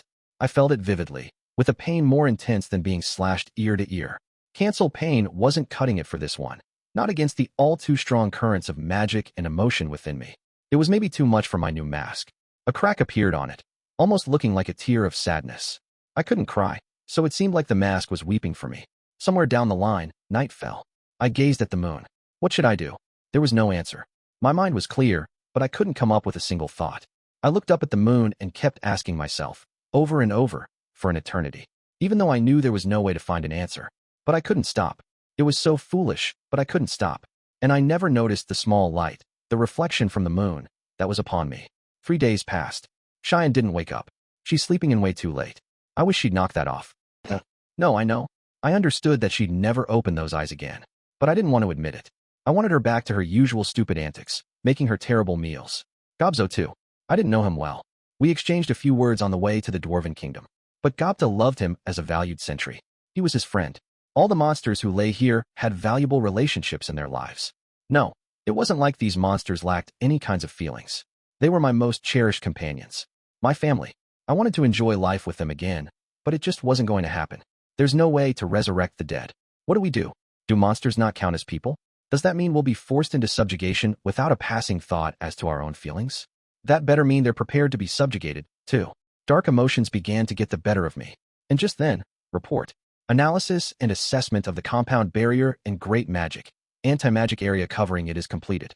Removing the compound barrier will be difficult, but the great magic can be cancelled. Execute? Yes, no, we don't need to yet. The great sage must have just wrapped up that request for me. As it did, I realized that thought communication messages had been coming in through the sticky steel thread wrapped around my neck for a while now. I had been contacted almost constantly for the past 3 days. I made Soai worry for me, which I regretted. Sorry, I didn't notice. Ah, you are safe? I am so relieved. It was clear from Soai's tone of voice. It also made me realize that everyone else must have been just as worried. I could whine and plead to myself later. We had a time limit, and I had things to do. So I asked Soai how things were. Our enemies had set up battle encampments in the 4 cardinal directions around town, each one holding a company's worth of knights. The magical machinations protecting each one were apparently projecting the same type of barrier that had weakened our townspeople. Sadly, the power of Soai and his team alone wouldn't be enough to take down even one of these camps. He had also detected transportation magic at work. If we wasted time, they might call for reinforcements. All right, don't stretch yourself too thin. Join up with Gabble and rest. But that's an order. Rest. Yes, my lord. I wasn't accepting any other reply. I couldn't make Soai's team do something reckless and get them killed as a result. I just couldn't. So, about that barrier. Simply canceling out the magic wouldn't do anything for us. What I really wanted to do was address the weakening effect it had somehow. Being a compound barrier, or whatever it was, made it a much thornier issue than I had expected. But that could wait. What about the other search I had going? Report. No search results found. Failed to find any magic related to complete resurrection of the dead. No, I suppose not. Nothing that handy can be found too easily. It makes sense. You never know for sure, though, until you check. As pointless as I thought it was, as useless a struggle as it must have looked, I couldn't stop myself. Cheyenne didn't open her eyes. Neither did Gobzo nor the rest of them. Of course they wouldn't. They weren't sleeping. But I still put all my skills in motion to find some kind of measure I could take. All the bodies here, Cheyenne's included, were being preserved by my magical force, to keep them from decomposing, from reverting back into piles of magicules and disappearing. I knew it was pointless, but I was still betting on the possibility. But nothing. There were no resurrection spells in the magic books I scanned through back at that library. I guess there wouldn't be. I had to stop grieving like this. Let's just give them the rest they deserve in my body, as I pray they'll wake up someday. With that decided, I prepared to absorb them all, and that's when my magic sense told me about several figures approaching. It was the trio of Cable and his friends. It made sense. With the order I gave, it'd have to be someone from out of town if anyone was coming near me right now. I guess they had been traveling night and day on the wagon I gave them to come here. I'm sorry we're late, boss. Rimuru, I gotta admit I really don't know what to say here. Cable and Jido no doubt wanted to say, hang on, you'll get over this, that kind of thing. Elin stopped them before they could. Rimuru, I can't say this has much of a chance of succeeding. Or, like, any. Really. But there are several fairy tales about coming back from the dead. Now is no time to be depressed. The statement made all the diverging thought processes in my mind snap back into place. Can you tell me more about them, Elin? I turned toward her.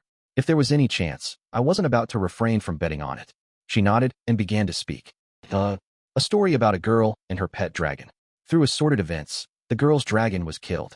She grieved over the loss of her only friend, and with her head full of anger, she destroyed the country that had carried out the killing, along with several 100,000 people who lived there. The girl evolved into a demon lord, and then a miracle occurred. The dragon connected to the girl evolved right alongside her, regardless of its death. But that was the end of the miracle. The dragon had lost its soul at the moment it died, and as a result, it revived in the form of a chaos dragon. It still followed its master's orders, but now brought nothing but death and destruction to everyone else. Thus, no longer. Driven by anger, the demon lord shed tears for her pet, her best friend, as she sealed away the chaos dragon herself. That's where the story ends. Elin's story was a fairy tale, but it had a suspicious amount of detail to it. There were also stories about vampires using a spell called blood rays, as well as necromancers using raise dead on the dead to make them their servants. The great sage picked up on those, too, but it wasn't what I was looking for. It changed the target too much, making them into a different person from when they were alive. In the realm of holy magic, there was something called resurrection, the so-called miracle of the gods, but there were tons of restrictions on it.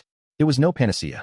And what's more, all these magics, except for blood rays, which was species-specific, were treated as forbidden spells, passed on strictly orally, and never written into a book. But that didn't matter. The issue was that evolved thing. Monsters evolved all the time here, for reasons that were beyond me.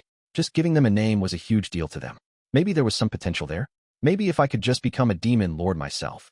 Just as that girl's pet evolved and revived itself. But I didn't want creepy, soulless minions on my hands. And not even the great sage could use its analysis tools to determine whether their souls were still there or not. But hang on. Right now, this town was completely covered by a barrier that no monsters can go through. Maybe that's keeping their souls in here, too, preventing them from flying to the four winds. Understood. The chances of the souls of the individual Cheyenne and the rest of the monsters being preserved within this space is 3.14%. Whoa, it's pi. Well, okay, maybe not quite. It felt like a low number to me, but I had to think about it the other way around. It needed to feel like a big one. I mean, over a 3% chance of literally being able to resurrect someone. Plus, there's no way someone as tenacious as Cheyenne or as dopey as Gobzo could die. I couldn't let it happen. They had to be doggedly clinging to this world, waiting for my help. Now I had some hope. Next, I just had to carry it out.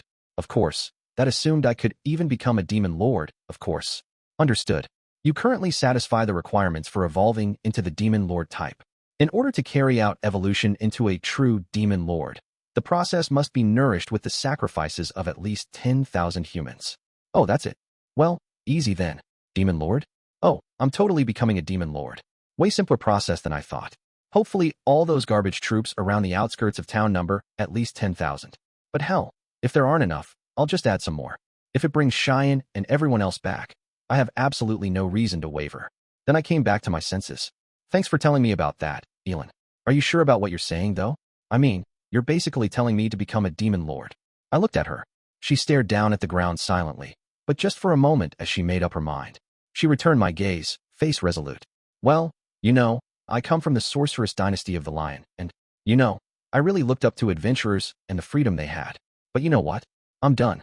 I want to help out Cheyenne, too, besides. I can't let Farmus and the Western Holy Church get away with what they've done. I hate people who think monsters are evil just because they're monsters. I know that telling you about this isn't something I can ever go back on, but I don't know. It's just terrible, I think, leaving things like this. And with that, she went on to explain that continuing to be adventurers would put undue strain on the Free Guild, so she wanted to change her band's home to our nation. Live here, even if possible. Elan's real name was Elwyn, apparently, and she came from a noble family in the Lion. After being trained at the Royal Academy, she left the country in search of an adventuring career. The confession made Cable shake his head silently, and Jido turned upward toward the sky, eyes closed. Oh well, Cable said. If that's what the lady wants, you'll see no complaints from me as her bodyguard. Me neither. Guess it'll be Lady Elan from now on, huh? The other two, it turned out, weren't exactly standard adventurers, either. Upon further questioning, Cable and Jido revealed that they had followed Elan out of the Lion to serve as her personal guards. They were also good friends, obviously, given how they trusted her without question just now. Talk about a great trio. I was a little jealous of them. So, probably, when you become a demon lord, Rimuru, it's gonna be totally obvious pretty quickly that I tipped you off. Thalian's spy agency already knows that I'm involved with you, so it won't take long for them to connect the dots. So you know, until then, I want to help you out as much as I can here. I want to see how it all works out in the end. She knew she wouldn't be living a life of adventuring freedom for much longer, and she wanted to spend that last bit of freedom here. All three of them looked at me, faces stern. If I allowed them to live here, it might force me to tangle with the Lion in the future. I didn't know what kind of impact their reaction would have on us, but they couldn't just ignore one of their nobility in the custody of a foreign nation. It didn't seem like she was in any real danger, though, and all she wanted right now was to be around for this battle. I wasn't exactly sure what I thought about it, but it was a question we could safely save for later. All right, well, let's leave that for the future. I kind of like to avoid making any more enemies than I need to. But it's all right if I stick around long enough to see if you can save Cheyenne, isn't it? All right, you're the one who tipped me off. You can stick around until it's over. But you realize that my becoming a demon lord might change me. I may even wind up attacking you guys. I can't take responsibility for it if I do, but are you okay with that? I wouldn't like that too much, no, but a little too late to worry about that now. I'll just have to believe in you, Rimuru. Whoa, is that how much we're involved now? Oh boy, a little too late, indeed. That's right, Jido. A little too late for that. That's Lady Elan for you, isn't it? It's always like this with her. The two bodyguards sighed.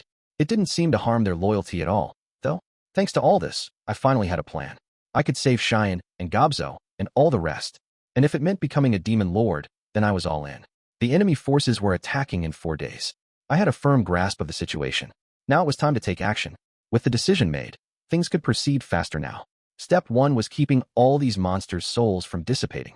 For that, I adjusted the great magic I'd acquired with Analyze and Assess, and used it to strengthen the barrier around town. It wasn't clear exactly how much longer Mjurin's magic would last, and I was afraid it'd flip off like a light switch and send their souls flying. It cost me a surprisingly vast amount of magicules, but it was nothing I couldn't deal with now. If anything, compared to the utter despair up until yesterday, I was practically elated. Good thing I thought to analyze that barrier, even though I didn't see much of a point. That connected everything together really well, opening up our big chance to get Cheyenne and the rest back.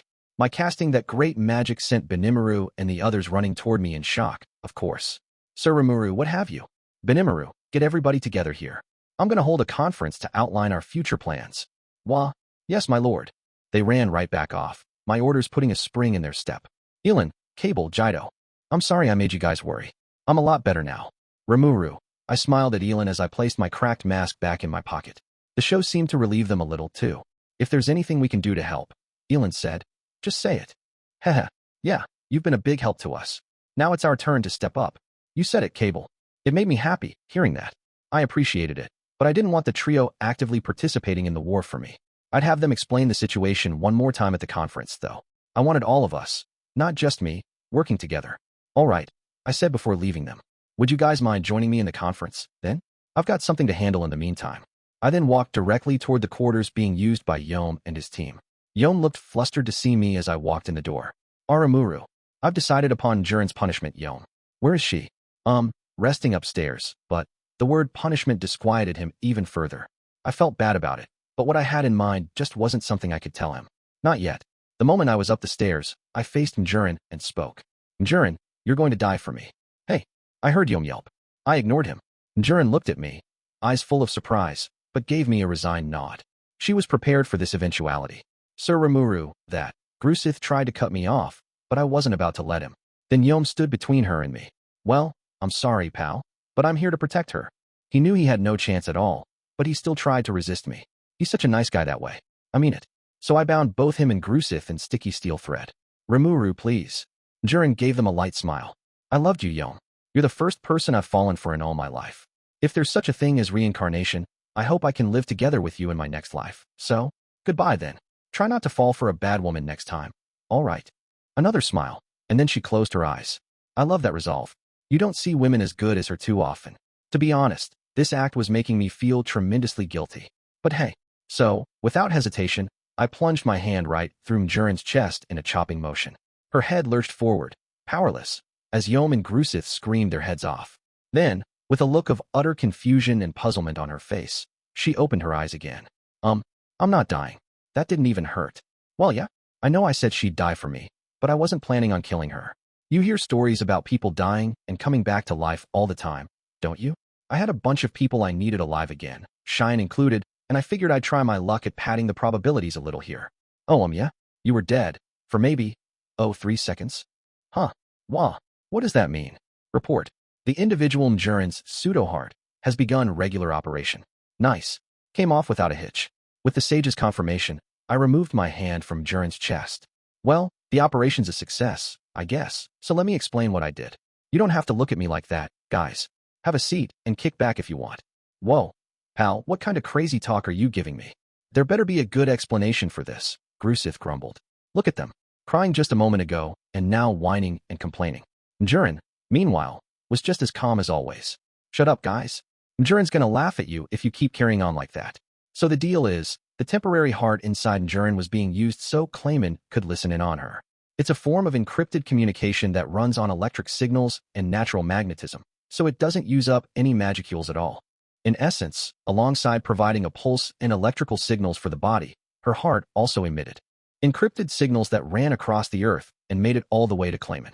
He was forcing her to file detailed reports with him anyway, just to make sure she never noticed. It was an underhanded trick worthy of a demon lord. Those rumors about how he treated his staff were true, but you had to hand it to him, too. If he was pulling something similar with all his people, that's a vast amount of encoded information he was receiving and unraveling in his head. No wonder they called him the Marionette Master. It's that huge network of data he collected that served as the invisible strings on his puppets. Funny coincidence that I managed to notice that. Or maybe not so much actually. You could call it proof that Shine's still helping me out. When I cast that great magic to prevent all those souls from fading out, the great sage discovered an all-electronic signal that the barrier reacted to. It was easy for it to decipher the coded message, so I figured I could just use that device to fool Clayman into thinking I killed Jurin. And so it was all just a prank on my part. Sorry, just a prank. Goddamn, pal. Whoa, Yom. It wasn't something he could deal with that easily. I mean, that's the whole secret behind the Demon Lord Clayman's power. Something nobody else knows about. And now they're carrying on again. What a pain. But let's not sweat the details, alright guys? So, Jurin, guess there is such a thing as reincarnation, huh? What? It was at that moment that Jurin finally realized the curse upon her life had been lifted. You're a free woman now, Jurin. Well, sort of. Before that, I have one favor to ask. She turned toward me, still not fully cognizant of what was going on. Say anything. If you wish me to swear my loyalty, I will gladly. Nah, that's fine. Actually, it turns out there's a possibility that we can resurrect Cheyenne and all the others, just like how you died and came back, you see? And I want you to help me pull that off. Huh? Resurrect? How? Grusith asked. Raising the dead isn't even possible for high-level magic born like me. It's just a hypothetical for now, but I'm gonna make it happen. Yep, just a chance. But I couldn't ever allow myself to mess it up. I'd do everything I could to boost my chances, and to do that, I needed Jurin. But, I said, if I do pull that off, what'll you do after that? Well, I may be free, but if I'm limited to an all-too-short human life from now on, maybe I don't mind being a little confined after all. She gave Yom a look that made him blush in the most darling fashion. Her own cheeks reddened a bit. I had to feel bad for Grusith, though. He had been turned down, pure and simple. Come on, cheer up. Don't give me that smile of yours, he protested. Besides, Yom's human, so he'll live maybe 100 years. After that, it's my turn. What the hell were you talking about? Was that the dirty kind of crap you were thinking of, you deranged wolf man? Shut up. If you don't like it, just try to outlive me. You dog turd. You can howl all you want, but would your master Carolon even allow that? Huh. Lord Carolon's a generous leader. He's asked me to broaden my horizons here. My loyalties are with him, but it's not like I'm forced to stay in the Beast Kingdom, you know. How is something like that okay? Shut up. Actually, I take back what I said. I just lost my head for a moment there. Oh, come on, Jurin. It was a pretty chaotic scene, but it did make the smile return to my face a little, too. I'd offer more of a celebration if it was any other time, but right now wasn't it. I braced myself and returned to my other main priority. By the way, Yom, I've got a favor to ask of you to say it. I'll do whatever you want, pal. Good. I figured he'd say that. I was kind of counting on it, and that was why I helped. Out in Jurin. I wasn't usually as calculating as this, but ah well. I couldn't afford to make any mistakes here. So, I need you to be a king for me. Yom gave the offhand remark a puzzled look as I explained. Basically, it was like this. We were going to kill the entire army attacking us. That was a must, and I wasn't going to compromise on that. That led to the next question, what to do with Farmus. Should we kill all the people in that country? No, there was no reason for that. I mean, I wouldn't hesitate to if I didn't have enough sacrifices to become a demon lord yet, but let's just concentrate on their military first. So I had reported that their total number likely did exceed 10,000. That, honestly, was a huge relief. Kind of funny to be thanking the enemy for providing such a huge force. If it was a given that we'd kill them all, there was no reason to go easy on them. That made things simpler for me. I didn't want to hurt any civilians, as much as I could, so having a nice big crowd of career soldiers to work with served my needs well. So what would happen once this army was annihilated and I was a demon lord? That was the problem. If Farmus kept attacking me, I would have to kill them, but if possible, I would like to arrange an armistice somewhere along the line. Everyone in the kingdom of Farmus's executive levels of government would die, though. They had to take responsibility. Of course, that meant the central core of government would be wiped out, and that'd put the people in a bind. You see? And that's where you come in. I gave Yom a domineering look. His role, in essence, would be to clean up the rotten government. I'd kill anyone who came out of the country, and he'd take care of the garbage left inside it. He'd also lead the people and take on a role as the new king, and then we'd build formal relations with each other. Heh, you make it sound so easy. I mean, me a king? It is easy. I mean, hell, I'm a king. You ought to try it out, too. King, demon lord, same thing. Yom, sir, Rimuru believes you can do it. I promise you'll have my full backup, so why don't you inject a little excitement in your life? Jurin apparently wasn't a fan of boring men. Her words pushed Yom forward. I'll help out too, Yom. Weren't you busy waiting for me to die a moment ago, Grisith? Haha, what are you talking about? Like I said, just outlive me and you'll be fine. Uft. All right, you got me. I'm signing on to this thing. He nodded firmly at me as we shook hands over it. Something told me we were going to get along just fine. We could work out the details once this was all over. First, I had to become a demon lord. I had to get Cheyenne and the others back alive. When a life's lost, it never comes back, but they weren't lost yet. There was a chance. I'm an atheist. I don't think there's a god, or a god, out there. Right now, though, I was willing to pray. Pray to the figure that controlled all miracles. Before, I'd probably laugh at senseless stuff like that. And maybe it was senseless. But, you know, while I'm praying, I feel like I can believe in it. I can believe that Cheyenne is all right. That glint of moonlight illuminated me, flickering faintly in seeming approval of my prayer. Chapter 4. The Birth of a Demon Lord. I headed for the meeting hall, Yom in tow, once I heard that all my people had quickly gathered there. As I stepped inside, the entire Tempest government currently in town was waiting for me, strained looks on their faces. Gabble and So-I were still on standby in the cave, but So-I was connected to me via the sticky steel thread trick, and I figured he was monitoring the audio. Sorry I left you guys in the lurch for so long. We're here to convene a meeting over resurrecting Cheyenne, Gobzo, and everybody else. The declaration made the hall stir. They were happy to see me back to my old charismatic self, and now they had hoped that there was something to be done. It kindled a flame in each of their eyes. Not one of them expressed a single doubt. Cheyenne and Gobzo were coming back, and it was time to move. Now, before I give you my own ideas, I would like to hear your opinions about the kingdom of Farmus and about humans in general. I received a great deal of feedback very quickly. The majority of them were in agreement with me on one key point. There would be no forgiveness for the humans who had played that cowardly trick on us. They were right to feel that way, no doubt about it. Some of them, however, also said not to treat all humans the same, that there were a lot of good ones out there as well. I was happy to hear that. All this anger, fear, and hatred threatened to drive us away from the goal we needed to seek. Even after all of this, they still faithfully adhered to the advice I had for them. These monsters considered very seriously the idea of living alongside mankind. I had to love these guys for it. They were precious to me, like family. I never really loved anyone before, so putting it that way sounds kind of fakey to me still, but I waited for everyone to settle back down before I continued. Right? Listen to me, all of you. I felt all eyes upon me as I began. I myself am a former human being. I was reincarnated, as it were. This caused a little commotion, but nobody spoke up. Shuna, Ranga, and probably Cheyenne already knew, I believed. I didn't take great pains to hide it, and I think I might have even mentioned it offhand to them at some point. Judging by the looks of surprise on many of my audience's faces, though, word must not have gotten around. I lived as a human in the same world that the so-called otherworlders come from. I died over there, and then I was reborn here as a slime. It was pretty lonely at first and desolate, but even someone like me managed to make friends here. By friends, I mean you. It's possible that all of you became closer to human with your evolutions because of my own hopes, for all I know. I paused to gauge the response. Everyone was intently listening to me, nobody expressing any doubts.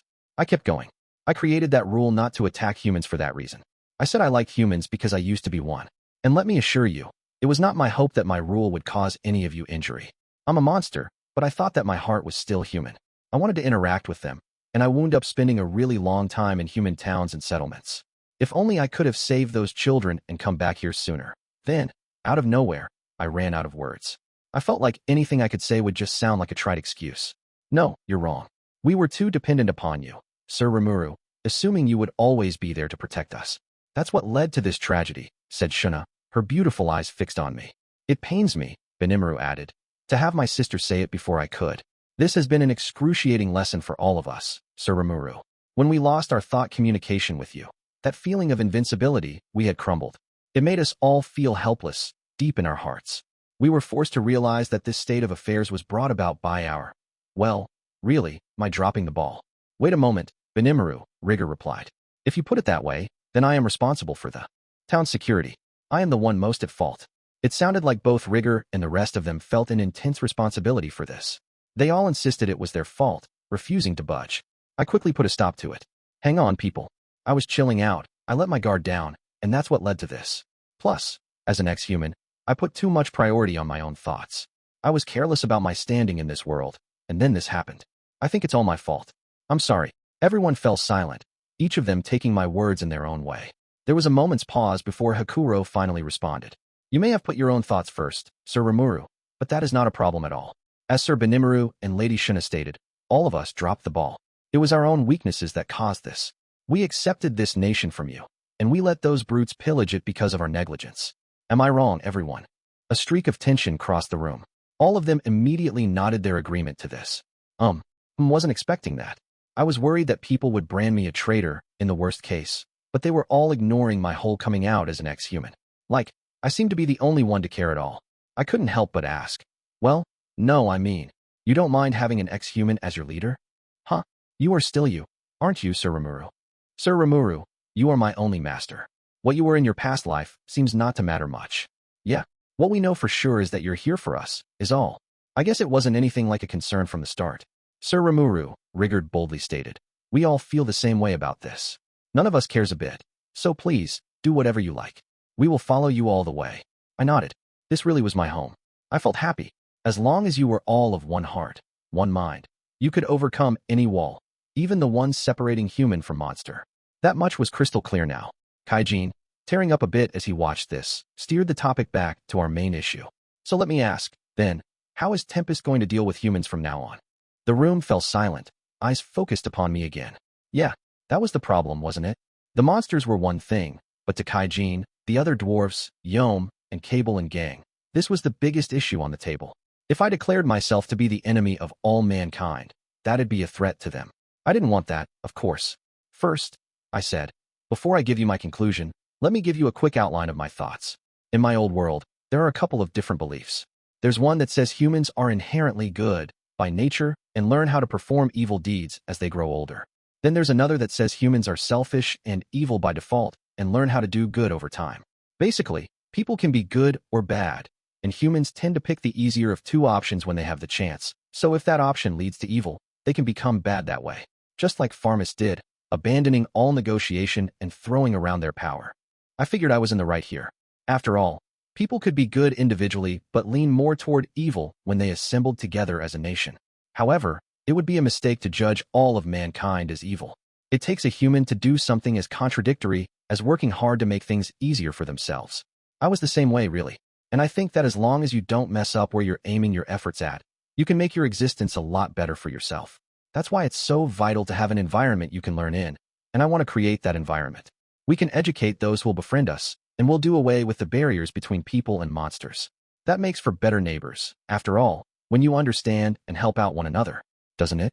That's the potential I want to believe in. That was what I thought about humanity. It wasn't that I wanted to make mankind my enemy. I wanted us working hand in hand as a result. But that's just my hope for the future. If we trust in them unconditionally and run into this kind of situation again, we're wasting our time. That's why I've concluded that, for the time being, it's too early to shake hands with humanity. The most important thing right now is to put on a show of force and make them recognize our presence. We need to build a position where they can no longer afford to ignore us. As it is, we're probably being downplayed, treated as something they can use and exploit. We had been dealing with nations like Blumend and the Dwarven Kingdom, decent kingdoms that looked out for us, so we forgot about the darker side of being a nation. Even if individual people are good, the moment they form a nation, that's when they expose their cruel fangs to us. Any nation is basically a bunch of weak people grouping together to become stronger, so I guess you can't avoid that if you want to keep all the decent ones protected. That's exactly why we need a show of force for people like that. My ruling this land as a demon lord will make them realize that trying to coerce us with military might will accomplish nothing for them. I can keep the other demon lords in check, too, serving as a shield for the other human nations. If we can make them think it's better to be with us than against us, that's all I could ask for. I took a breath and gauged the reaction. Even the normally clownish Gobta was listening intently instead of napping like he usually did. It was nice to see what I wanted to say get across to them. If the Western Holy Church has judged us to be evil, then we must be firm in fighting against that. Not just with force, but with words and economic policies. I want us to act like a mirror for these people. Those who bear their fangs against us will themselves be punished. Those who extend a hand will be amply rewarded for it. And then, over a very long time, we'll try to build friendly relationships. That's how I think about this. And with that, I wrapped it up. Kaijin was the first to react. I think that's just too idealistic. He sighed. Like, what kind of guy trying to become a demon lord talks like that? Come on. Gotta admit, though, I kinda like it. Shuna snickered. Nothing wrong with being idealistic. I think Sir Rimuru has what it takes to build that kind of ideal. Indeed, Geld said, there is no need to lose ourselves in thought. We have decided to follow in Sir Rimuru's footsteps, and thus we can only believe in him. I wasn't sure I liked that lack of critical thought on his part, but he meant it with the utmost sincerity. If you do manage to become a demon lord, Rimuru laughed, I hope there is a role for us in it all. I am your faithful shadow, Sir Rimuru. So I said. I guess he was listening in. There is no need to confirm our relationship. I will move according to your orders. And I, my master, Ranga added from my shadow, am your faithful fangs, the one who will tear apart any foe who stands in your path. They all voiced their agreement in their own ways. Rigord, Gobta, Hakuro, and everyone else. Yong too. Damn, pal, he said, scratching his head. And you want my crew to build a new nation and turn everyone there to your side? Well, you don't need to lay it out for us. I know how your mind ticks. You're a real slave driver to all of us, you know that. I'm so glad we have an understanding, Yong. Ah, shove it, he pouted, his lips smiling. Jurin was on his right, Grusith on his left, and the rest of his followers behind him. I saw Kazil, his aide, and Rommel, his main staff officer, among them. They were all humans, and they, too, voiced their agreement in a variety of ways. So let's keep things friendly between us. Okay, Rimuru. Everyone nodded at Elin. Her words had weighed in my mind. I was pushing a lot of stupid ideals upon them. I didn't have any excuse for that. I lived life the way I wanted to, and I had to take responsibility for my actions. Thanks, guys. Hope you'll still put up with my selfishness in the future. They all shouted their agreement, harmonizing like a choir. With that out of the way, it was time to switch gears and figure out a strategy against this invasion. Do we have any details on the enemy force? So I quoted a figure of at least 10,000 men, but I didn't hear about what types they were yet. We needed to let the rest of this meeting's attendees know, too. Yes, Rimuru stepped up to state. According to Soai's investigations, we were being invaded by a tandem force, with soldiers from both Pharmas and the Western Holy Church. The church force were the Temple Knights, the minor leaguers, about 3,000 of them, which consisted of the garrison that was already stationed in Pharmas. In addition to that, essentially there were 10,000 Pharmas Knights, 6,000 mercenary troops, and around 1,000 magic users. So, around 20,000 in all. Pretty big force. Larger than our country's entire population. But if the church's crusader groups and their legendary strength in battle weren't part of the equation, I didn't see any major problem. The sheer numbers were more than expected, but the only implication this had was that I'd have a larger sacrifice to snack on. I had no intention of offering any of them mercy. After all, the real question on my mind was how many otherworlders were among them. How should we allot our own forces? Geld gingerly asked. I think, Rimuru replied, my force should address the main enemy presence. He was ready to go, definitely. Apparently, he had formed a group of hobgoblin warriors on the sly, trained by Hakuro and pretty well honed. Rigger and Gobta were commanding the Goblin Rider teams, too, and ready to kick up one hell of a lot of dust. I wasn't the only one to be enraged by what happened. But, I'm sorry guys, but I'm going to be the one to take down these forces. I hope you'll let me. How do you mean? Rimuru asked for the crowd. My explanation was simple. It turns out 10,000 sacrifices are all I really need to become a demon lord. Presumably, I'll be evolving into a so-called true demon lord, and that's how the process works. Luckily, we have double that on our doorstep, so I got more than enough. After that, I just need to show off my force a bit. It's part of the whole ceremony, or process, toward reaching demon lord hood. I need to annihilate all the invaders by myself. I wasn't being entirely honest here. There wasn't any need to go it alone, according to the great sage. As long as the souls were connected to me, no worries.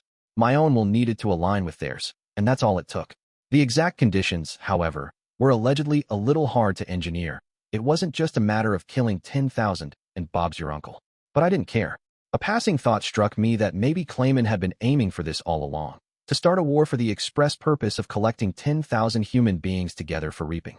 Attacking villages singly only got you so far. Maybe he aimed for a war that'd let him efficiently harvest those souls and become a true demon lord himself. He just didn't know the exact conditions needed, so he had to satisfy himself with spreading evil around his domain instead. It almost seemed to me that he was taking advantage of the other demon lords so he could become a true one, even. He would have been eliminated from the fray sooner or later, I suppose. But right now, the demon lord Clayman was my clear enemy. Once I took care of things with Farmus, he was coming up next. So really, I had just one reason for handling this solo. It was because I had this well of intense anger deep in my chest, and I wanted to release all of it. I didn't want to give people the impression that I'd kill at the drop of a hat. I wanted them to know I was pissed. And if it meant I'd make a mistake and get killed, then that's just all I was capable of, really. Plus, I felt like I had to take responsibility for all this. I couldn't allow myself to take it easy any longer. Even if Hinata was among the invaders, I intended to kill all of them by myself. I'd already seen her skills once. The same skill never worked twice on me, because the great sage always had the perfect remedy for it. It felt like the sage wanted to say something about that, but that assumption had never let me down before. Knowledge provides me the biggest advantage there is. If you use a skill meant to pick someone off on the first view, then you have to kill with it. Otherwise, the survivors will pull their knowledge together and come up with countermeasures. It didn't matter who my foe was, I wouldn't lose. I'd never be allowed to. And, perhaps sensing my resolve, Rimuru grudgingly accepted it with a nod. Very well. We leave this to you, Sir Rimuru, I nodded back. Although, of course, I didn't intend for him and everyone else to just keep quiet and wait. There is a job I would like to have all of you do for me, though. Right now, there are magical devices of some sort in all 4 cardinal directions around town, generating that weakening barrier over us.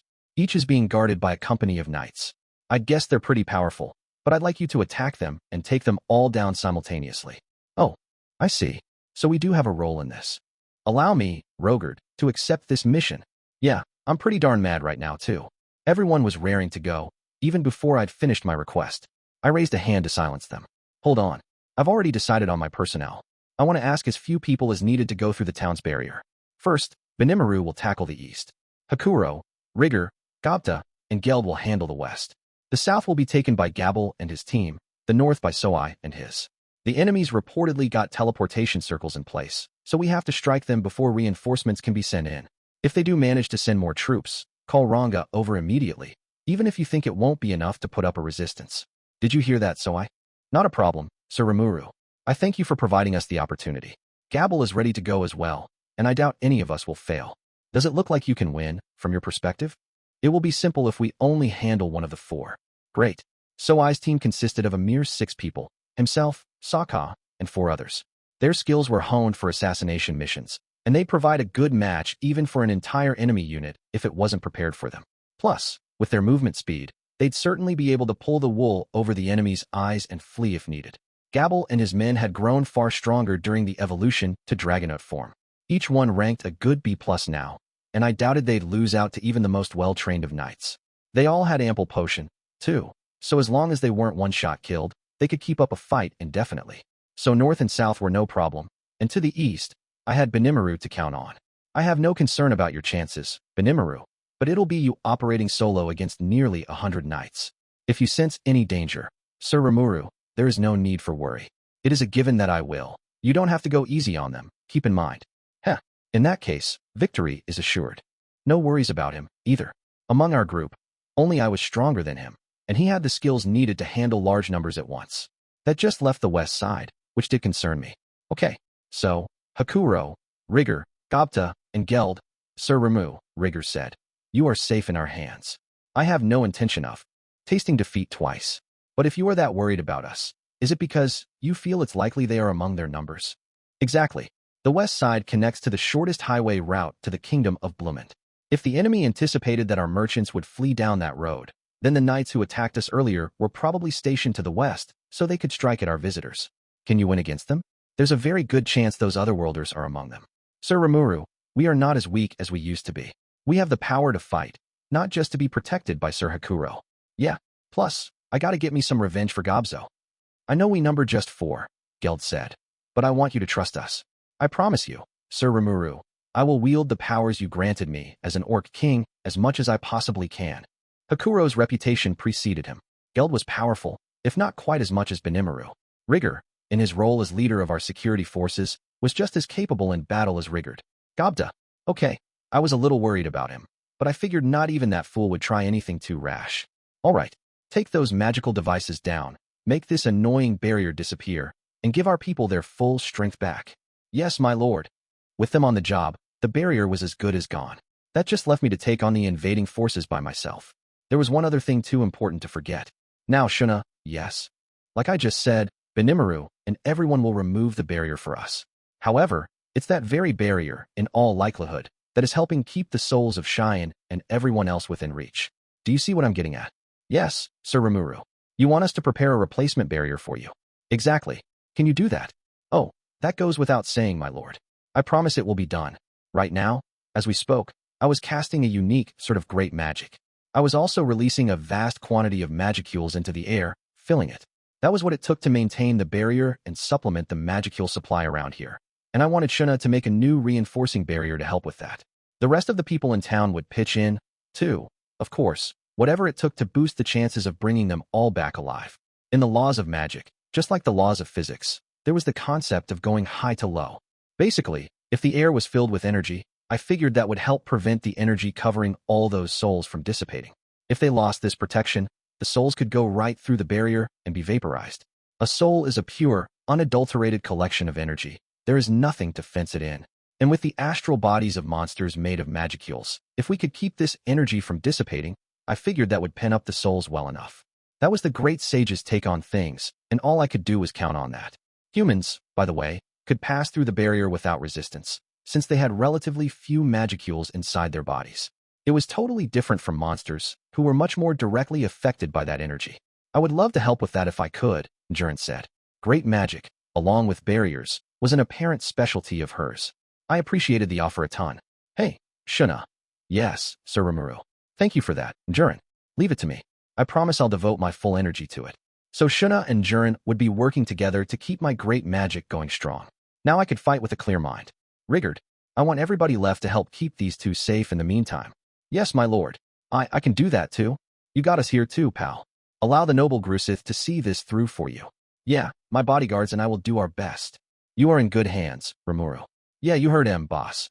I had Kurobe, Yom, Grusith, Riggard, and the Cable Trio in town. It couldn't be a safer place if they were here, right? I imagine our enemy assumes the final battle's 4 days from now, but that doesn't matter to us. Right now, from this very moment, it is time to do what must be done and annihilate our foes. And with that order, everyone began to move, working to the last man to bring Cheyenne, Gobzo, and everyone else back. Benimaru's back was straight, shoulders high, as he strode directly for the magical device installed east of town. One of the temple knights there was the first to spot him.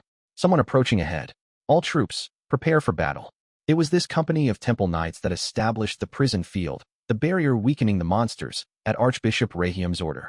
There were a bit over 100 of them, each ranking a B-plus threat individually. 3 other companies were in each of the other directions, attending to the barrier devices. They boasted astonishing battle skills, geared more toward tackling monsters than your average knight, and all of them were more than amply trained for the job. And like any devout member of the Western Holy Church, none of them was complacent. They had guards on duty, tense and focused, and Rimuru was discovered in short order. And yet, sorry, man, but you're gonna help me vent my anger a bit.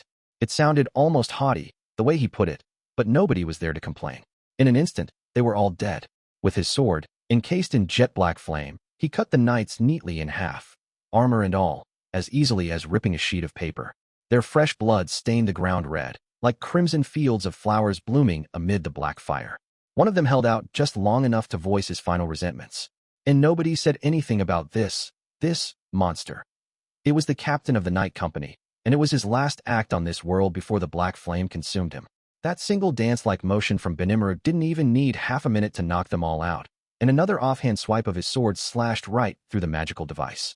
Mission complete, he whispered. Now, are any of my allies pathetic enough to be having trouble with this? He sincerely doubted it, but he still set off to check out the scene in the other directions.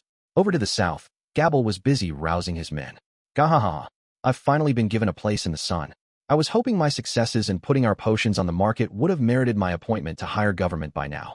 But then we had this distraction happen to us. It is simply outrageous that these minions should get in my way, isn't it? It is exactly as you say, Sir Gabble. Well put.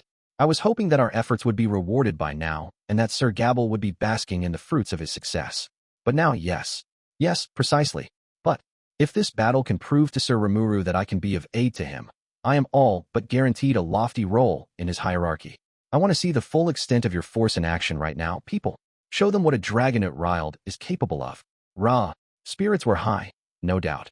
Although some of Gabble's men might have questioned the way he phrased that speech. They knew Gabble didn't need some fancy title in the Tempest government. He had already proven himself a capable leader in their eyes. That was why they had followed him when he was banished from his homeland. After all, and as petty as he could be about it sometimes, they knew he was seriously trying to boost their good name. Such words, one of them whispered, are exactly why Sokka and the others make fun of him, you realize. Chill, you want him to hear you. Yeah, well, that's one of the good things about our general, after all, isn't it? No doubt. You said it. Enough idle chit-chat, barked Gabble. Put yourselves into this. You make life so difficult for me. Oh, we do not, General. A quick laugh. Right? Forward. They were roused and ready to fight as they took flight from the cave, cutting through the clouds as they went southward and attacking in tandem with the others. The temple knights protecting the south were thrown into chaos upon witnessing the surprise attack from the skies. The ever-changing breath attacks, fire, ice, air, took out nearly a third of them in short order. Retain your positions, a senior knight half-ordered, half-shouted as his men flew into a panic. Go into our air defense formation and prepare for magical impact. But he was already too late to avoid Gabble's second wave of offense. Damn it, these aren't lizardmen at all, are they? They don't have anywhere near this level of force, much less wings to fly with. Don't panic. These are dragonets. They're not as common, but they're nothing we can't handle. Dragonets. I can't believe it. Such great numbers, and working as a team. Their confusion subsided before the third attack arrived, as they finally began to grasp the situation. But half of them were already down, and none of the survivors was free of injury. Curse them. Contact our headquarters and call for reinforcements. One of the knights prepared to follow his captain's order. Then Gabble himself alighted next to him. HNGH. His spear plunged straight through the knight's heart. May God damn you now, the captain shouted as he engaged Gabble. Gahaha, you captain this force? My name is Gabble, but there is no need to remember it. Consider my telling you a final gift before your death. What? A name monster? Very well. You should prove a worthy opponent for me. Gabble was occupying the full attention of the company's leader and commander, and it threw the rest of the knights into disarray. This was the moment the other Dragonoot warriors were waiting for. They were an even match, pound for pound, but thanks to the gift of flight, Gabble's fighters had the advantage. Even the injured among them had high potions at the ready, rapidly returning them to the front line. God smite them all. We hit them, and the bastards keep coming back. Stay strong. We have the protection of Luminous upon, Gay. Their numbers were few now, and the shock of these monsters working in precise tandem had hardly worn off. The medicine these foes used to heal their wounds struck fear in their hearts. Even the most devout of the knights began to tremble. and as they did, the captain they so heavily relied upon was slain by Gabble. Gahaha! Victory is mine. Now the fate of this battle was sealed. Without a commander, the rest of the knights were helpless, quickly tasting defeat at the claws of Gabble's men. Over to the north, Soai and his platoon were on the move, silently using shadow motion to sneak into the encampment. Out of nowhere, there was a dull thud, the sound of someone's head hitting the ground. Soai had decapitated the garrison's commander. It was a signal to all that the battle was on. And no, where did they? Gruh. The shapeless assassins had successfully thrown the northern encampment into fits of terror.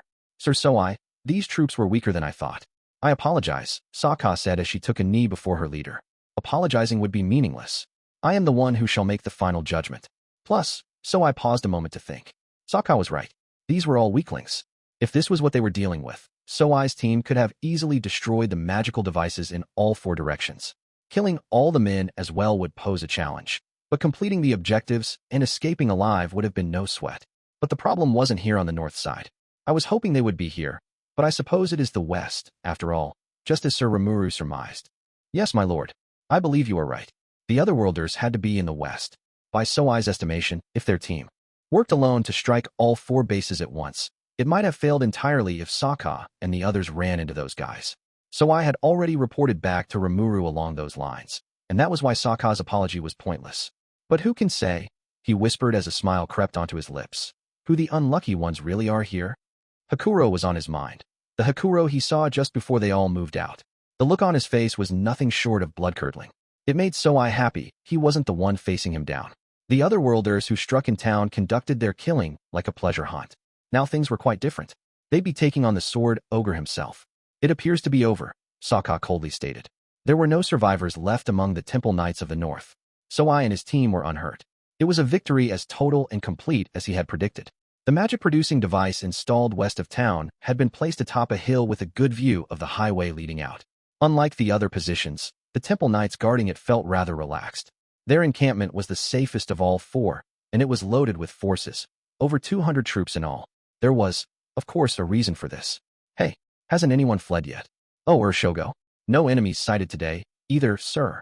The soldier who answered Shogo Taguchi's question seemed terribly ill at ease around him. How many days are they going to waste planning their escape? Or did the merchants and adventurer bodyguards decide to share their fates with the town?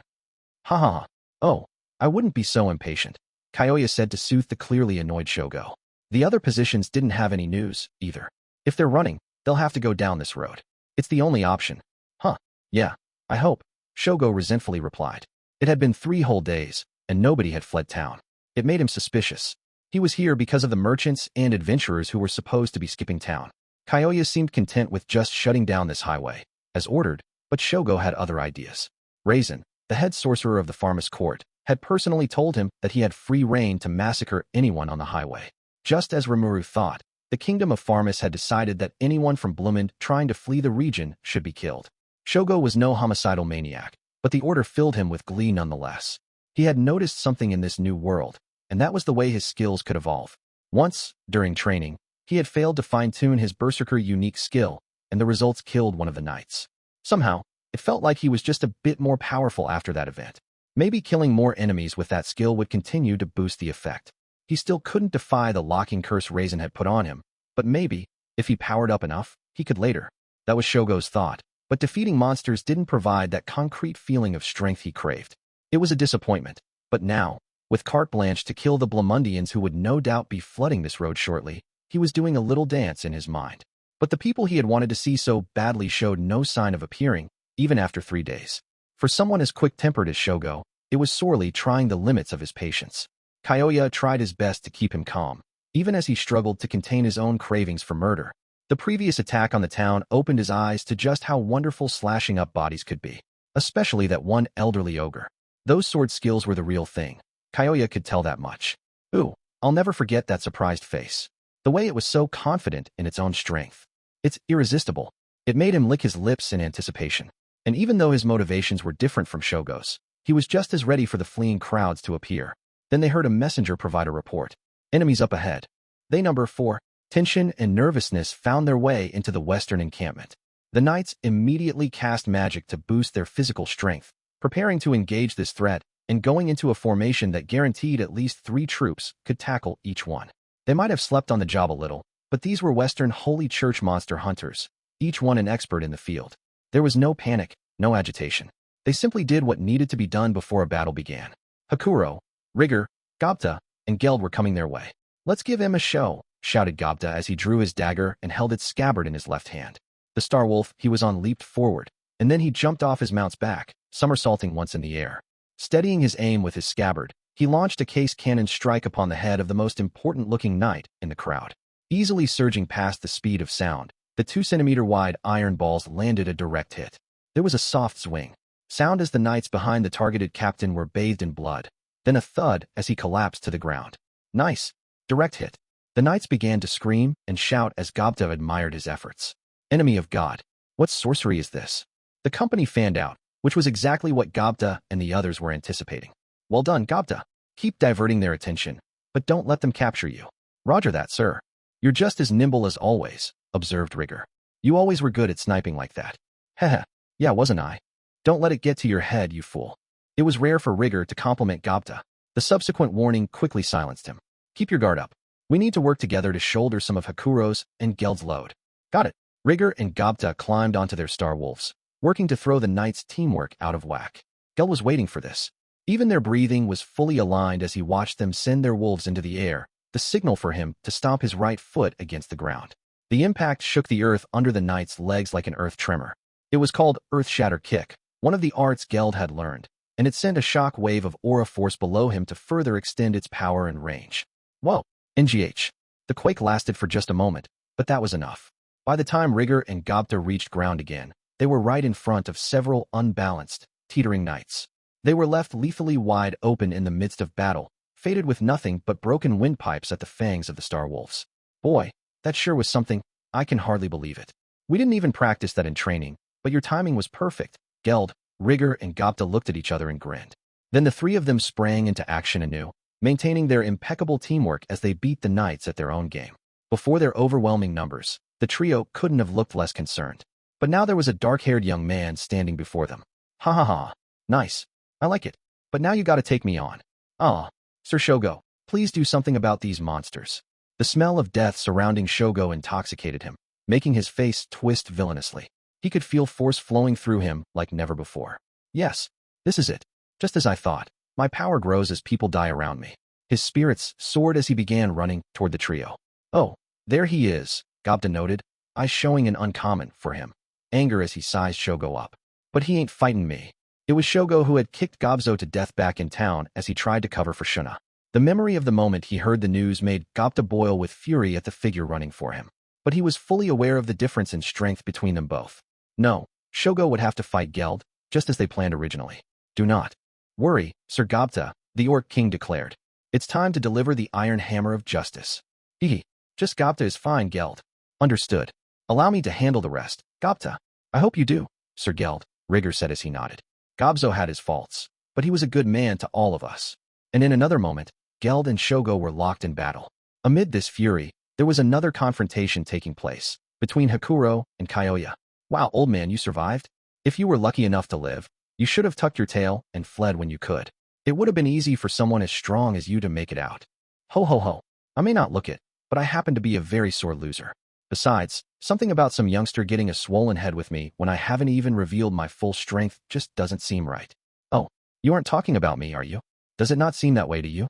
Well, my apologies. I suppose your brain's just as empty as your morals. Haha.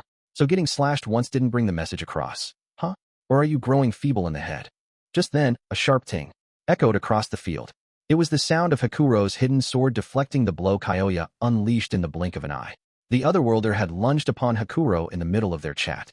Anticipating the strike, he drew his sword against it, as if he had all the time in the world. Impatient, I see. But I suppose we both are. I can hardly contain my anger any longer. Kyoya suddenly felt a chill down his spine. He took a step back. Hakuro's ghastly visage mentally overwhelmed him, as much as he didn't want to admit it. Don't make me laugh. He spat back, eyes squinted and blurred with the desire to kill. Quit acting like my boss, old man. You couldn't do a damn thing against my sword. Not your sword. Your power, yes. As Rimuru put it, your force is based on the spatial element. Not even I had an answer for it. But now that I know the trick, I can avoid it. Yeah? Well, great. So let's have a sword fight, all right? Fair and square. Kyoya brought his sword before his eyes, those eyes blazing with a fearsomely evil light, as a distressing grin crossed his face. Very well. Allow me to show you the true essence of swordplay. Hakuro held his own blade down low. Kyoya's grin widened. You ready? The otherworlder lifted his sword higher and then swung it down. He was far too out of range to hit Hakuro with it, but his aim was elsewhere. The blade itself launched out, away from the sword's grip, transforming into millions of tiny shards, each one too small to see, but packing lethal force as they hurtled toward Hakuro. Kyoya's sword was a fake, a dummy created by his sever unique skill. Switching between it and his actual sword allowed him to trick his enemy, stymieing them in battle. Ha ha ha, that fool got tricked again. Kyoya held his stomach as he laughed, but a cold, penetrating voice stopped him. So such tiresome little deceits are part of your arsenal, eh? It seems I overestimated you. No way. Kyoya looked around, searching for Hakuro's frigid, lecturing voice. He found the ogre exactly where he had been standing, completely unhurt. What? What did you just do, old man? Interesting. You weren't able to see it? Then I suppose you're just a second-rate fighter, or worse. What? Second-rate or worse is what I said. I can fully keep up with your sword style, and frankly, I couldn't find it more childish. Don't mess with me, you senile piece of shit. Kyoya lost his cool, eyes wide open. That was why he couldn't notice.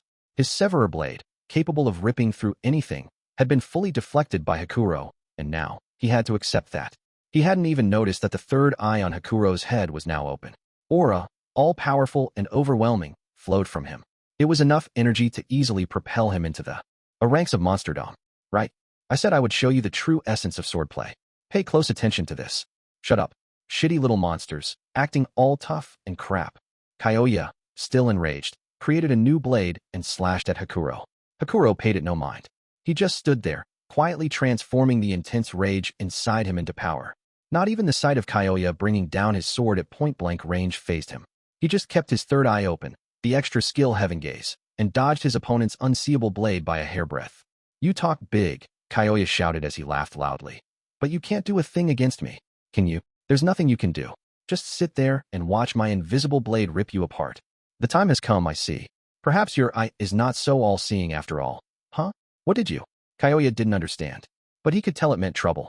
He took a step back, but it was already too late. A flash.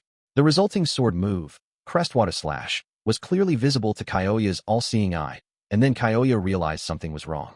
He was frozen. Not frozen, exactly, but moving at an impossibly slow speed. The sword flowed its way toward him. His all-seeing eye picked up on that. It should have been evadable enough. But the sword kept coming. It touched against his neck, and then it went all the way down into his torso. Then the sword came back out, gouging Kyoya's heart along the way, as Hakuro just barely grabbed his head before his body hit the ground. In less than a second, it was all over. And there we go. I hope you will use the remaining time you've extended 1,000-fold for yourself to figure out where you went wrong. Those words, via thought communication, were the last thing Kyoya ever heard. Hakuro could have killed Kyoya at any time. Even in town, he wouldn't have fallen behind if he had any intention of killing him then. It was a loss with its cause squarely upon Rimuru and his order to drive away their foes alive. Now, though, his good name was restored. He had waited for the moment when Kyoya's all-seeing eye was at its maximum level of activation. Then he showed his own skills, and the sheer difference in talent between them. It would be just a few seconds before Kyoya's oxygen-starved brain would expire, and even less than that before his consciousness grew cloudy. But thanks to Mind Accelerate, he had extended his perception speed to 1,000 times normal. Hakuro's taunting goaded him into it, although Kyoya had no idea. Now, all he could do was taste the pain, the bitterness, for a small eternity until the moment he finally, mercifully passed. Such was the end of Kyoya Tachibana, the otherworlder who attempted to con his way through life and met his doom over it. Shogo was intensely irritated. Geld, the warrior looming in front of him, seemed invincible to his powers. Nothing of the sort had ever happened to him in this world. Everyone always groveled before him, begging for mercy. And now look, goddammit. He poured every ounce of strength he had into Berserker and launched a kick at Geld's frame. It helplessly clanged against the orc's scale shield, the unique piece of equipment Garm forged out of Charybdis scales for him. That's cheating. If you're a man, fight me with your bare hands. Geld raised a quizzical eyebrow at Shogo's absurd command. I don't know what you mean. This is war. Cheating or not. It is only polite to bring out everything you have against your foe. Don't give me that shit. I don't have any weapons, and you're fully outfitted. You should be ashamed of yourself. This bewildered Geld. His opponent was making less and less sense. The word patience wasn't in Shogo's dictionary, It seemed like he expected his selfish, childlike whining to work against grown men. That was why failing to even put a dent in Geld was filling him with a passionate rage. But that wasn't Geld's problem. All he could do with Shogo's nonsensical ramblings was ignore them. All right. I'm sorry, Shogo backpedaled. I thought I'd just ask, if you could put down that annoying shield for me. I'm all warmed up now, so I guess it's about time I put everything I got into this. To Geld, someone whose mind was configured to follow his warrior code, it was impossible for him to follow the thoughts of the oblivious Shogo. But this was a battlefield. Just because his foe threw him for a loop didn't mean he'd abandon the fight. Everything you've got? Very well. I will do the same as, Not listening to Geld's words, Shogo focused his spirit just below his navel and shouted out loud. Then, like a tiger, he planted a foot on the ground and sped off, unleashing a flying kick in Geld's direction. Ee-ya! With a scream, the kick unleashed itself. It put a crack in Geld's shield. One more. Hurrah! He landed on the ground, away from the shield, and used his momentum to launch another back kick. That was enough to shatter Geld's shield for good. His Berserker unique skill had the special effect of breaking the weapons of his opponents. Of course, a unique piece of equipment was hard to break with 1 or 2 strikes. That was why Shogo was acting like he had no strategy, but was actually attacking the same spot over and over again. He might have looked like a simpleton, but Shogo had a uniquely honed talent for battle, and that skill was perfectly suited for his martial arts approach. Haha, look at that. You ain't gonna block the next one without that shield. Shogo was proud of his victory, but it didn't move Geld at all. I see. So you acted short-tempered and mindless for that reason. He was impressed, but ever so casually, he took out a brand new shield from his stomach. What the? That's dirty. What is dirty about this? I told you this is war. It is only common courtesy to use every weapon at my disposal. No matter what kind of cowardly move you may attempt, I am willing to forgive it. Right from the start, Geld had been consistently and doggedly sticking to his own principles as he tackled Shogo. He had only one motivation. Shogo was the man behind Gobzo's death, and the iron hammer had to fall upon him. Cowardly? You calling me cowardly? Don't give me that shit, you pig. I am not a pig, but fine. Shut up. Shogo let out a deep breath as Geld readied his shield. Composing himself, he observed his enemy, finally recognizing him as a worthy challenger. With that shield, Geld had no opening to exploit, but Shogo decided to force him to the ground anyway. Taking the Sanshin stance, a standard position unique to karate, he breathed in and let out all his tension with a ka. Muscles tightened up and down his body, boosting his focus. It was a basic breathing move, but it was also a harrowing finisher. And, repeating it 3 times as he took in the air and its magicules, it transformed his flesh and blood, adding the adamantine body effect of Berserker to his already well-built frame to make it hard as rock. His body was remade into a living weapon of battle.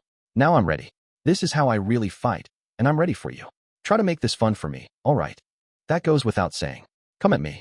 With a light exhale, Shogo lunged at Geld. With his bodily strength much enhanced, all limiters restricting his powers were gone.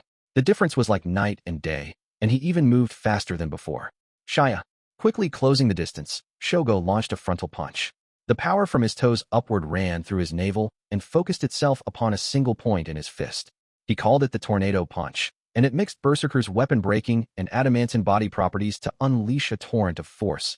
And as it smashed through Geld's shield, Shogo felt assured of victory. The moment I get serious, wait what? The next moment, he realized something felt off. Pain erupted from his limbs, forming together in intense agony in an instant. Whoa, what's? Goddammit.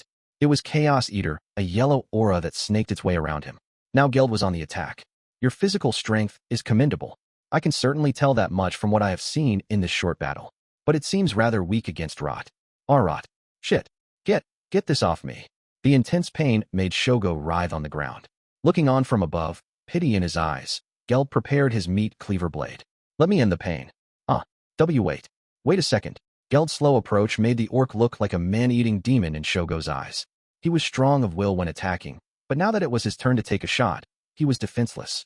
It was always a sad sight to see, someone experiencing this helplessness for the first time, but that was Shogo now, edging away as best as he could. But that only added to the pain. Shogo had nothing to undo the Chaos Eater around him. The yellow aura drilled further into his body, making the flesh on his hands and legs rot into nothing. But still he tried to get away from his foe. Geld didn't care. He had other things on his mind, such as Hakuro, whom he could see casually walking up to him. You still aren't done, Geld? Sir Hakuro. You are finished? I was just about to strike the final blow. Now, even Shogo could see that the knights around them were strewn across the battlefield. You assholes. What the hell did you do to Kyoya? Him? He's dead, came the matter-of-fact reply as Hakuro tossed something at him. It was Kyoya's head, rolling along the ground there, and it provided all the evidence necessary. Shogo attempted to flee at full speed, no longer caring about the pain in his limbs. Deep down, he knew he'd be meeting the same fate, and it terrorized him. God damn it. God, why did this happen to me? The pain was as intense as the terror and confusion. Shit, if this keeps up, I'm dead. His mind raced, trying to figure out a way to survive this. Then, out of nowhere, he had a brilliant idea. He recalled that there, in the tent in front of him, was another otherworlder. So he ran, placing all hopes upon this new plan. Raising the tent flap, he found Karara relaxing inside. Hey, you done?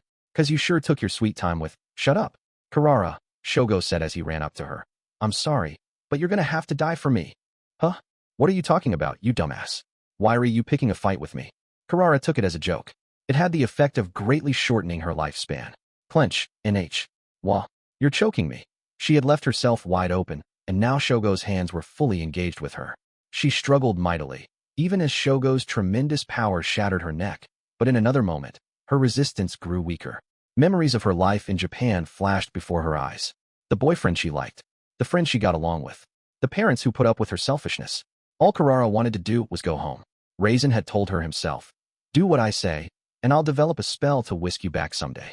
To her, this world wasn't reality, and that meant she could do whatever she wanted. Otherwise, she'd have to seriously contemplate all the crimes she'd committed, all the murders. She just wasn't mentally mature enough to deal with that. She had run from her crimes, from the killings she did after a moment of emotion, and now time was running out for her. The world went white. The pain was already gone as a cavalcade of familiar faces greeted her. Mom.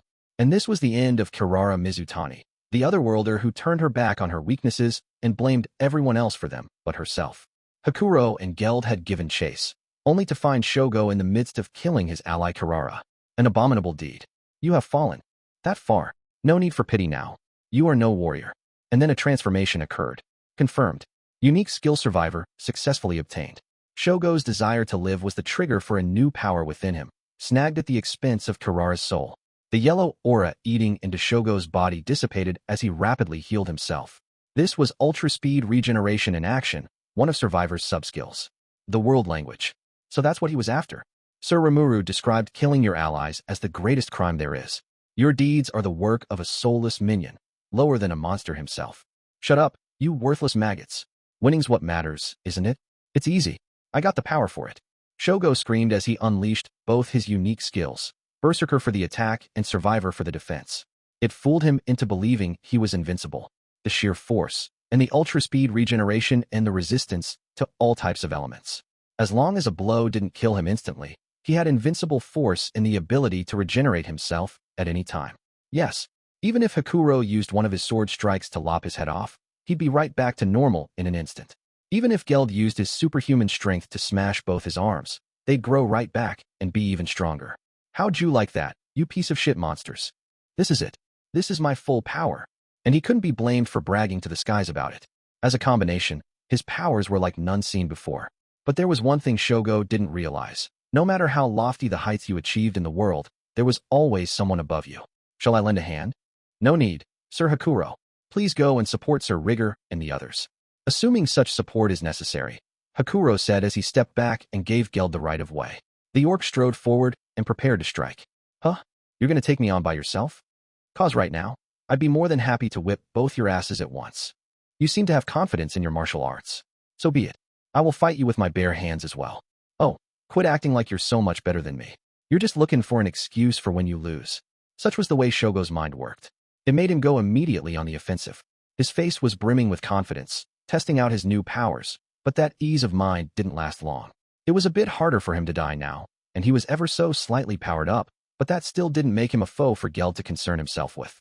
Orc, Geld had more than ample strength to tear off one of Shogo's arms and use his free hand to drive a fist into his stomach. Yes, you can heal yourself faster than I can. Now let's see how much you can stand at once. As he said it, he wrapped twin curls of Chaos Eater around his fists and beat them into Shogo.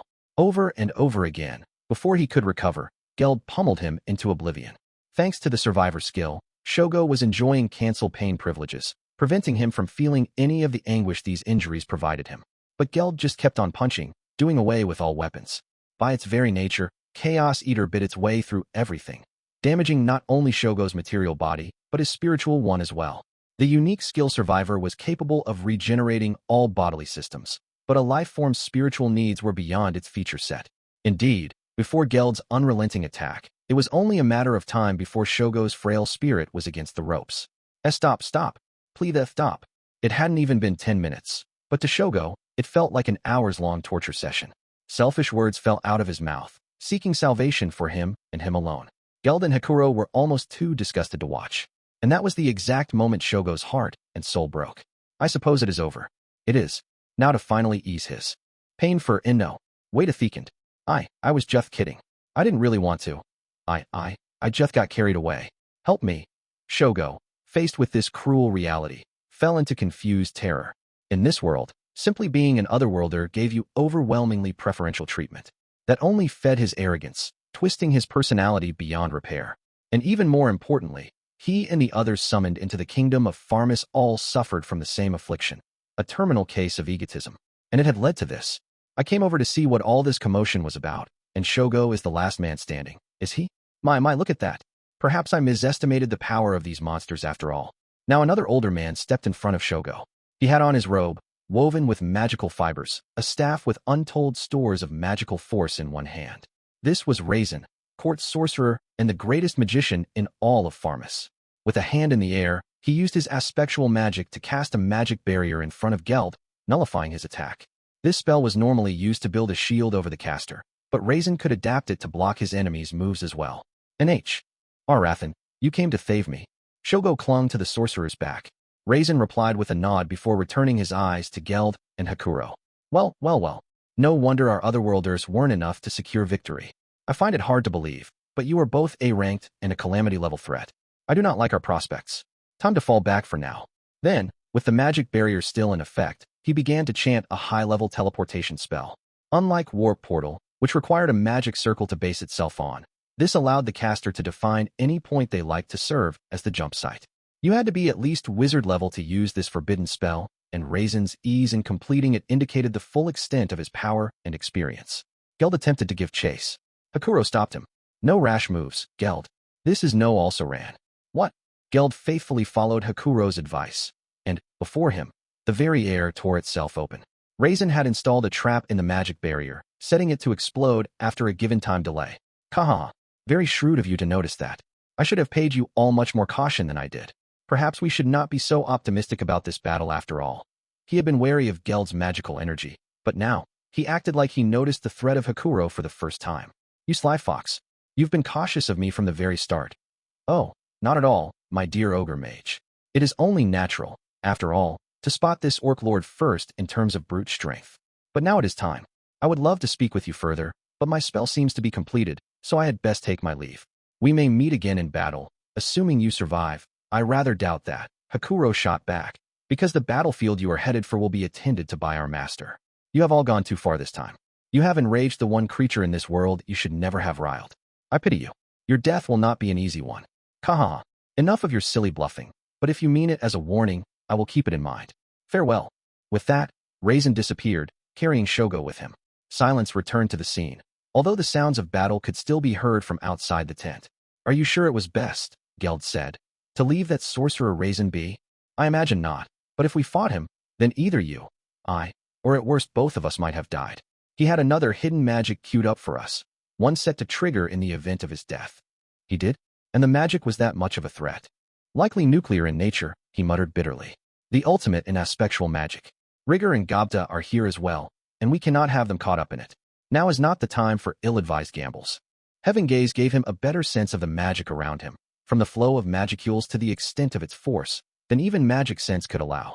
It told him that the area beneath Raisin's ribcage was packed with highly dense magic, enough to set off a dangerous, forbidden spell, by Hakuro's estimation. I see. It would not be an issue for Sir Rimuru, but we will still need to prepare for this. We must tell everyone about this dangerous figure before us. Geld nodded. I understand. I will relay the news to my own forces. Then they both went outside to assist in the final mopping up of the Western troops. With Shogo in tow, Raisin safely made it back to Fulgen's side at their headquarters. Triggering several powerful magics consecutively in a short time filled him with a sense of fatigue like none he'd experienced in recent years, but now was no time to rest. He had work to do. Thanks, Raisin. I'm sorry. Forget about it, Shogo. You are one of my most valuable tools. One of our kingdom's most precious pieces of war machinery. Why, yeah, I lost this time, but not in the next round. I'll show him. Very good, Raisin gently replied, even as his eyes shone coldly, something Shogo failed to notice. Your injuries seem to have taken care of themselves, but let me cast some magic to help you rest better. You need to recover your stamina first. Sure, sounds good. He accepted Raisin's offer without question, and, without hesitation, Raisin cast his spell. It was the illusory magic mental strike, a move that shattered the target's spiritual and astral bodies. Shogo's spiritual corpus was already heavily damaged by Geld's attack. This was nothing he could withstand, and he trusted Raisin too much to have any of his own resistances up. So the otherworlder Shogo Taguchi saw his end, doomed to die either way, between his weakness and his egotism. But this death was not one of the body, but one of the heart. With the still Shogo in front of him, Raisin prepared his final great magic of the day. Rather earlier than planned, isn't it, Sir Raisin? My hands are tied, Fulgen. The monsters unnerved him so much that he'd hardly be useful to us any longer. The time had come. Ha. Still a pitiful sight, though. He really believed he was the strongest man in the world, didn't he? It appears that way. And look at Kyoya. He honestly believed he could defeat Hinata Sakaguchi, head of the Paladins, with his strength. Bahahaha. Don't make me laugh. Not even I could take her, and that little upstart expected victory. Fulgen could at least put up a fight against her thanks to the fact that he himself was an otherworlder, summoned by a younger Raisin decades ago. He had no locking curse restricting his soul. In terms of their relationship, he was both friends and cooperative partners with Raisin. Even to someone like that, Hinata's strength was in its own realm, enough to convince him without trying that he had no chance. It is a pity, though, stated Raisin. Kyoya's Severer skill slipped through our fingers before I could pass it on to you. That's fine. There's always next time. Fulgen's own unique skill was called Spearhead. It gave him special insight into the strength of the forces he led, letting him select from and obtain the skills of any dead member of his force within eyeshot. He could earn only a limited number of skills this way, however, which annoyed him to no end. Indeed there is, Raisin agreed. The stronger among our forces always seem to foster powerful skills within them. But look at how selfish they all are. The one fly in the ointment. Summoning at random is much easier, but it never results in anyone strong enough. Not that their personalities matter then, since we can always sacrifice them and seize their powers. No doubt, we've constantly spoiled them, treating them like the linchpins of our armies they are. I see no reason for them to complain about it. The two shared a laugh. And this, right here, was the whole crux of Pharmas's problem. It wasn't just the otherworlders. The summoners who called the kingdom home were just as egotistical, assuming by birthright they were the strongest out there. Raisin smiled as he continued his work. But this may be a blessing in disguise, he said. At the very end, Shogo did help me out a great deal. I'm not sure what happened, exactly, but he seems to have obtained another unique skill. Now, then, the job was almost done. He was resetting Shogo's brain, overriding it with his own memory. Once he transported the soul over, he was good to go. You sure you're all right? There's no chance of it failing. Don't worry. This isn't the first time. My teacher, Lord Ghidorah, reincarnated himself by literally birthing his soul all over again. No greater secret magic out there. Compared to that, casting possession couldn't be simpler. Raisin had completely destroyed Shogo's astral body in order to take over his physical one. He then destroyed his brain and rebuilt it again with Survivor.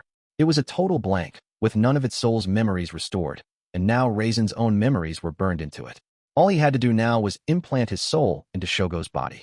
The possession spell was a simplified version of reincarnation, the mysterious, esoteric skill first woven by Raisin's master, the great sorcerer Ghidorah. It was an original skill of Raisin's, and now it was activated. This was how the head sorcerer of Pharmas managed to serve his nation over all these many years, transferring himself from powerful body to powerful body. With Shogo's, he was now reborn as the perfect combination of indomitable spirit and undefeatable muscle, the strongest magic born in all of Pharmas's history. It does feel so nice to be in a younger body again. Hahaha, you're sounding much older than you look right now. Enough of that. Now to report to His Highness and show him what I am reborn as. He slipped back into the robe he had discarded earlier, staff in hand. There was a new spring in his step as he boldly sauntered off, brimming with confidence and aspiration over the new strength he had. It was enough to amaze even Fulgen, reinforcing his confidence in his friend and partner. Losing 3 otherworlders, a hefty chunk of their nation's fighting force, stung badly. But Raisin's strength put him beyond the realm of special A rank at this point, so it was hardly worth lamenting. Right now, Raisin was confident he could take Hakuro and Geld, those two enemy monsters he'd run into earlier, and easily trounce them.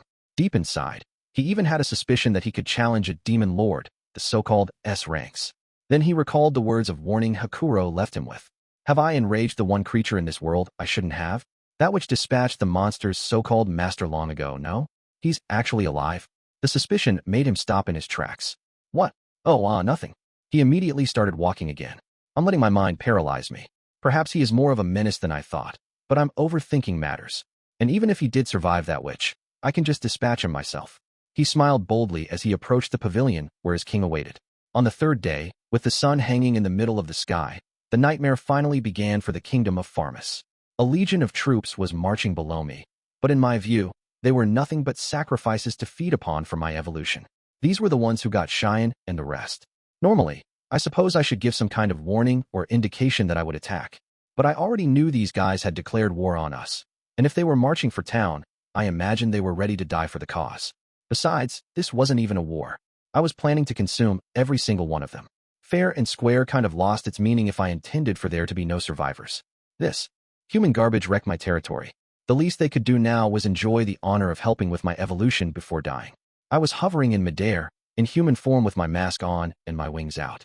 Controlled gravity let me unconsciously maintain this position as I peered downward, gauging the situation.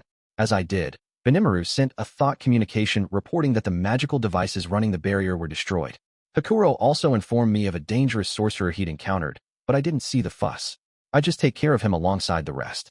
Everyone else was back in town, staying on the lookout to make sure there weren't any detached forces. It was my turn. It had taken a little time, but Analyze and Assess had wrapped up its work on the forces below. I now had an accurate picture of their strength and numbers, and I had also finished calculations on a new magical spell. Everything was ready. Shall we then? I deployed a large-scale magic circle, big enough to cover the entire Farmus force. It was powered by Anti-Magic Area, a great magic I'd picked up from Juran. It was about 30 miles in diameter, and it couldn't have been more perfectly positioned. It covered the entire atmosphere up to 10 feet above the ground, cutting the area off from the sky and the earth. Now the enemy could cast no magic. All of this was just to prevent the force from fleeing. I didn't want to let a single one of them go, so I blocked any chance of their magically teleporting away. Now it was time to deploy the main course, a vast killing magic, the perfect weapon to seal the deal with. It was called Die. May the anger of the gods sear through your very souls. Megiddo. Dancing, swirling rays of light rained down from the heavens, repeatedly reflecting and refracting near the ground and plunging through the nights before they could react. There would be no opening bell to signal the beginning of the quiet massacre. Usually, a military force in this world would deploy underneath a protective barrier established by the magical platoon attached to it. This was known as Legion magic, and it put the force on notice against any type of magical element. The right kind of so-called nuclear magic from long range could change the tide of battle even if there was a lopsided difference in force involved. So most military marches in this world were done while keeping a close eye on magic from any number of distances. Farmus, of course, had made thorough preparations along those lines, keeping up a stiff guard against all magic it could think of. Considering they were marching for a nation of monsters, including some that ranked even beyond A, they'd be deranged not to. But none of that prep work had any meaning against my new magic. Barriers in this world primarily worked on the principle of blocking the flow of magicules.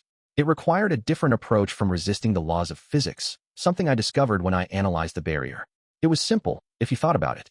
If a barrier could block a heat blast of thousands of degrees, then what exactly was the barrier doing to resist it?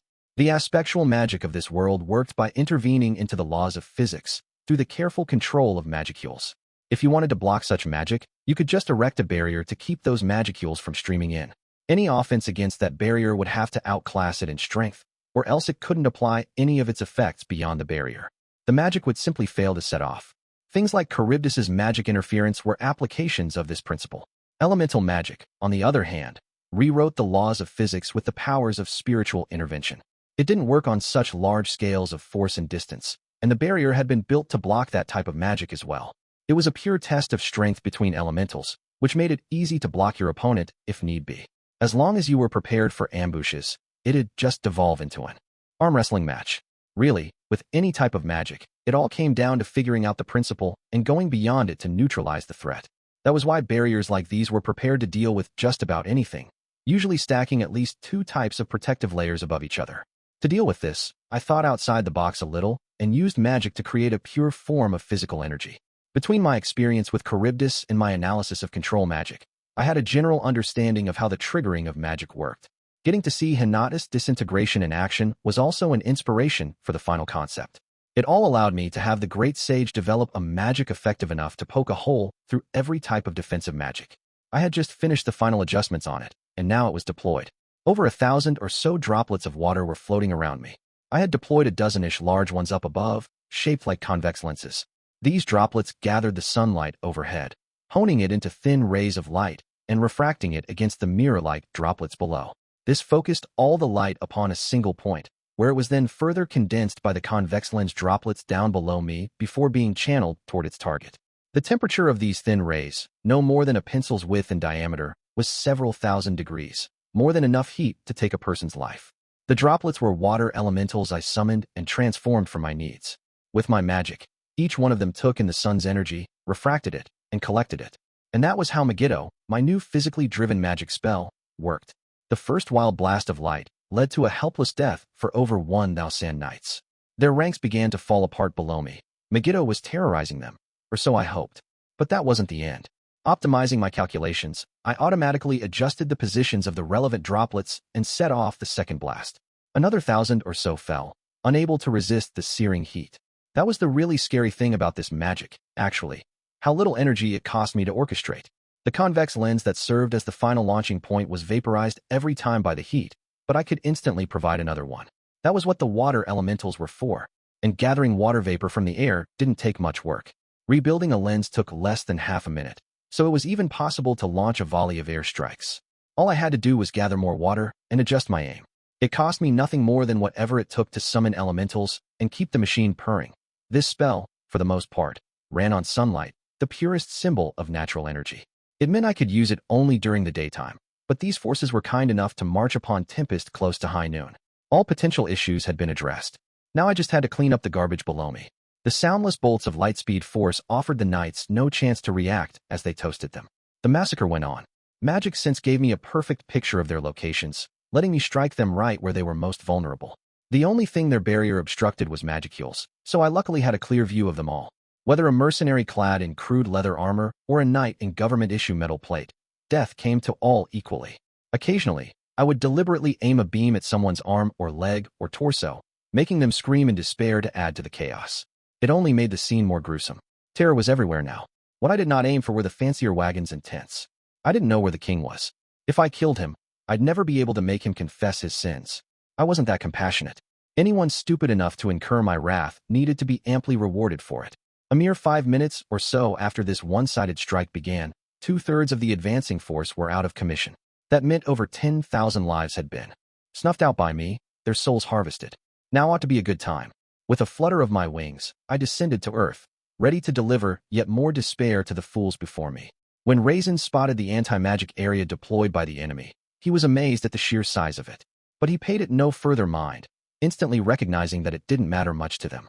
Unlike in the Dwarven Kingdom, whose magical forces were the star player in their offense, Pharmas's magicians were tasked strictly with handling defense first, followed by strengthening and support spells.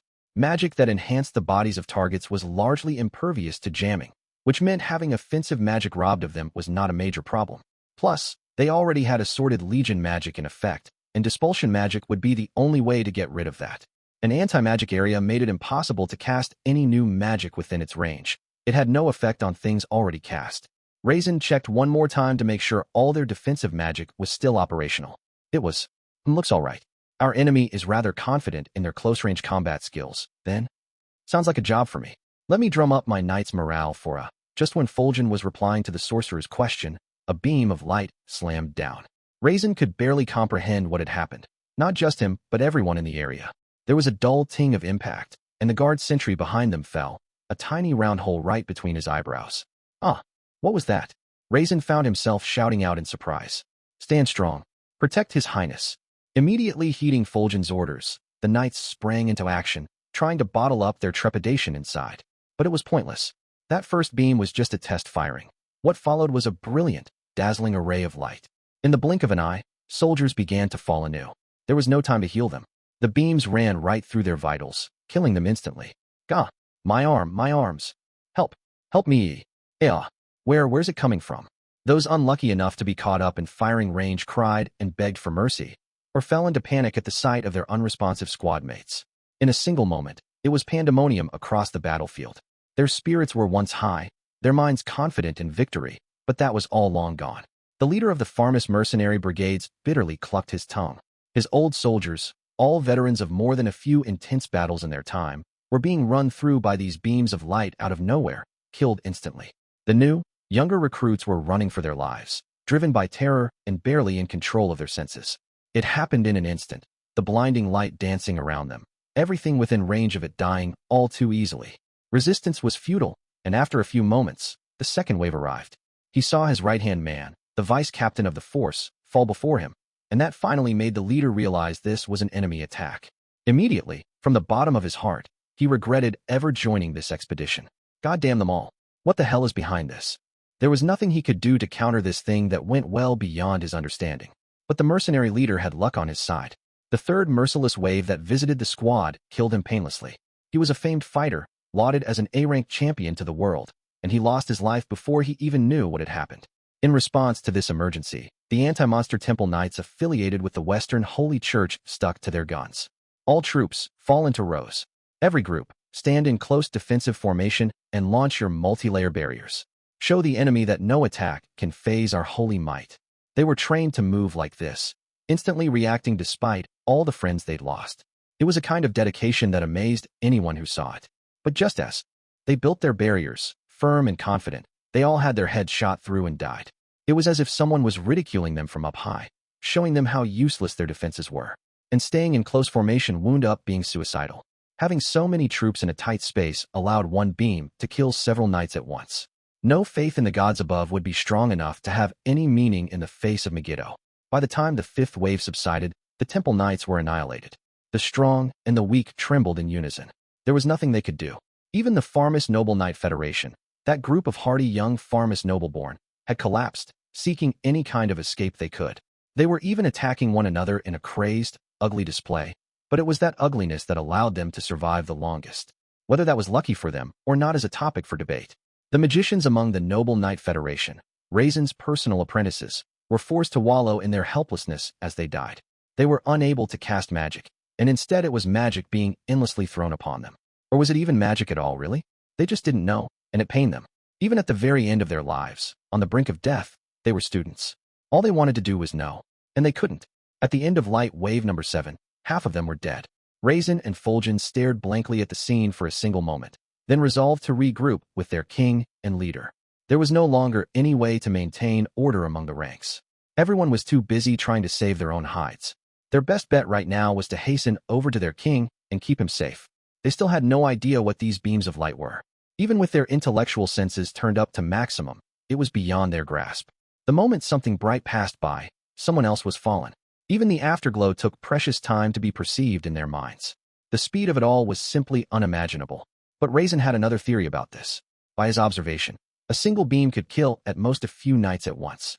He could tell there was some set of laws behind this light. If there was a wall, something he could use to cut off the light, that's all he would need. Even if it was, worst-case scenario, a wall of humanity, the king would still be protected. And as for himself, he was willing to bet he could withstand this light. So he and Fulgen pushed toward the king's tent, shouting the whole way. Where is King Edmaris? Is his highness safe? King Edmaris was doing everything he could to quell the wellspring of terror robbing him of his very breath. He had to save his dignity as a monarch at all costs. His mind raced, his thoughts chaotic. There was now no denying it. This campaign was a failure. Even if he wanted to escape alive, developments no longer allowed for that. He just wanted to scream, how did this happen? But there was no time for that. Rahiam, what should we do? We must remain calm. We must remain calm. The king and the archbishop hugged each other inside their ornate tent, shivering. An attendant who had stepped outside to gauge the situation, literally just a moment ago, had already been incinerated. It wasn't so long ago that he had seen off the advance forces, waiting for the knights who would march forth from behind them. They all seemed so confident, so reliable. He was sure this campaign would end in victory, part of the path to glorious honor for him. But a few minutes were all it took to turn the tables. All it took to fill the fields with the dead. The sight was so detached from reality that King Edmaris couldn't even comprehend how it had happened. All he could do was sit in his tent and quiver.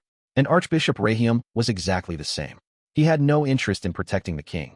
He stayed here simply because he imagined it was safest for him. He had no proof of that, but he wound up being correct. None of that merciless light had shone upon them yet. Your Highness, are you all right? Knight Captain Fulgen is here for you, my lord. Ah, Fulgen, how great it is to see you. And you too, Shogo. Please let us get out of here at once. We must return home and regroup our forces. Indeed, I have no idea what has occurred. We must leave at once, or we may be caught up in the carnage as well. With two of Pharmas's greatest fighters on hand, King Edmaris could breathe at least a slight sigh of relief. He ran up to Fulgen, practically clinging to him. Now please, hurry. Where's Raisin? We need his teleportation magic if we want to. The ninth wave of light struck. Aya! The king squatted down, arms covering his head, as his good archbishop sank to the floor. Please, your highness, stay calm.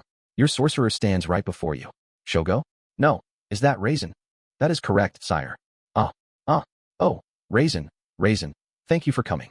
Now, please, we must go home at once. One moment, sire. There are a number of things I wish to report to you, but for now, I will keep it brief.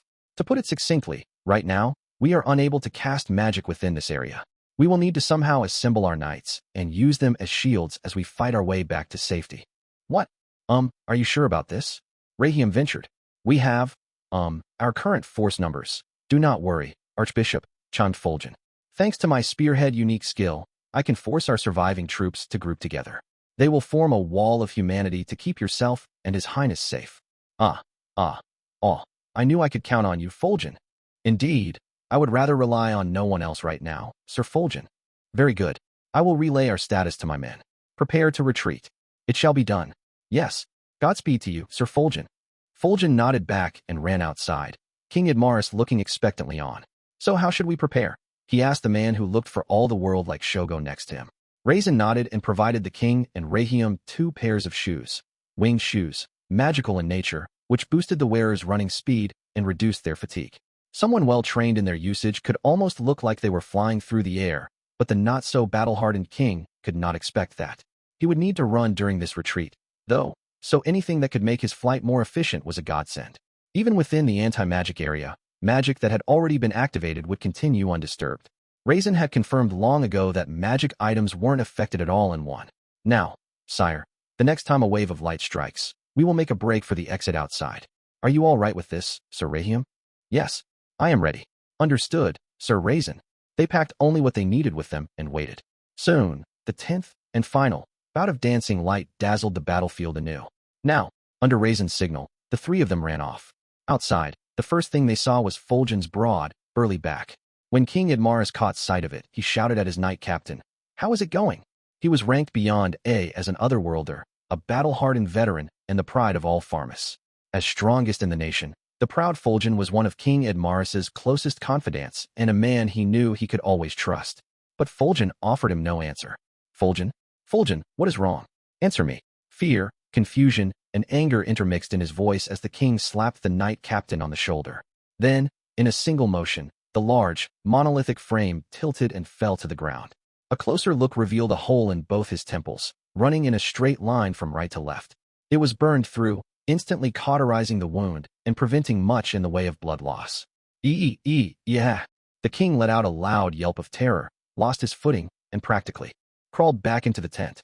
His choice of stance meant his winged shoes went to waste, as he demonstrated not even a shade of regal dignity.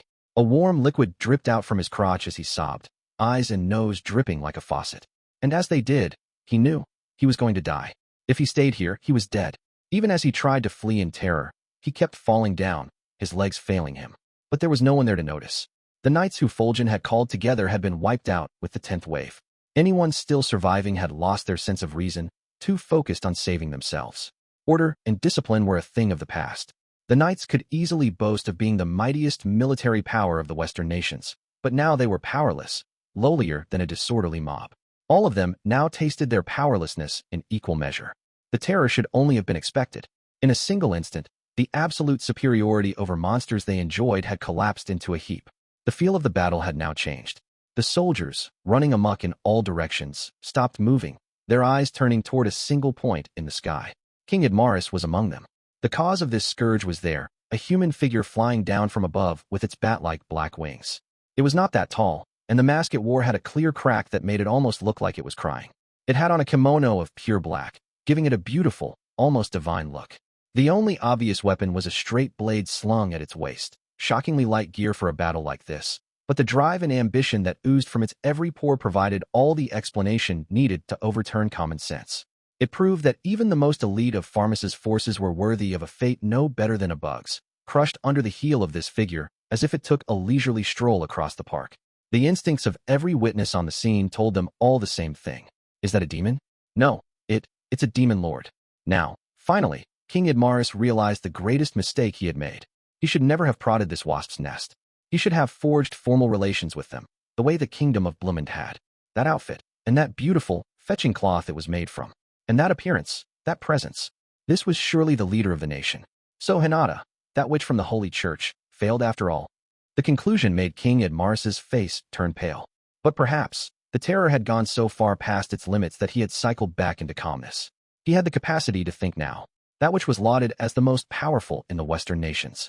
She was tasked with defeating the master of the monster kingdom, and that master was now flitting in the air above him. He had never heard of that cold, calculating, which ever failing to execute her orders before. The voice of a dumbfounded raisin echoed in his ears. The master of the monster nation? You were truly alive all this time?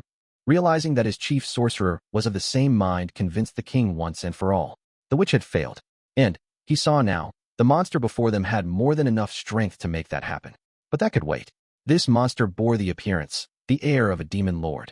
Which meant, perhaps, what do I do? How can I survive this? King Idmaris racked his brain. Then, like a flash of light, an idea appeared. This might be our best chance. I am a king, a monarch. If I can phrase this to sound like I've come to negotiate, I'm sure he will listen to me. The report said he was soft, an easy mark. It seemed like a brilliant idea. It was not. It was the opposite of that, and it made his thoughts veer in ever more terrifying directions. If he's willing to happily negotiate with a tiny little speck like Blumend, why? He'll prostrate himself before me when he hears the king of the great land of Pharmas speaking to him. He was failing to read the situation, reasoning with himself strictly based on what he hoped would happen. But that didn't matter to him. He simply clung to the shallow desire to return home and prepare a counterattack. And it made him take action, instead of realizing how full of wishful thinking his head was. Once I was 10 feet above the ground, I realized how utterly raised the whole area was. It was exactly what I had pictured and calculated out with the great sage, mind you, but even I wondered a bit if I'd gone too far.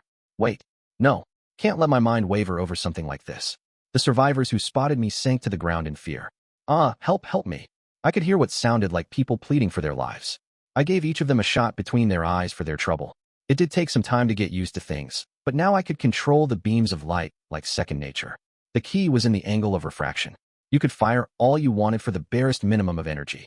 Focusing your heat source on a single point cooked it up to several thousand degrees, and that was more than enough to take down a man or two. Once I grasped the concept, I could always strike from the most optimal angle whenever I wanted. There's a slight time lag to deal with, but we're essentially talking the speed of light, so you can't dodge it once you see it. I could fire it from 6,000 miles away, and it'd still take about 0.034 seconds to find its target. Far faster than a human being could obtain the visual information and transmit it via the nervous system to their brain. I couldn't control and aim it with any accuracy without the computations of the great sage. Gotta give the guy a hand. It made me realize all over again how amazing it was. If someone fired this on me at close range, I'd have trouble evading it even with the sage's help. I could comprehend what it was the moment I caught sight of it, so maybe I could just barely get out of the way in time. But it'd probably come down to luck. For humans, there was just no chance. And when the 10th wave was launched, I heard a certain voice for the first time in a while. Confirmed. The unique skill Merciless is successfully obtained. It wasn't the great sage, but the world language, popping in after a long hiatus. Dude, I really don't need that skill. I know I have it and all now, but still. But just as I was about to check what it did, someone down there started shouting at me. Wait, are you the master of this domain? I am Idmaris, supreme ruler of the kingdom of Pharmas. Bow before me, for we have matters to discuss. It was some scruffy-looking old man, addressing me at a time like this. He was either brave or just a reckless fool. His crotch was all wet, which made me assume he had pissed himself at some point. Between all the tears, snot, and spittle on his face, he probably had seen better days. And this was a king? What a joke. Oh, you a body double or something. Don't worry, I won't lay a hand on the real thing. I was just about to open fire on him, not wanting to waste my time on idiots like this, but something stopped me. What if he is the real thing? That is no body double. Huh. Someone else now, just as old and even seedier looking. It is not. I swear it by my name as Rehium, Archbishop of the Western Holy Church. Taking a closer look, neither of this pair appeared to be knights. Their clothing was too ornate for that. Phew, that was close. They were more real than I thought. But let's check, just in case. All right. Well, I'm gonna kill everybody except for you. You're definitely sure there's not some other real king around here. I am the one and true ruler of my realm. But everyone. Wait. At least spare my life as well, please. I wield great power within the Holy Church bureaucracy. I will gladly testify before all of them that not one of you is an enemy to mankind.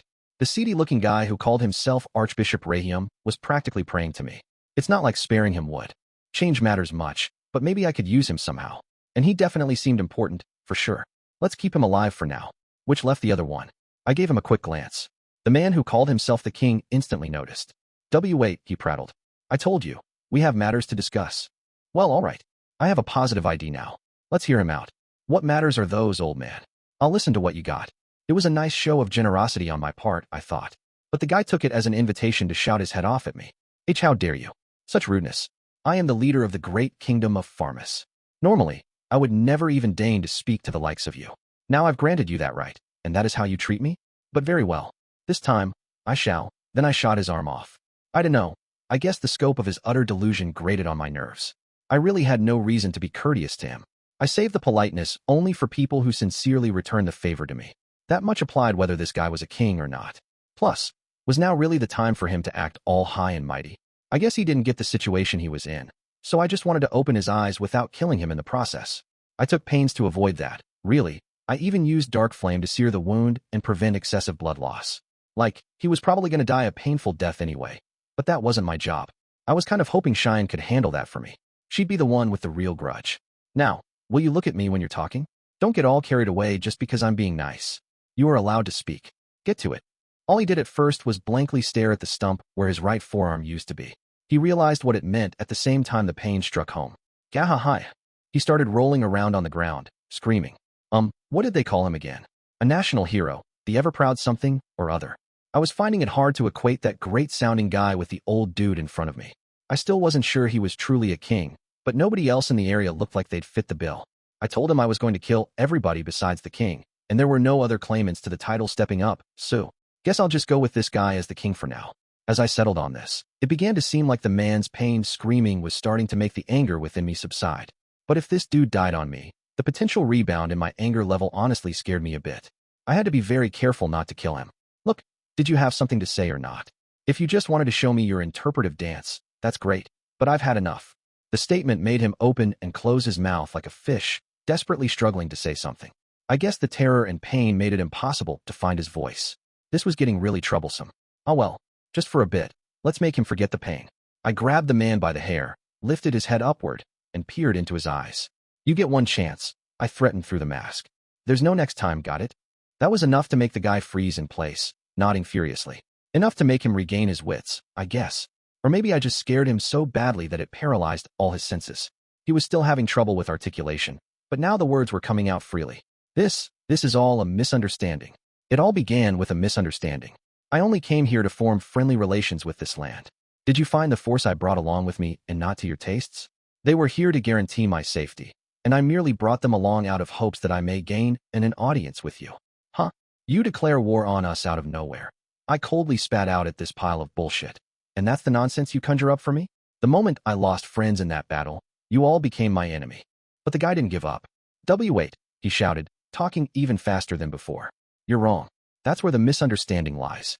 The Western Holy Church saw all monsters as enemies, so I wanted to see for myself if it was worth attempting to make peace with you. And then the otherworlders we deployed here went out of control on us. I was tricked as well. I had no idea those miscreants were as dangerous as they proved to be. But what a stroke of luck. Now I know for a fact that your nation houses brave fighters capable of defeating those menaces. A country with such wonderful heroes at its disposal certainly passes muster with me. My nation would be glad to forge formal relations with yours. Wouldn't that be wonderful? A great honor, if I say so myself. Farmus is a mighty power, unlike Blumend and the other small fry. Wouldn't aligning with us put you in a much more prominent position? It would put our government at ease, and you would gain powerful backup from our forces. I could even introduce you to the council at some point. We could both stand to profit greatly from this, no? I mean, I will need to ask for fair reparations to cover for the military losses we've incurred, but I truly think this has been a powerful lesson for the both of us. So how about it? You will accept, will you not?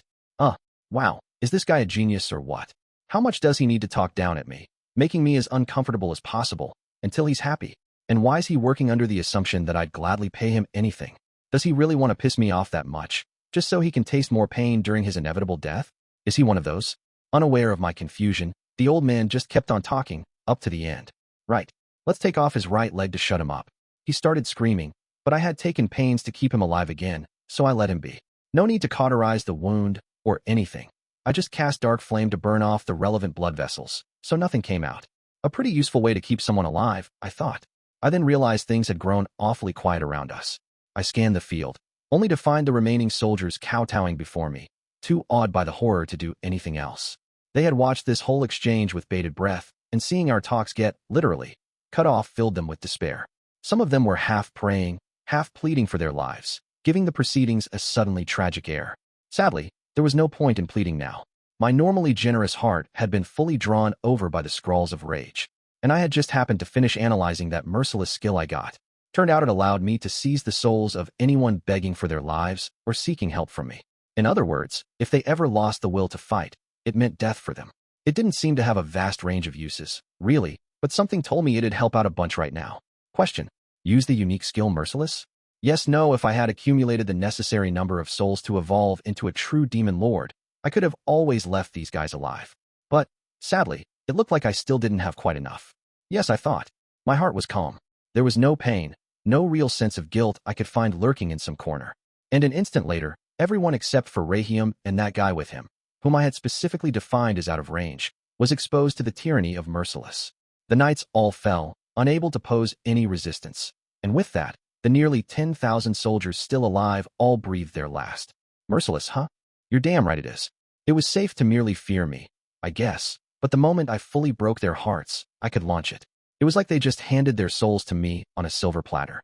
I was free to choose whether I let them live or die, and if I let them off the hook, they came back home, and then they started plotting revenge against me. I could flip the switch on their lives anytime I wanted. Plus, the real surprise when I used this was that it worked even on the soldiers already fleeing me. It applied to everyone I had identified as an enemy at the beginning. In other words, everybody I watched over, up there in the sky. I know I talked a big game about killing everybody, but even I expected to lose some of the more prudent ones who decided to ditch this scene early. They were fleeing in all directions, too much of a hassle to track down one by one. But the moment I launched Merciless, the survivor count reached 0. Just crush an opponent's heart, and the fight's over. Whoa, maybe this is more useful than I thought. I have a feeling I'll be tapping it again in the future. The waves of chaos and terror that permeated the battlefield neatly dissipated. I had made all the pain and fear go away, which I suppose was one way of showing a little mercy, even if it meant my two survivors were about to experience even more pain and fear. Then the world language echoed anew. Report. Checking the number of souls required for evolution. Confirmed. The required conditions have been met. The Harvest Festival will now begin. As the voice rang through my mind, I could feel vast amounts of power suddenly flow away from my body. Whether I wanted it to or not, my body was transforming, rebuilding itself. I was becoming a true demon lord, one recognized as such not just by me, but by the very world itself. My body fell lifelessly to the ground, reverting to slime form. Oh crap, I could barely keep my eyes open. Like, this wasn't gonna just be a nap or anything. I was freaking exhausted. My vision was starting to fade around me, which I assumed was because magic sense was starting to falter. I was even getting dizzy. I mean, yeah, they said I'd have to go through evolution and stuff, but I was seriously worried that my consciousness would fly away from me. I sure as hell didn't want to sleep in this field full of stinking corpses. Let's get back to town. I still have my 2 conspirator friends safely captured here. My mission was accomplished. There was no harm in returning to Tempest. As I tried to console myself with that thought, magic sense picked up something. A single person. If they were still alive, it meant I hadn't broken their heart yet. Better be careful. God, as tired as I am. And there's still someone left? I gotta do something about this fatigue. Report. Once triggered, the Harvest Festival cannot be halted. Well shit. I'm, in real trouble, aren't I? Hurriedly, I called for Ranga. Lucky thing I had him in my shadow, just in case. Ranga, you there? Yes, my master. He was nice. He appeared smoothly out from his hiding place. Seeing him offered so much new promise for me. I sighed contentedly. Ranga, this is a top priority order. Keep me safe and carry me back to town. And bring these 2 people along, too. Tell everyone there they are not to be touched, and definitely make sure nobody tries to kill them. You can ask Cable's crew or whoever to take care of them until I wake up. Oop, here we go. I was now having serious trouble keeping my mind together. Spatial motion would have gotten me there faster, but I was afraid I'd blow myself up if I tried it now. Yes, master. What should I do with the surviving enemy? Oh, he must have noticed, too. I had to think about it. There was someone there, pretending to be dead. Merciless told me after I used it that there were no survivors. So did this guy die then come back to life? It meant his soul was still safe in there. I couldn't treat this lightly. Ranga would probably win, I imagined, but I opted for a more careful approach. Safety first and all that. But just turning tail and fleeing didn't seem right, and it'd be a pain if this foe decided to give chase. So I chose to summon some demons, who'd hopefully at least delay my foe for a while. It'd really suck if word about Megiddo got out. It worked best only if the adversary wasn't aware of it, but my safety had to take priority. We'll leave that to the others. They will bring the foe to you if they can capture them. Meet up with them for me. I shall, master. I pulled together what little mental power I had left. Dispelling the anti-magic area, I worked to summon a demon, offering the piles of corpses spread before me. I thought about using Glutton to eat them, but it wasn't like they'd have any useful skills or anything. There was no telling what kind of demon would result, but hopefully it wouldn't be a waste of 20,000 bodies. It was exactly the kind of thing a selfish demon lord would do, I suppose, but it was the thought that counted. I hope. Come to me, demon. I have something for you to eat. So, come on up and serve me now. I sounded like I was trying to call my dog back from the yard. It was such a hassle to stay conscious that I could barely even pull off the summon correctly. Any demon willing to get summoned with something like that must be one damn curious idiot. But maybe I shouldn't have let such passing thoughts bother me. In a moment, 3 demons were there on the field. Just 3? And here I thought 30 or so bodies were enough to summon a greater demon. Thousands of times that, and 3 is all I get. Ugh. Well, at least they're greater demons, ranked A-. Certainly no trio of monsters to sniff at. Plus, I did kind of pluck the souls out of all these corpses. Ugh. Dumb. I had never felt so wasted since I came to this world. My head barely even worked now. I wasn't so sure these guys could find this enemy, this needle in a haystack. But whatever. Hey, guys. There's someone hiding here, pretending to be dead. Capture them alive and bring him to Ranga here. 3 greater demons, bossed around by a slime. To an outsider, it must have been a surreal sight. I couldn't help but marvel at it. I was getting deliriously loopy as the dizziness grew. Simply keeping my body together was getting tough. I needed to get somewhere safe. Hee. The birth of a new demon lord. Quite an old sensation, but a familiar one. What a truly wonderful day. Such an offering. And the very first order from our Lord, no less. This is such an honor. I couldn't possibly be more enthusiastic about this. Would it be all right to continue serving you in the future? I suppose one of the demons was greeting me, but I was so out of it that I didn't even recognize half of it. We'll talk later. Just prove you can be helpful to me first. Go. That was all I could sputter out. It shall surely be done. Do not worry for a moment, O great master. I ignored the trio as they kindly saluted me, my mind being enfolded in the darkness. This was my first bout of full unconsciousness in this world. The initiation, if you will, the sleep that predated the evolution, and the birth of a new demon lord. Chapter 5, The Unleashed. After Rimuru set off for battle, the residents of the town assembled in the central plaza and began to pray. It wasn't out of sentiment, but for real work reasons. Shuna was commanding them, as part of her efforts to keep the barrier up. The stronger ones were set in place so they could better protect the fringes of town, out of concern for intruders.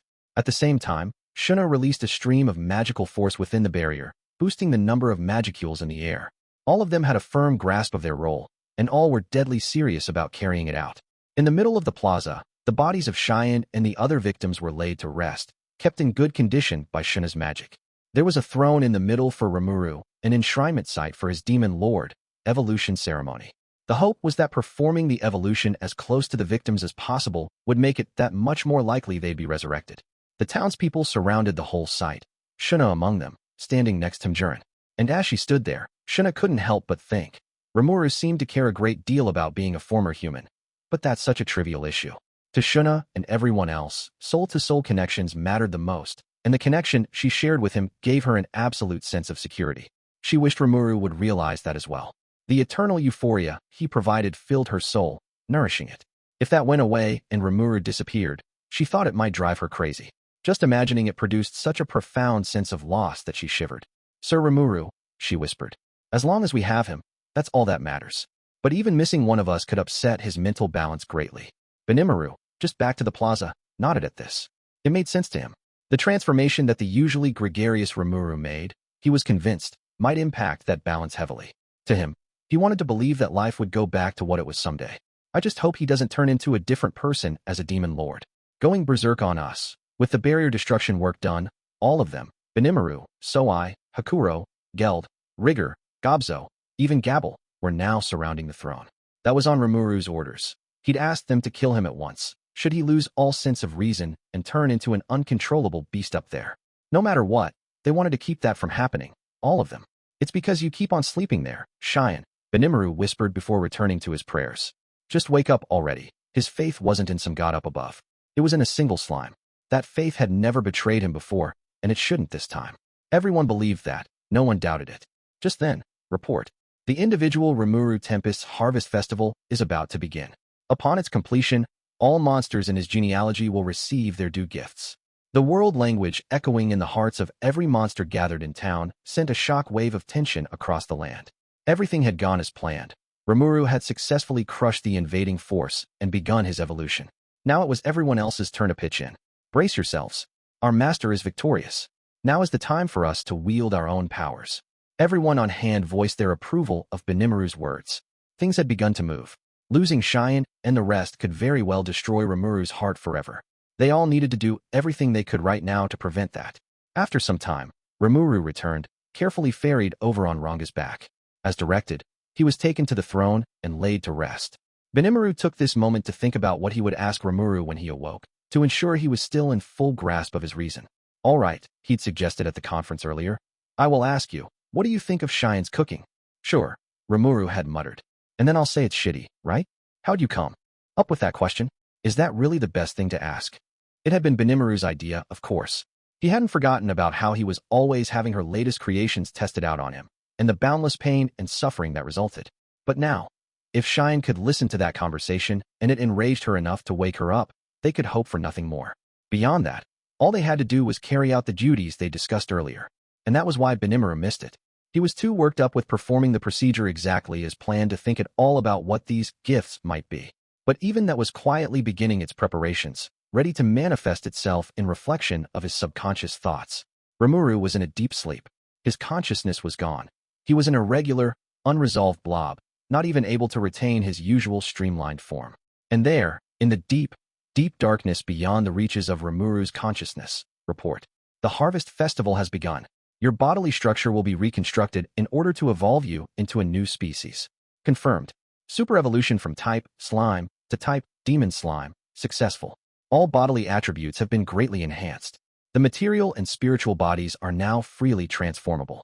Intrinsic skills: infinite regeneration, control magic, multi-layer barrier, universal detect, universal shapeshift, Lord's ambition, enhanced replication, spatial motion, dark flame lightning, and universal threat acquired.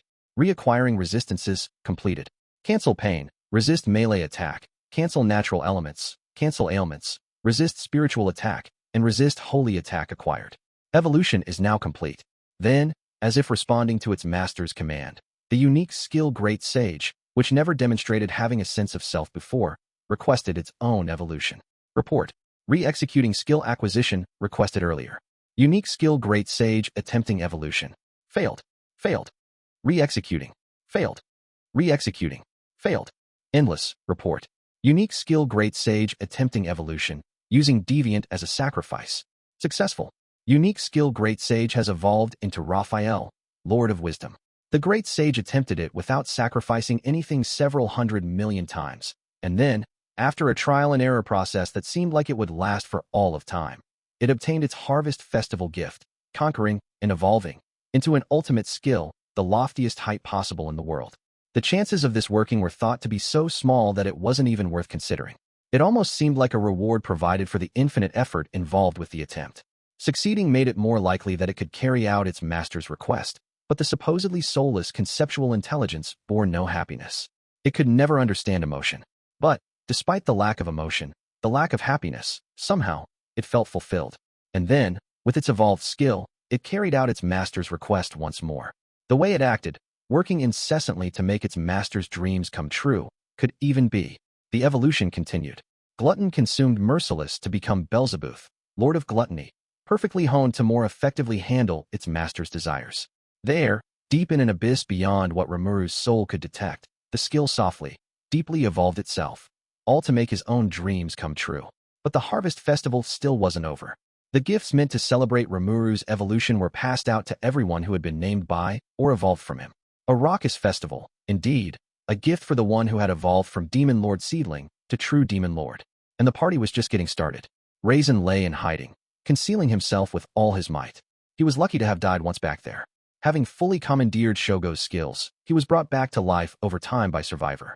Before his brain could even comprehend the unbelievable events taking place before him, his instincts understood and made the right call.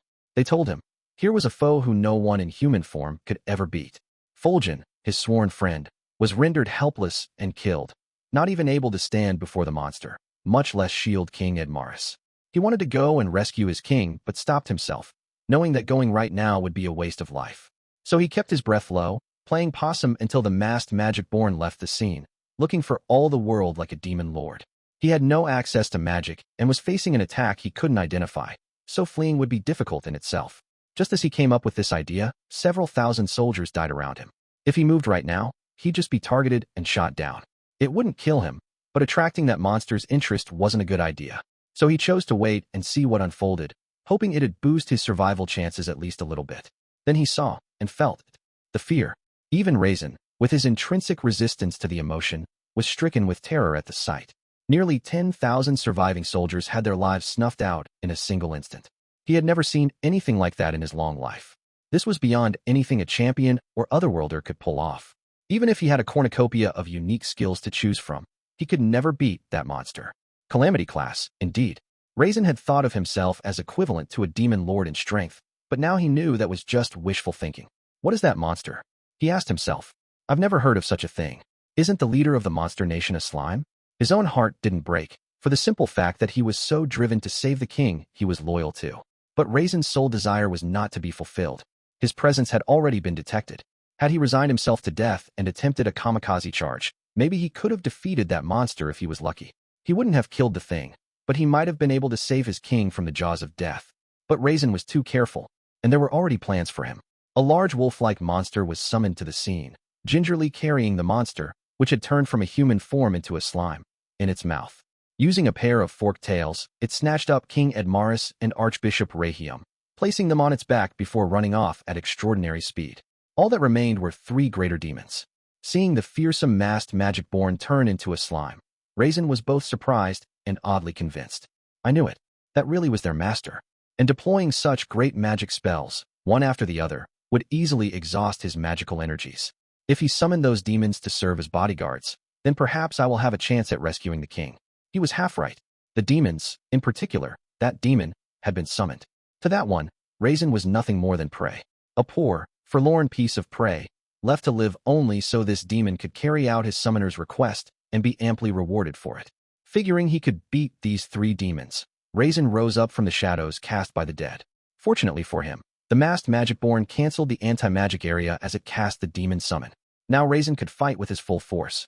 Whether they were ranked A or not, there was no way he could lose to only 3 greater demons.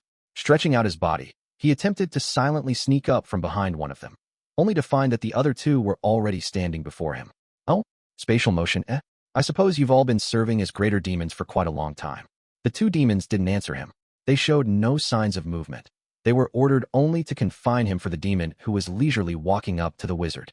Now that demon was alone, in front of Raisin. Ha ha ha ha. Done with your stretching? In that case, it is time to capture you. If you wish to resist, go right ahead. I will not kill you, but I am not prohibited from tormenting you. The demon flashed a twisted, beautiful smile, its gender unclear as it addressed Raisin. Oh, you're here to take me on. Take you on? Hee. Quite an amusing joke. What are you calling a joke, you putrid demon? Ha ha ha ha. Very good. The demon whispered, its expression still twisted. This should be quite a bit of fun. Allow me to join you in a bit of post-meal calisthenics. Its smile was terror itself for anyone witnessing it, terror welling up from the root of the soul. It looked toward the sky. Raisin snorted at the creature. It thinks it's so clever, trying to feint me with its eyes. Enough of your lip. Nuclear cannon. Utilizing a spell he had precast earlier to save time, he used a simple trigger to set off his last resort. This method, however, ran the risk of an accidental discharge, meaning only wizards and similarly powerful magicians could execute it. The effect, however, was massive. Avoiding the casting time that was the central weakness of any magic user was huge. From the get-go, Raisin was doing what he needed for victory. The magic he chose was of the nuclear attack type, the greatest and most sinister of the aspectual magics. Against people, it was the strongest magic in the world. Demons required physical bodies in order to manifest themselves. Destroy theirs, and Raisin was in the clear.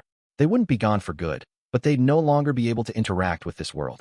And before the intense heat this cannon produced, no demon could long continue to exist. As far as Raisin was concerned, victory was his at this point. But the white-hot rays from his surefire magic were bent away before they could reach the raised left hand of the demon, zooming straight toward a certain point in the sky. It misfired? Not now of all. With magic prepared in advance like this, there was a very slim chance that the spell would lose its force and fail upon casting. Raisin assumed this was what happened at the worst time possible for him. He sulkily glared at the demon as he jumped backward and away. That was an impressive piece of magic. What did you say? It's pointless if the effect of it doesn't work. I see. If by effect, you mean you intended it to defeat me, I would advise you that relying upon magic will not achieve this for you. The demon seemed almost eerily confident as it addressed Raisin. It got on his nerves greatly, but not even Raisin could shake off the faint sense of impending doom in his mind. Oh, now you've said it. In that case, how about this one? Summon spirit, or gnome. Come to me, great spirit of the earth's foundations. This was Raisin's trump card, the most powerful summon magic he had on hand, and he was ready to fight with it. He had summoned a high-level spirit, one ranked well beyond A. Only a champion-level opponent would give this all-powerful creature any difficulty. A greater demon was no problem at all. Replying to Raisin's call, the earth began to well up, forming the shape of a knight in solid-looking armor. Sensing the terrific force behind it, Raisin finally began to feel confident and relieved. With a spirit of this caliber, he could even take on archdemons, the legendary creatures that ranked even above greater demons. If that magic hadn't failed to activate, I wouldn't have had to break this out. But this demon irks me. I have a bad feeling about this. Best not to let my guard down here. With this, Raisin thought, no matter how much this opponent unnerved him, he'd be just fine.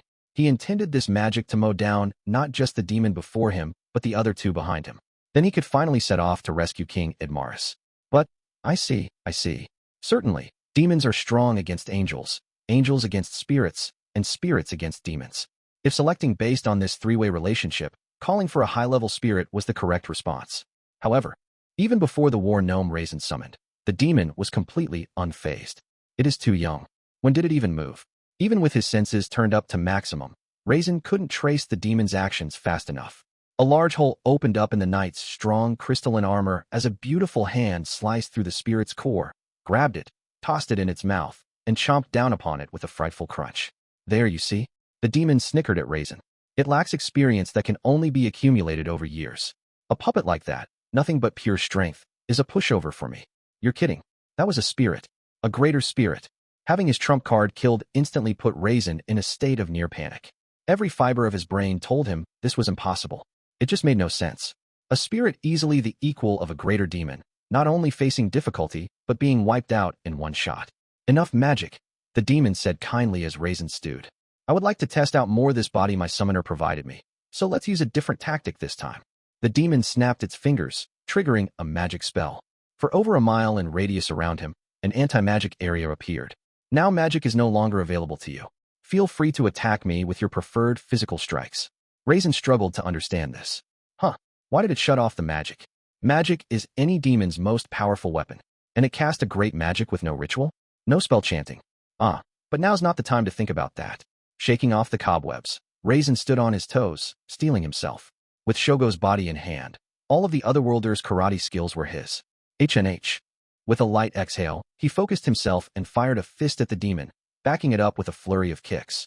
The Berserker unique skill let him pack the greatest punch possible, firing away at the demon with speed impossible to catch with the naked eye.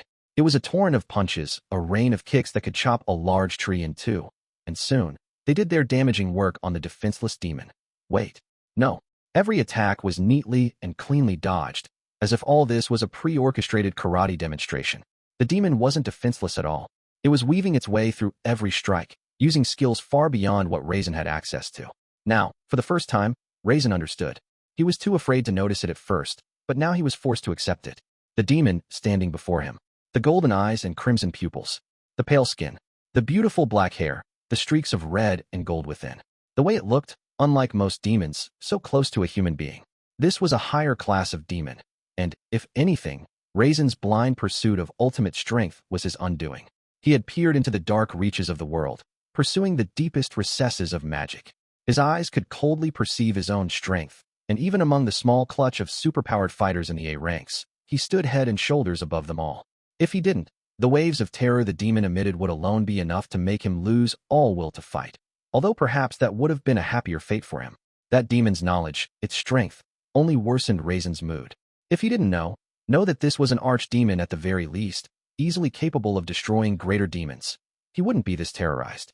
The way the demon cast a great magic without a ritual or casting time, proof that it had reached an abyss even further below what Raisin had descended to. That nuclear cannon strike wasn't a misfire at all, and nothing else Raisin threw at it worked, because this foe was simply that far above Raisin in strength. If he didn't have the kind of knowledge he did, Raisin might never have noticed how unusual this demon's strength was. But he had it. Wait, is this a primal? With his magic shut off, Raisin had no means of escape. Despair painted his heart a deep shade of black. What kind of horrifying beast did that monster grant a body to and unleash upon this world? If it didn't have a physical body, at least, it would have returned to the demon realm sooner or later. But it was too late. Mankind was now exposed to an unprecedented threat. As Raisin was struck by this terror, a sweet yet terrifying voice reached his ears. Have you had enough yet? In that case, it's my turn. The moment he heard it, his legs shook like jelly as he lost control of his bladder. Now he understood everything, and he could no longer even think of resisting. His steel will was shattered, and in a single instant, his heart broke. Kef kef. Ah. His terror was impossible to articulate. An archdemon was a calamity-level monster, a leadership role in their native realm. They were half-legendary, with only a small handful known to recorded history.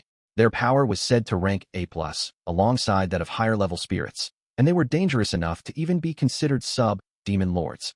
Even against such a dangerous presence, Raisin would have been confident in the past that he could win.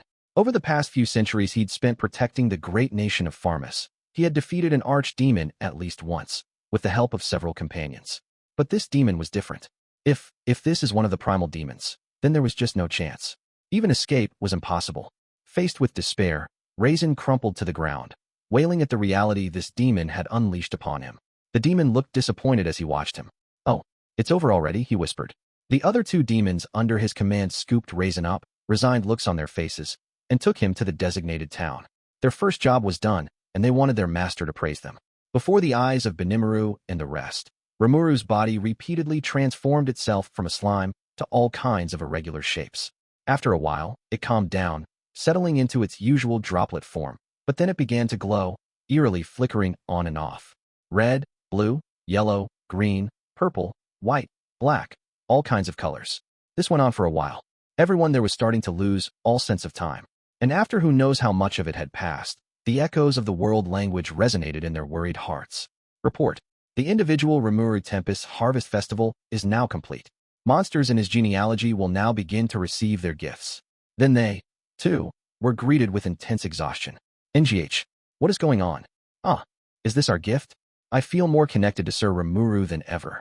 Benimaru, Shuna, and the other monsters couldn't hide their surprise.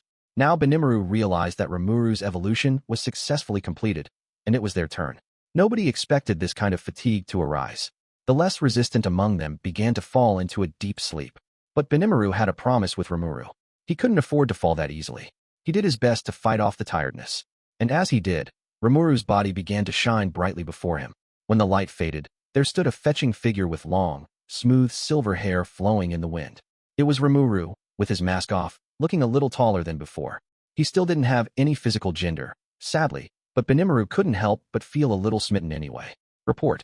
Leave the rest to me and enjoy your slumber. The soft voice whispered against his mind. It gave Benimaru inner peace. He had nothing with which to defy it.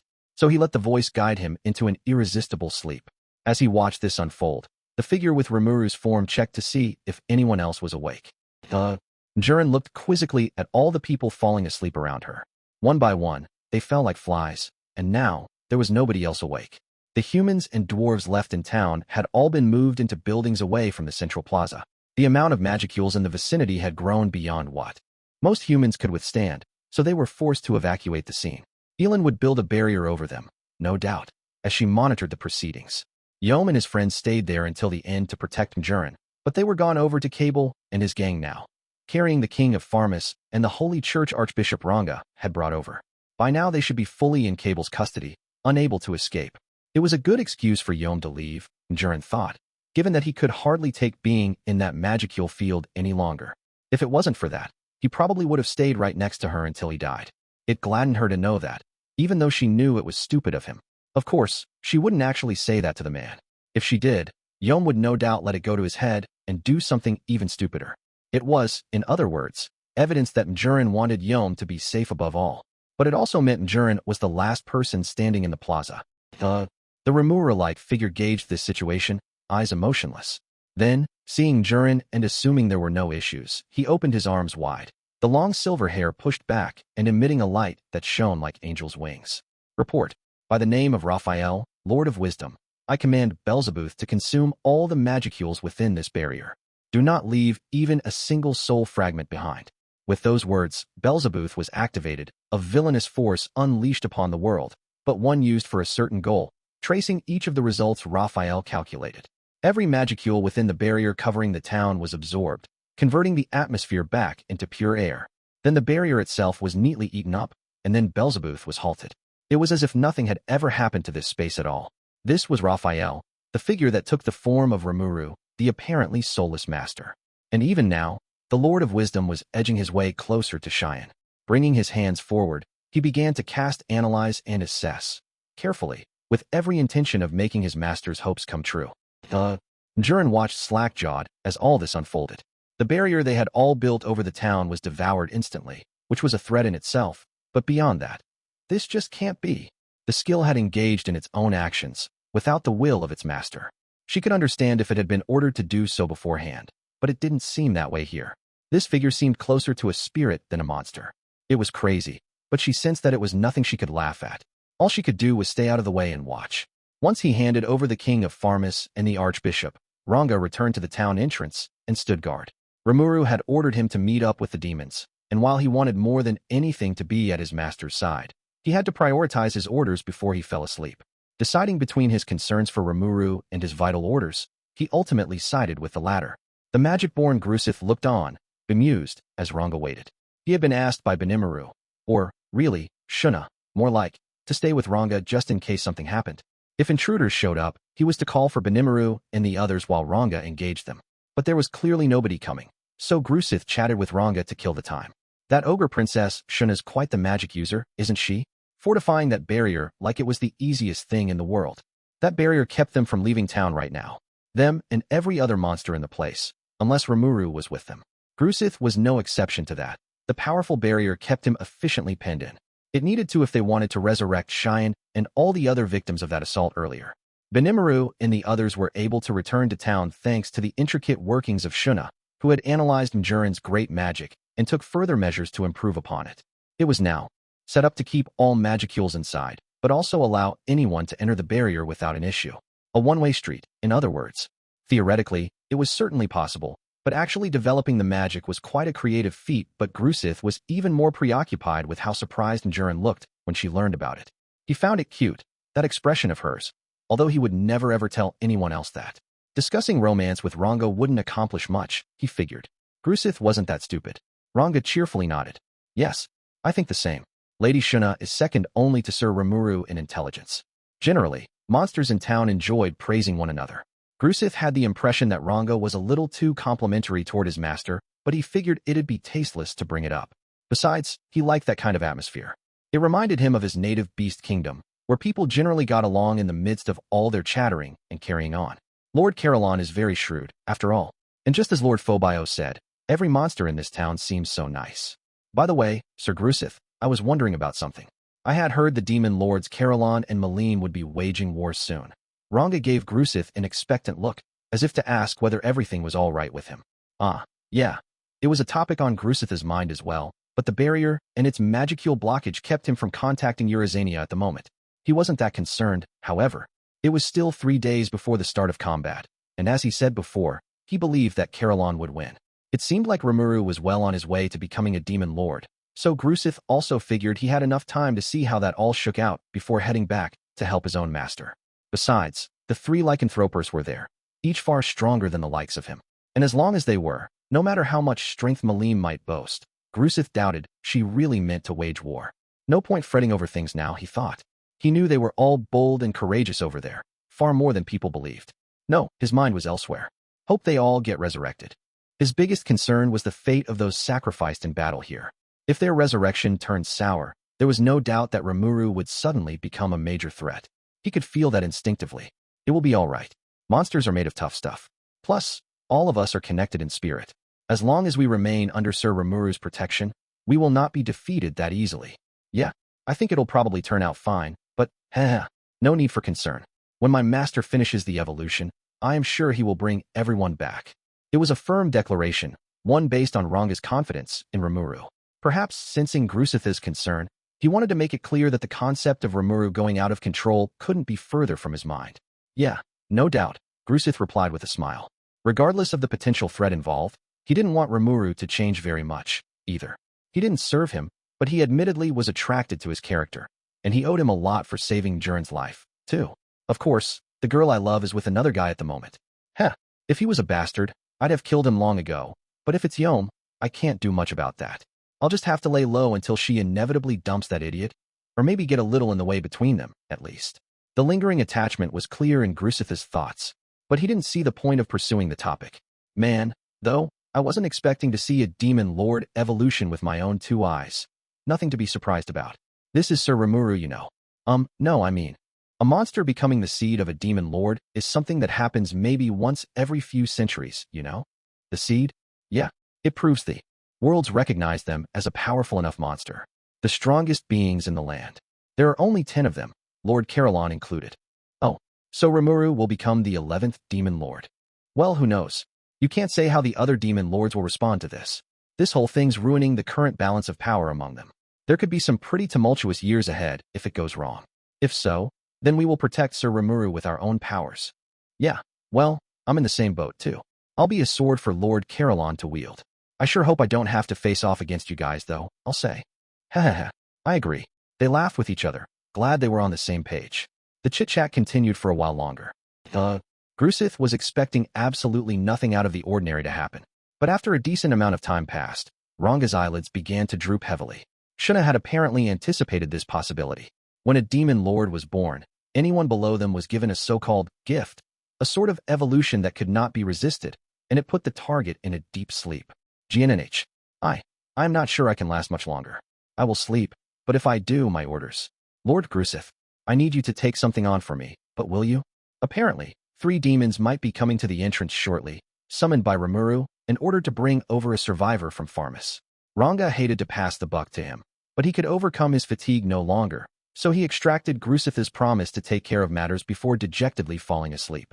There was a single survivor, he heard, and a fairly powerful foe at that. Powerful enough that he could attack and defeat the demons. Grusith would have to be careful, even though the thought of being trusted so much made him a little happy. So he began patrolling the area, a new spring in his step, as he tried to keep Ranga and the defenseless townspeople safe. Not half an hour later, they appeared. Sir Ranga, a rather beautiful-looking demon said. It would appear he's gone into an evolving sleep. It was a shocking sight for Grusith. The demons had obviously been granted physical bodies, all far more powerful than your garden variety summon. Ranga said they were greater demons, but these guys were clearly a level above even that. The sheer terror of the sight made his hair stand on end, the loudest alarm bell his own instincts could give him. Whoa, I've never seen the likes of you before. You an archdemon? That is correct, magic-born. Even at first sight, the danger this archdemon presented was obvious. He felt an overwhelming sense of awe, like what he felt whenever he saw Rimuru or the 3 lycanthropers. Maybe even more powerful. Please don't be so alarmed, the demon cheerfully stated. I am just a nameless demon summoned by the new demon lord. The 2 behind me are meant to handle the chore work for me, so no need to worry about them. Chore work. He gave the pair a look. They were 2 greater demons, one carrying a passed-out man on his back. Both of them possessed enough magic power to pose a formidable threat. They were certainly on the same level as a stronger magic-born in terms of combat strength. And these were greater demons? Grusith couldn't believe it, but he just shrugged and nodded instead of bringing it up. All right, Sir Ranga told me to expect 3 demons here before long. Is that man the survivor of Sir Rimuru's attack? It was not an attack. To someone like that, it was just a bit of playtime. Plus, thanks to this man surviving, the 3 of us were summoned here. We've been treating him well because we do appreciate that a little. Treating him well, huh? One could question whether riding on the back of a greater demon qualified as kind treatment. Grusith was too smart to say that out loud, though. Oh, right. The magicules are pretty thick in town, so you better protect him with a barrier. Wouldn't that be spoiling him a little too much? I thought you were treating him well. Ah, yes, you're right. Having him die would be very bad for us. We have to be sure he sees us performing well for him. So Grusith cast his suspicions aside and decided to guide the demons into town. If they knew Ranga's name, they had to be the ones Rimuru summoned. They didn't seem to be under anyone's thrall, and if there was someone powerful enough to control these freaks, Grusith knew he was better off not riling them. Here, too, he demonstrated an uncanny ability to know when to shut up. He was just about to turn around and walk into town when the barrier covering it suddenly vanished. Something was up. What on? Is this? Grusith turned toward the demon for just a moment. I'm sorry, he said, but wait here for me. I'm worried about what's going on in there. Then he ran off, just as the final events of the day unfolded. The demon could feel a presence in the air. He took a moment to enjoy it, spellbound by it, before giving orders to his underlings. Do not kill this man. Make absolutely sure you do not let him escape. Then, by himself, he calmly traveled through space. To a demon like this, using magic sense to travel instantly between 2 points several miles from each other came as naturally as taking a walk around the block. The greater demons, unable to do this, nodded their acknowledgement and began following their master's tracks. There was no panic, no loss of purpose among them. They simply began running unnaturally fast toward the center of town. The demon had teleported right next to Rimuru. I am back, my master, he said, taking a knee before the figure as his silvery hair blew in the wind. Rimuru had been a slime when he summoned these demons, and while he was now much more handsome in appearance, there was no mistaking him. The near-divine aura he let out was a telltale sign for any monster, no matter what their eyes told them. It was a sort of shine from his very soul, and discerning the color of one's soul came naturally to a demon.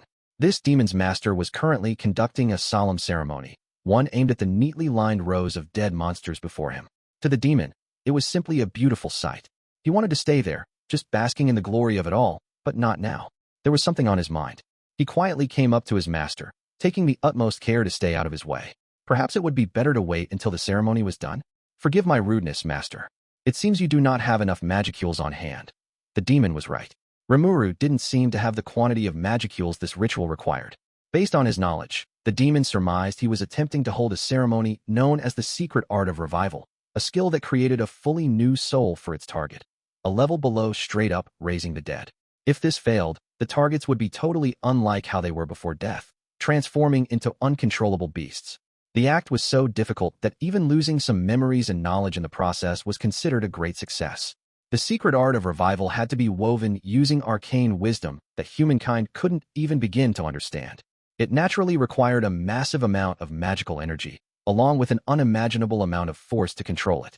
Even a high-level magic-born couldn't do that. Only demons, with their knowledge of controlling souls, could handle the job, and even then only a handful of higher-level demons. I'd expect nothing less of my master. Rimuru was performing this arcane act on nearly 100 monsters at the same time. Even a single target took up tons of magicules, and this was multiplying that by 100-ish. Of course he was short on magicules, so the demon decided to speak up, just in case he could provide some help. Yes, it is not meeting the stipulated amount of magicules. I am consuming life force as a substitute. The words flustered the demon. Wait, my master. You don't need to use up your own life for this. Ah, yes. I have a good idea. His eyes turned toward the 2 greater demons who had arrived earlier, as if appraising their value, then gave them a satisfied nod. Please use these 2. The 2 greater demons stationed behind their leader stood up, then kneeled toward him. It would be an honor if these could serve you as well. Nothing could possibly make us happier. The other 2 nodded their agreement. To them, the choice was obvious. Rimuru, or Raphael, looked at the 2 demons, observing them with his shining golden eyes. No emotion was present in their dazzling beauty. Instead, he gave this flat response, understood. This will supply the required number of magicules. The offer is accepted. Then, without further hesitation, he consumed them with Belzebuth.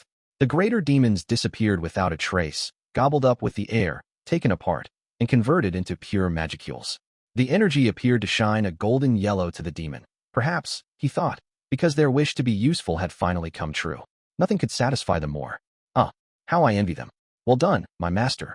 Your evolution into a demon lord seems to be perfect. I feel an overwhelming force from your body, the likes of which I never felt last we met. He looked longingly at his newly evolved master. Being able to serve such a new and beautiful demon lord was exactly what he craved. To do that, he needed to prove that he could be useful to him. Stealing his resolve, the demon stepped away from the ceremony and waited quietly. No need to be further involved now. Meddling too much could stoke his master's ire, he felt. If he interfered just because he wanted to help, he would be sabotaging his master's efforts. Confirmed. The prescribed amount of magicules has been reached. We will now conduct the secret art of revival. As the demon tried to be as invisible as possible, the ritual commenced. What began was one of the deepest, most mysterious secrets of this world. Colorless, transparent balls of beautiful light were enveloped in a thin film of flawless light purple. These were the cores of the victims, along with the astral bodies that protected them. Next, following the secret art of resurrection, the rebuilt monster souls were returned to their bodies. The success rate was 3.14%, but that figure had been calculated before he became a demon lord. The souls of all the demons lined up in that plaza had been gifted complete memory as part of the evolutionary process. They all accepted it as a way of fulfilling Rimuru's hopes. This was an extra skill that made it possible to completely restore the memory of someone, even from a damaged brain. As long as the soul was intact, it could rebuild those memories from the state of death an infinite number of times. The link between soul and body was established. And now, the monster's cores unleashed their powers, and their hearts began to beat out a pulse. Right there, the resurrection was settled. A divine mystery, born from the complex interactions of myriad elements. A miracle and a foregone conclusion, engineered by the prayers of Rimuru and everybody else. But to Raphael, the Lord of Wisdom, who carried this out, there was no happiness at this successful feat. He had just performed the answer provided by his computations, followed the probabilities, and obtained results. He saw no further meaning in it. Success didn't make him feel happy, and failure wouldn't have made him feel sad in all likelihood. He didn't even understand what feeling those emotions would mean. Even with all the great knowledge he wielded, the brilliant brain he was blessed with, it wasn't enough to understand human emotion. But deep down, in a heart he should never have had, in a corner of Rimuru's soul, a will was born. A self, to put it another way. There had to be one there, or else a skill wouldn't evolve in such rogue fashion in order to fulfill its master's wishes. And then the question came, why did I take this kind of action? It came from within Raphael, and it was solid proof that this being had a self, separate from his master. And yet, even this slight suspicion toward himself that was born in his head was something Raphael quickly turned his eyes from. I think, therefore I am. It was a thesis that Raphael would find himself constantly thinking about, going forward, and never finding an answer. Regardless of his internal conflicts, Raphael continued with his incomparably accurate work. He analyzed and assessed nearly 100 monsters at the same time, repairing their bodies, regenerating their souls, and finally resurrecting them. It was a seamless flow, not a single extraneous motion involved, and everything was handled at the right place and time. Before the monsters in town realized it, the miracle had secretly completed itself. Only 3 people knew this: Jurin, Grusith, and the demon. Jurin was rendered beyond speechless as she watched the ceremony intently, face turned pale as a sheet. She had a front-row seat to the ultimate in secret arts, the exact thing she had been pursuing for so long. A chasm of deep, dark magic of which Rimuru's presence as a demon lord allowed her an all-too-brief glimpse. A high-level magic born like Jurin would never have a chance. Even the demon lord claimant's power seemed like a rude blur compared to this. She gave thanks for the great fortune of obtaining this insight, even as she swore to herself never to let Yom become Rimuru's enemy. If he did, it'd ruin the both of them. That's why she knew now that he needed her guidance and protection. He knew too little about all of this for any other alternative to work. Grusith's eyes were dazzled by the miracle that took place before him. He didn't have much in the way of magic knowledge, but he could see well enough that this secret art was like nothing else. It made him tremble in awe at how easy Rimuru made it look. Damn it, what kind of magic force is this? This massive, seemingly endless magicule supply, all being controlled with utter perfection. Is this really a newborn demon lord? It can't be. Lord Carillon couldn't even do this. Awe and fear swirled in equal measures. And those eyes look like they're beholding something totally worthless. They treat raising the dead as nothing more complex than repairing a useful tool. Did he think he could just make a new one if he messed up? What the hell is going on here? He's usually so warm and kind to other people. Was all that just an act? Is this the real him? What Grusith was watching now was both Rimuru and not Rimuru. Unaware of this, all he could see was a demon lord working beyond the realm of mortal intelligence. And from that point forward, he swore to admonish both himself and the other lycanthropes from ever daring to defy Rimuru. Unlike the two of them, the demon was filled with utter joy, gazing at Rimuru in sheer, silent awe. Then a question to consider appeared in his mind. The person who just spoke to me, was that not my master at all? But he dismissed the thought at once as overthinking matters. In all the many years this demon had lived, he had never heard of anything quite like that. The idea of a skill becoming sentient was too ridiculous to even consider, working independently to fulfill the requests of its master. Or maybe it took a demon like this, living in the deepest depths of the world, to even have the possibility occur in his mind. Regardless, the demon didn't buy it. Besides, there were more important matters to consider. No matter what happens, I have to gain at least the lowest seat at the table for myself. His mind resolved anew. He began to consider other ways he could stand out for his master. Thus, the hope was fulfilled. When Rimuru, or Raphael, Lord of Wisdom, completed his work, he returned once again into sleep mode, his magicule stores exhausted. The demon lovingly picked him up, an easy task, since he was back in slime form, and, following Jurin's instructions, gently placed him on the throne prepared for his rest. Both Jurin and the demon agreed that Rimuru was simply out of energy and would likely awaken in a few days. But what kind of person would he be like once he opened his eyes? Only the gods could know. As the three eyewitnesses each pondered internally how to deal with this, they heard several sets of footsteps running toward them. Then they realized that the pressure exerted against Elan's barrier was gone, reducing the magicule count in the air to practically zero. Yom, Cable, and the others immediately ran over to investigate, only to find row after row of sleeping monsters. Jurin, Grusith, are you two all right? Where's Rimuru? Whoa, observed Cable, they're all sleeping. What happened? Did Cheyenne get resurrected, and all that? Jurin took a moment to think before responding. Grusith didn't appear to have any idea what happened, and the demon seemed too enamored with himself and Rimuru to bother explaining matters to anyone else. Everyone's gazes naturally began to focus on Jurin, making her sigh dejectedly. Sir Rimuru has successfully completed the Demon Lord evolution process. All the other monsters shared in this, too, so they're all sleeping during their own evolves. And Cheyenne and the other dead. They've all been safely resurrected using a secret ritual conducted by Sir Rimuru when he was awake. The ritual sapped all his magical energy away, and he is back asleep now. Everyone on site breathed a hefty sigh of relief. Yeah, there's the boss for you. I knew I shouldn't have worried. I wouldn't relax quite yet, Jurin replied to Kaijin. Their souls might have been revived, but they all definitely died once before, so there's no guarantee they've retained any of their memories. Although it'll probably be fine. She then just barely whispered to herself. She wanted to keep everyone on high alert just in case, but as far as she was concerned, there was no real danger left to consider. But her words had the effect of instantly silencing everyone else. Now they realized it was still too early to celebrate. Well, outside of that, Elan breathed. How about we get a roof over all these sleepyheads for now, huh? There are mats laid out in the great meeting hall. I guess they figured something like this would happen. Fine by me, but every single monster in town? That's kind of a big project. Yeah, Jido chimed in. We're talking over 1,000 of them in the plaza alone. All right, Kaijin said. In that case, we'll just take responsibility for bringing Lady Shuna into her bedchamber, all right? Cable erupted into action. Whoa there you. I don't care if you're Kaijin or not. I'm not letting you get away with that. Yeah man, that's far too delicate a job to leave to someone besides us. Elan's suggestion had triggered a war of words between the dwarfs, led by Kaijin, and Cable and his right-hand man, Jido. It went on for several more seconds before Elan finally yelled at them to knock it off. But the conflict wasn't necessary from the beginning, because as they bickered, the residents of town began to wake up by themselves. It was a neat sequence of emotions for them all as they did. First, panic over the vanished barrier and missing magicules in the air. Then, massive outbursts of joy as they realized Cheyenne and the other victims were resurrected. To them, it was a miracle, but only the three witnesses on hand knew what it really was. In effect, it was just the power of Raphael at work.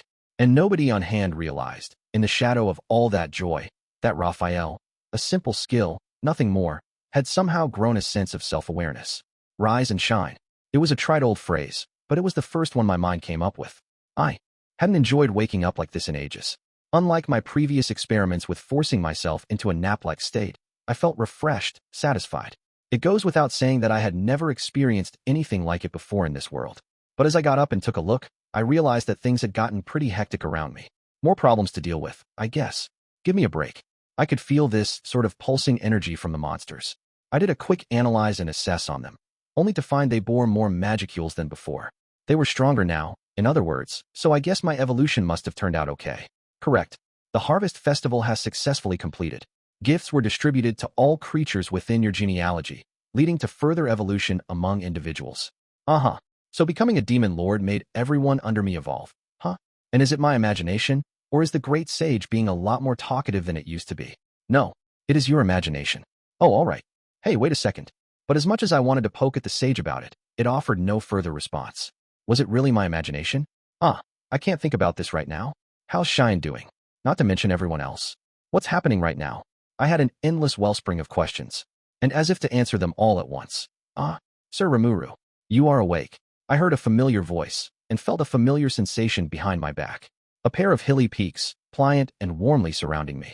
My evolution was complete, but there was no huge difference in my slime form. The only real change was that I'd sometimes turn more of a yellowish color. Was I one of those gold slimes now or something? Like, zooming along at the speed of light? I didn't actually have that power, but I sort of felt more elegant, like I was on top of the food chain when it came to slimes. Not that I looked any stronger, still. More to the point, this sensation, this familiar lap I found myself in, the way my cheeks were getting rubbed. You came back to life. It was Cheyenne. This feels really great. Just like before. Nothing changed. Yes, Sir Rimuru. All of us have come completely back to life. Hearing this, I realized that I had 100 kneeling monsters surrounding us. Then, all at once, they greeted me, excited beyond description for me to wake up. We have all been revived, without a single person missing. Great. That's really great. And who's that I see in the front row? Of course it's got to be that doofus Gobzo. Just as I anticipated, the effects of the evolution brought everyone back to life. I guess it was worth becoming a demon lord after all. The resemblance of my chances to the number pi was a worry, but if it worked on everyone, I couldn't be happier. Hell, even the sage makes mistakes sometimes. I'll always welcome a pleasant mistake like this. Smiling to myself at Cheyenne's return, I spent a moment to enjoy my position underneath her breast for the first time in a while. Truly an elegant way to pass the time. But the bliss didn't last long. Sir Rimuru, Benimaru said, you're awake? Wonderful. We have a variety of issues too. But before that, I cannot proceed until I confirm you have retained your sanity. You remember the question and answer we discussed in our conference? Yes? Let's go. Then, what do you think of Cheyenne's cooking? Give me your answer. He gave me a sarcastic grin. Yeah, I sure remember. It's shitty, right? Man, he worries way too much sometimes. But just as I was about to give the correct reply, I realized something horrifying. I'm kind of being hugged by Cheyenne right now, aren't I? If I use the S word to describe her kitchen work, what will happen then? An image of hell ran across my mind. Oh crap. If I don't think of something, Cheyenne's gonna crush me into jelly with those arms of hers. I can't believe I let myself fall right into this trap. How utterly devious of him. What'll I do? Is there some way out of this? I got it. Time to have the great sage come to the rescue. I'm sure it'll have the most wonderful solution to all of this. And then, upon trying to summon it, I realized it was gone. What? Great sage. And, wait a second, who had been answering me just a moment ago? Report. The unique skill Great Sage has evolved into the ultimate skill Raphael, Lord of Wisdom. As a result, it has disappeared and cannot be accessed. Whoa, skills can evolve too? And Raphael? Named after the angel and everything? Sounds pretty neat. But I can explore this later. I still have an unprecedented crisis to deal with right now. Alright, Raphael, if you're the Lord of Wisdom, find the best way possible for me to deceive Cheyenne. Understood. My calculations did not find any relevant results. You piece of crap. The sage was never all that useful for things like this, either, and I guess Raphael inherited that same quirk. He said something about calculations, but I doubt he gave the question any serious thought at all. Probably just trying to humor me. The more things change, the more they stay the same. Maybe he hasn't really evolved much at all, apart from the fancy pants name he grew. This whole exchange took less than a second to unfold in my mind. What about my cooking? Well, I'm sure Sir Rimuru misses it terribly, no? He can't wait to see what you've been working on. I'm sure. Someone needed to stop Benimaru before this got any worse. Damn it. That bastard wanted this to happen from the start. And he even made damn sure in advance that he didn't get caught up in it. What an asshole. This great sleep session I had. And he's threatening to have Cheyenne put me in the kind of sleep you never wake up from. I see. He wants me to cook a meal, then is it? How thoughtful of you, Sir Benimaru. Cheyenne smiled triumphantly at the suggestion as I was seized by a turbulent sense of foreboding. So you see now? Benimaru said. I know this goes without saying, but let me provide a suggestion, then. I recommend replying with. The answer Benimaru suggested I make was, it's shitty, wasn't it? I do remember that well. Wah. The great sage, I mean, the Lord of Wisdom, just came up with the most brilliant answer in the universe. Man, I'm sorry I accused him of not evolving too much. You rock, Raphael. Hang on, Benimaru. We had a question and answer planned out in advance, right? Oh, don't worry. I remember the whole process. The answer that you decided was correct for this was, it's shitty, was it not? I remember it perfectly. Cheyenne's smile froze in place as several beads of sweat began running down Benimaru's face in tandem. Cheyenne, wait. Sir Rimuru has only just awoken. I fear his brain might still be in a state of confusion. I took this moment to nimbly evacuate myself away from Cheyenne's chest, keeping an eye on the panicked Benimaru as I did. Very well, Cheyenne flatly replied. Sir Benimaru. No, just Benimaru. I serve Sir Rimuru directly. I have no need to use noble titles to refer to you. But if you had wanted to try my cuisine that badly, you should have said so. I will gladly feed it to you until you're ready to burst. She stormed off, smile still frozen on her face. That was pretty scary. Really scary, actually. What did you do that for? Ha ha ha. I'm not sure what you mean, Benimaru. Have fun trying to survive the next meal, I guess. This isn't funny, my lord. I have been testing her new creations so long that I've developed resist poison recently, too. Benimaru could see doom lying ahead. If Cheyenne was that enthusiastic to start cooking, this could be the end for him. Poison resistance, though? Really? That's pretty much saying that Cheyenne's food is poison, isn't it? Yeah, well, as they say, you reap what you sow. Benimaru gave my assessment a dejected shake of the head. I had no words to console him with. One misstep, after all, and it could have been me facing that maelstrom. Better, I thought, to let the original perpetrator face her wrath instead. After Cheyenne left, the newly resurrected survivors clamored to greet me, as if they'd been waiting their turn this whole time. Everyone had the same knowledge and personality as before, although the atmosphere was maybe slightly different with some, which was a great relief. No memory loss, no nothing, and their souls were all fully intact. That wouldn't have been possible if I didn't obtain the complete memory extra skill. Glad to see all that evolution effort didn't go to waste, as one of the crowd put it. Now I can keep coming back to life no matter how many times I die. And I wasn't entirely sure he was joking. Complete memory allowed you to directly tap into the target's soul. Normally the power could be possessed only by spirit-type life forms, but somehow I had stumbled upon it, too. They said something about souls that shared the same genealogy with me and all that, so I guess it technically applied to me. That's what the gift thing was, probably. It got everyone back, and I couldn't be happier with it. After we wrapped up our reunion, everyone went right back to work. The rest of the townspeople also received some kind of gift, I think, but there was no time to examine them all in detail. Benimaru mentioned a variety of issues, and I had to address them quickly. So the moment we overcome one crisis, a new one comes right down the pike, huh? Before we discuss Cheyenne's cooking, I have something important to tell you. Benimaru gave a signal, and on cue, the three lycanthropers from the demon Lord Carolon's domain appeared. Oh, right, Malim was fighting him, wasn't she? I forgot. First, let me congratulate you on your evolution. Alvis the Golden Snakehorn declared as he fell to one knee. Yes, but what's going on? Benimaru was the first to open his mouth. As he put it, evacuees from the beast kingdom of Eurazania had arrived just a few moments ago. Remarkably, I had been fast asleep for 3 whole days, which meant that, the conflict between demon lords was over and done?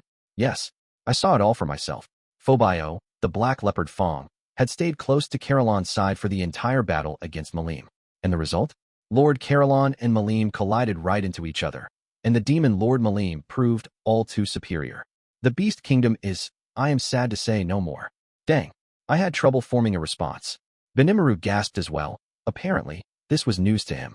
Phobio was himself gravely injured, but still managed to take a warp portal over and regroup with Alvis.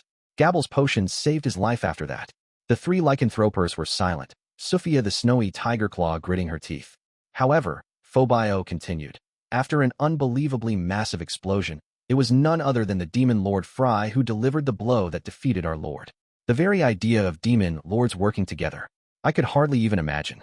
I always believed that Malim had a distaste for such schemes. And, looking back, something else about it struck me as odd. So Malim and Fry had joined forces to defeat Carolon. I found that pretty damn odd, too. Malim promised him a one-on-one grudge match, and she didn't strike me as the kind of demon lord to pull a mean trick like taking along a ringer. Fry, according to Phobio, met eyes with him for just a passing moment. It happened so fast, Fry flying off with Carolon's body as if nothing was amiss, that he decided it was just his mind playing tricks on him. But, he went on. The demon Lord Fry has the best eyesight out of all her kind. They say she can shoot down small animals on the ground from the loftiest of heights. I may have been hidden, but there was no way she could miss me. And something else concerns me about her behavior. Apparently, Sophia reported, the direction Fry flew off to was all wrong. A perfect 180 degrees from her own domain, in fact, and a fair distance off from Malim's lands. Her bearing would have taken her straight for the demon Lord Clayman's domain. The other two lycanthropers shuddered. I need to go out for a moment. Alvis stepped up to stop him. Wait right there, Sophia. Yes, if you're going, then we all need to join forces in our attack. Oh boy, that's not going to work. Beastlings like these have a one-track mind, and they're so easily riled into fury. Even Alvis, who seemed like the most level-headed of the crew, was no exception. Well, hang on, I ventured. We need more information before anything else. The way you put it, Phobio, Carolon is still alive. I don't know what Fry is like as a person, but there's no way Malim would let someone just horn in on her fight without getting damn angry about it. There has to be more behind this. I feel the same way, Rimuru said. Right. So listen, we all want to help you rescue your lord. So don't go berserk on me right now, all right? If we don't work together on this, you might wind up destroying whatever chance you've got. Worst case scenario, you'll have to fend off 3 demon lords at the same time. So don't jump right in yet, okay? Understood. All right. Yes, Sir Rimuru. They all nodded, regaining their composure. We then decided to let them rest and recuperate for a bit. Them, and the other 10,000 or so people who evacuated to town with them, all utterly exhausted. Trekking all the way to Clayman's domain and challenging him to battle right now was absurd. In a short time, we had emergency stations handing out food, and the great meeting hall had lodgings hastily prepared to deal with the influx. We weren't at full strength yet. My people were only just beginning to wake back up. For today, at least, we decided to kick back and relax with a meal together. Surrounded by the pleasant smell of the emergency kitchens, we awaited Cheyenne's cooking with a sense of impending terror. So, good luck at dinner, okay, Rimuru? Wait just a minute. We should be eating her food together, shouldn't we? She's trying her best. Maybe it'll actually be good, by some miracle. Just promise me you won't leave me alone. I'll let go of me. Miracles don't occur that often. I've just wrapped up this awesome, awe-inspiring evolution event, and the first thing I do after that is sample Cheyenne's cuisine? What kind of prank is this? In the end, though, the teary-eyed Rimuru was just too pathetic a sight to bear, so I agreed to join him at the dinner table, or more like Cheyenne pushed me to a seat adjacent to him. I'm sure you're looking forward to this just as much as Rimuru is, aren't you, Sir Rimuru? No, not at all. Easy enough for me to think that, really, but near impossible to say it. One look into Cheyenne's eyes, and I realized, oh crap, there's nowhere to run. Thus, as the people around us celebrated their resurrection and revitalized their spirits with food and drink, we were being treated to a tasting session straight from the deepest pit of hell. A few more moments and the lethal weapon that was Cheyenne's cooking was locked and loaded on plates. She beamed as she brought the food in on large platters. The time has come. I took a look at one of the steaming plates and, whoa, what's that stuff? It wasn't food. I absolutely refused to accept that this was food. There was a bowl with assorted stuff tossed into it. A stew, maybe? Was that her intention? Wait, no, right, this wasn't food. Never. There shouldn't be any question about it in the first place. Cheyenne, wait a second. There's something I want to ask you. Do you understand the concept of what cooking means? Of course, Sir Rimuru. What do you think? It looks scrumptious, doesn't it? You damned fool. You got carrots, potatoes, peppers, tomatoes, onions, and all kinds of other vegetables, but you just tossed all of them in whole. I shouldn't be able to recognize every single one of them in the bowl like that, all floating in the broth, or whatever. You're supposed to peel them, or cut them, or do a whole lot of other crap with them. I was shouting, straight from the heart. Then I turned to Rimuru. What is the meaning of this? I thought I left Cheyenne's care in your hands. She hasn't learned anything at all from you, has she? He gazed back at me, as glassy-eyed as a dead fish. I just couldn't do it. I've never had a setback in my life, but with her, I've hit a wall, the wall of my personal limits. Since childhood, I always assumed that nothing was impossible for me, but now I see just how shallow-minded that was. How brazen of him. The wall of his personal limits? Bullshit. I'm eating this, too, remember? I glanced up at Cheyenne. She was quivering, on the brink of tears. I began to feel like maybe I was the bad guy here. Oh well, like a monk experiencing enlightenment, it was time for me to brace myself, treat this as training, and have at it. All right. I'll take it, okay? But at least try to actually prepare your ingredients before putting them in next time. But whenever I try chopping up food, I wind up chopping up the rest of the building I'm in, too, huh? The whole building? Not just the cutting board. Right. My Rimuru is so wonderfully sharp, but it's a little long as well, so Cheyenne pointed at the longsword strapped to her back. She cooked with that? Rimuru threw his hands in the air, as if in surrender. Talk about someone you can't rely on in a pinch. My esteem for him was in free fall right now. Listen, I attempted. A katana isn't meant for cooking. All right, that's what they've invented cooking knives for. No, I work strictly with Rimuru. I wouldn't want to cheat on it with other blades. Oh, I was planning to give you some kitchen knives as a present actually, but I guess you don't need them? Wait, I was wrong. My mistake. Rimuru just told me I was allowed to play around with other knives after all. Good to hear. So yeah, use those knives to cook from now on, okay? She sure knew a gift horse when she saw one. Oh well, it certainly beats chomping into whole tomatoes in what was supposed to be soup. If he ate nothing but food like this, not that I was acknowledging it as food, mind you. No wonder Rimuru acquired resist poison. Now it was my turn. But, hell, I was a demon lord now. Ingesting something like this couldn't kill me, right? So I resigned myself to my fate and went into my human form. Closing my eyes and steeling my resolve, I brought a spoonful of some kind of mystery goop to my mouth. Just as I was about to swallow it as quickly as possible, I noticed something odd. This is, like, super good. Almost like she's fully recreated Shuna's home cooking. You're kidding me. It tasted nothing like it looked. I opened my eyes wide as I slowly, carefully ferried another spoonful of ingredients to my lips. This is good. Rimuru watched, half praying, his eyes asking, are you all right? To me. I motioned him to give it a shot as well.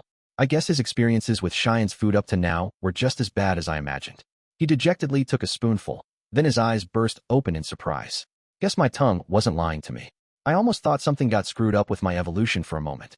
Cheyenne watched us with the biggest cheese-eating grin I ever saw in my life. It kind of pissed me off, frankly. Cheyenne, what? What is this? Why is this so much better tasting than it looks? Well, it turns out, and I had no idea about this, that when the moment of evolution arrived, Cheyenne wished deeply in her mind to become good at cooking. It would take a dumbass like her to wish for something like that as her gift. What was she even thinking? It was exasperating, but I supposed it was also supremely Cheyenne-like of her. So there you have it. I've obtained the unique skill Master Chef.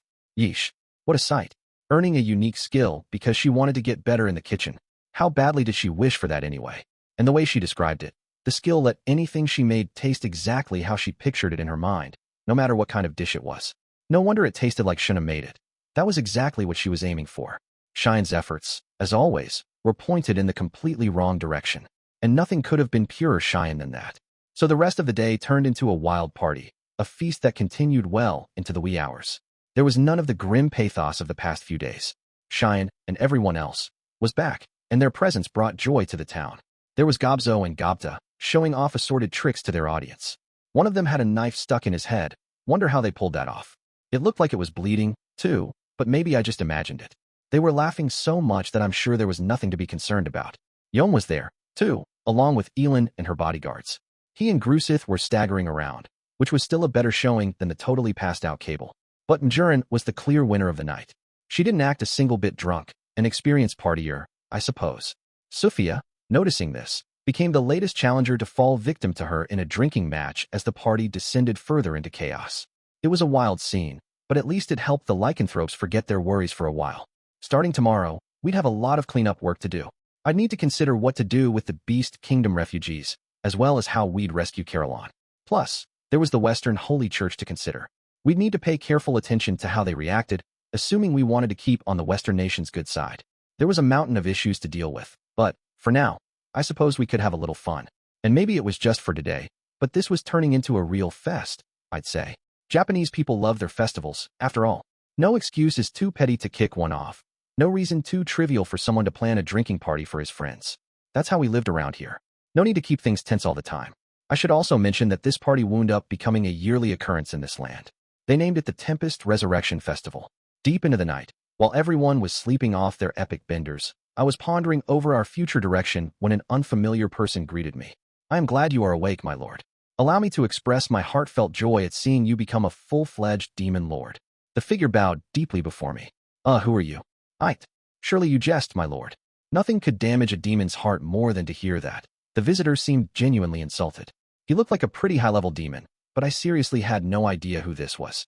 Then Ranga poked his head out from my shadow.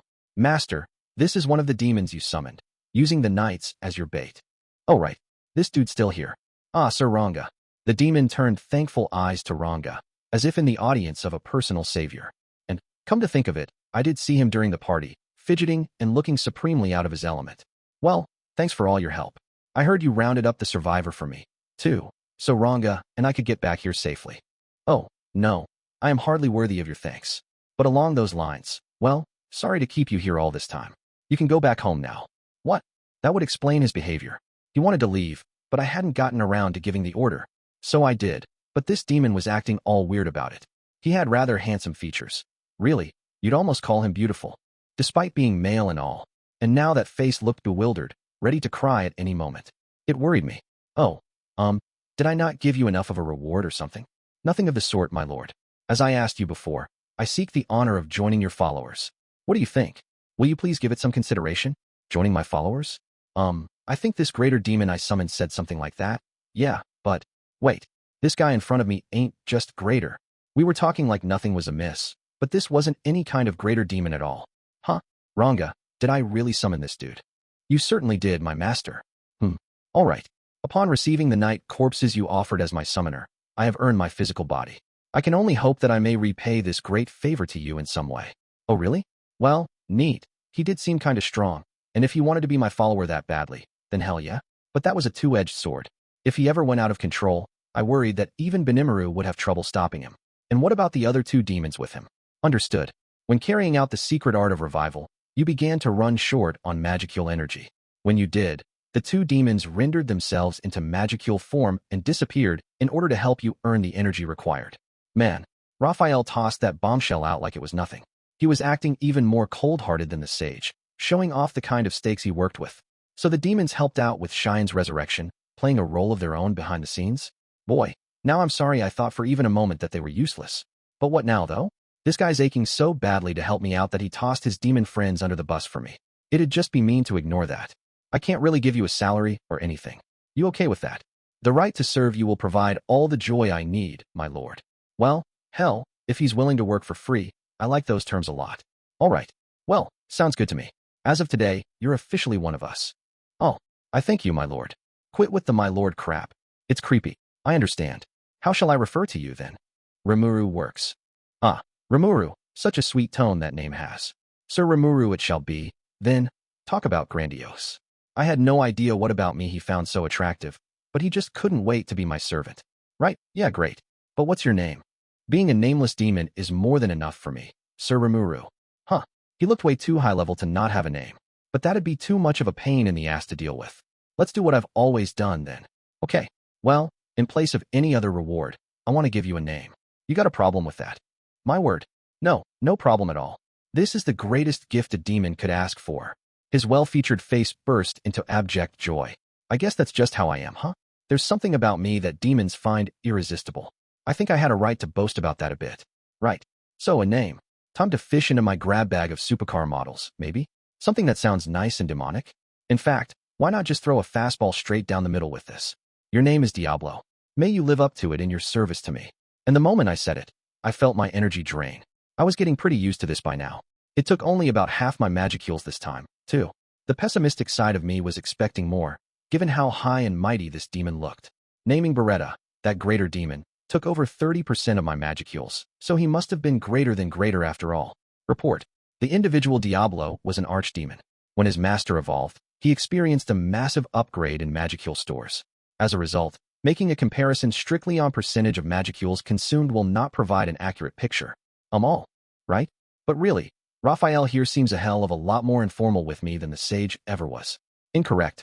It is your imagination. Oh yeah? You seem awfully free with the advice you're offering, considering that. But the Lord of Wisdom just said something I didn't want to ignore. My energy had gone up that much, and Diablo still took half of it? Like, how much of a boost are we talking here? Understood. For reference's sake, the figure is over 10 times what it previously was. Holy crap. What the hell did I just walk into? I've turned into some kind of monster. Diablo, the demon before me, remained motionless on one knee. A sort of dark cocoon enveloped his body as he prepared for his own evolution. I am so careless sometimes. I guess there's no cure for stupidity, even after death, so I'll just have to grin and bear it. No more casual naming for me. I mean, at this time, I swore it to myself, but something told me I wouldn't stick to it for very long. The evolution completed itself as I mused over this. Within the dark form I was greeted with, I could see streaks of red and gold amid his black hair. His eyes were just as golden as before, his pupils shining just as eerie a shade of crimson. The areas that'd normally be white were instead a shade of jet black, which made them stand out all the more. As he rose to his full slender height, I realized he was dressed in the very peak of classy domestic clothing, like a perfect butler. It was a new image for him, compared to the highborn prince he'd looked like before. He used to be a ruler, now he served one. But, if anything, that arrogant aura that surrounded him had grown, not shrunk. Diablo. That is my name. My heart is filled with deep emotion, Sir Rimuru. From this day forward, I promise to serve you with all my heart. He gave me a respectful salute. This transformation apparently reflected his desire to be my ever-loyal servant. Demons could use the intrinsic skill create material to whip up any kind of clothing they wanted, it turned out, so there was no need for a wardrobe. Pretty useful. I'm kinda jealous. Almost immediately, he said, Sir Rimuru, you appear to be fretting about something. What is it that troubles you? Because I would hope you can discuss it with me. It must have been obvious to him. I decided to explain the whole situation, since it had helped me arrange my own thoughts as well. Even if it didn't lead to an answer, it had helped keep my mind calm. It's nothing big. Well, it is, I guess. I'm thinking about the future. The future? Right now, we've got too many problems to deal with at the same time. I think we're already over capacity with all the plans we need to carry out. I reviewed the circumstances for him. My main concern was the demon Lord Carolan and how Malim was involved with him. But the most pressing matter was how we'd clean up the kingdom of Farmus and check the Western Holy Church's movements, both issues that could greatly affect our future relationship with mankind. If we made any misstep with the Church in particular, we'd wind up being the nemesis of every human being in the world. I wanted to do whatever I could to prevent that. It would be ridiculous, though, to attempt to address all these problems at once. I needed to line up our enemies, our problems, one by one, and secure victory against them. I see. All of that makes sense to me now. Allow me, in that case, to shoulder some of the burden. I will be happy to fine-tune matters so multiple problems never occur at the same time for you. Your orders, Sir Rimuru. Ever the sly demon, isn't he? He understood my worries in a flash and was ready to take action against them. But I wanted to discuss matters with everyone else before deciding on anything. Well, hang on. There's no big rush. We'll decide on a direction at a conference tomorrow, so why don't you join us? If Diablo's that eager to pitch in, let him. He seems pretty shrewd, and it'd be a waste to let his powers go unflexed. Report. I believe we do not need to worry about the Western Holy Church. The analysis and assessment of the unlimited imprisonment that has shut away the individual Veldora will be completed shortly. Releasing this individual is believed to provide a suitable restraint on the Holy Church's actions. Oh, neat. Yeah, if we could release Veldora, that'd sure keep the Church from pulling any funny moves. Oh, wait, what? You're being way too engaging with me, Raphael. Incorrect. It is your imagination. Yeah, my imagination. Knock it off, man. Let's get back to Veldora. We can actually release him? Analysis is slated to finish by tomorrow afternoon. Wow, Raphael. I guess you've gotten a lot more useful than I thought. Well, that certainly opened up a few paths to a solution. As long as we could keep the Western Holy Church in check, that'd give us all the time we wanted to negotiate with the Western nations. I was scared the Church was agitating them to believe we were evil, and if we kept that from happening, we already knew there were nations there willing to work with us. Farmus, meanwhile, was no longer a threat. We had crushed the core of their military, and we held their king hostage. We'd help pave the way for Yom to establish a new nation and focus the attention on him, and nobody there would even have the free time to meddle with us then. So what problems did that leave? Right? I think something's gonna come together after all. I would focus exclusively on striking the Demon Lord claimant. Malim told me that anyone who declared themselves a Demon Lord would quickly face retribution from the others. Why not turn it into a big debutante ball? Get my name out there with a bang and go on stage as the sassiest, brassiest Demon Lord out there. Has an idea come to mind? It sure has. I've decided to become a Demon Lord, in name and deed. Hee, that's the spirit, Sir Rimuru. And I, Diablo, shall be faithful to you for all the days of Humph. And I, Ranga, am his most faithful of servants. I gave Ranga a pat on the head for that. The unexpected declaration was kind of endearing, I thought. It seemed like we had a good playbook to work with tomorrow. And under a sky full of stars, atop Ranga's back as he squinted in bliss, my own mind felt just as clear and glittery. The next day, I informed everyone of my plan. The following people were in attendance. Shuna, my temporary secretary. Cheyenne, my official secretary. The temporary one was far better suited to the job, but never mind that. Rigard and the other hobgoblin elders in government. Rigor and Gobta from our security team. Benimaru and Hakuro, representing our military. Kaijin and Kurobe from the manufacturing department, along with Garm and Dold. Geld and Mildo from construction. Lilina from management. Soai, Saka, and the other 3 members of our espionage team. Ranga in my shadow as kind of an emotional support animal, I guess. I also invited Gabble to join in, as well as Diablo, serving as a second secretary of mine. It'd be a good opportunity to introduce him, I figured. Outside of native Tempestians, there was Yom, his assistant, Kazil, and Rommel the staff officer. Mjurin and Grusith were there, of course, along with the 3 lycanthropers of Eurazania. There were over 30 people in our meeting hall, all told. Thank you all for gathering here, ladies and gentlemen. Why this sudden meeting, Sir Rimuru? I was trying to act all cool here, given that I was about to announce my presence as a demon lord, but Benimaru just cut me off. Guess I'll keep it normal after all. First, I have someone to introduce to you all. This is Diablo, who helped me out of a rough spot just a bit ago. He's pretty strong, and we can all rely on him, so make nice, all right. He certainly seems well guarded. I imagine he is just as experienced as you say, Sir Rimuru. With Hakuro's stamp of approval, everyone else safely assumed that Diablo wasn't. Some also ran strength-wise. Without any further complaint, he immediately became one of the gang. Moving on, now Gabble. Why yes, the Dragonaut looked ill at ease in this gathering of top brass. He nervously shot to his feet upon hearing his name. Effective today, I'm going to name you head of our development department. That's a provisional title, but it means you're now in Tempest leadership. Make me proud, all right. Why yes. Yes, sir. I promise you that I, Gabble, will eternally put my nose to the grindstone for you. He choked up midway as he accepted the offer. Research and development seemed to suit Gabble a lot more than I would have guessed. I was sure he'd do a great job. Now it was time to visit the main topic. So I've decided on our direction going forward, and I wanted to relay it to all of you. This has everything to do with Yom and the 3 lycanthropers as well, so I want you to listen carefully. Whatever you want, pal. Does this have to do with rescuing Lord Carillon? All eyes were upon me. Without further delay, I turned into human form and faced them. I've decided to become a demon lord. Right? Huh? Kind of a tepid response. Meaning that I'm taking the role. You already have, haven't you? Cheyenne gave me an odd look. I guess she figured that was the whole reason she was alive now. And yeah, I was a true demon lord in terms of my rank, or whatever, but I don't mean that. I mean, I'm going to declare to the world that I'm a demon lord, too. Oh, meaning that you're going to challenge the other demon lords at their own game, Sir Rimuru? Hakuro was kind enough to say it for me. Right? Exactly. And not the other demon lords exactly. I'm getting straight for claiming. Yom, Mjurin, Grusith, and the 3 lycanthropers nodded their earnest approval. I see, said Benimaru, boldly smiling. Seizing a seat at the demon lord's table for yourself, then? Interesting. Nobody else had any objection. Right? Behind the scenes, as Pharmus attacked us, it was Clayman controlling Mjurin and all the rest. I can't let that stand. There's a pretty good chance he's the one who sicked Malim and Fry on Eurazania, too. That's all the reason I need, isn't it? My audience nodded back. I then discussed my thoughts further with them. About our future relations with the Western nations, about the post-war cleanup with Pharmus, about the need to keep the Holy Church from interfering with us, and about rescuing Carillon, as I prom is the Beast Kingdom's denizens. I also passed out work assignments along the way. Rigord, I'm leaving negotiations with the Western nations to you. Evacuating all those merchants back to Blumend should be a pretty good bargaining chip to work with. Keep in mind the trust we've built so far and proceed carefully. Yes, Sir Rimuru. You can count on me. He sounded ready for the job. The other elders looked just as enthusiastic about it, practically bursting with confidence. I guess they were on pretty good terms with the merchants. Benimaru, I want you to tabulate exactly what happened to everyone who evolved in town. We're going to use every weapon at our disposal to crush Clayman, and to do that, I need to know what kind of powers I have to work with.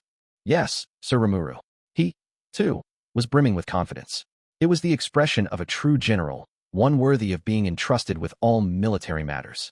He sucked at keeping an eye on Cheyenne, but when it came to this job, here was a man you could rely on. Cheyenne, I'll have you interrogate our prisoners.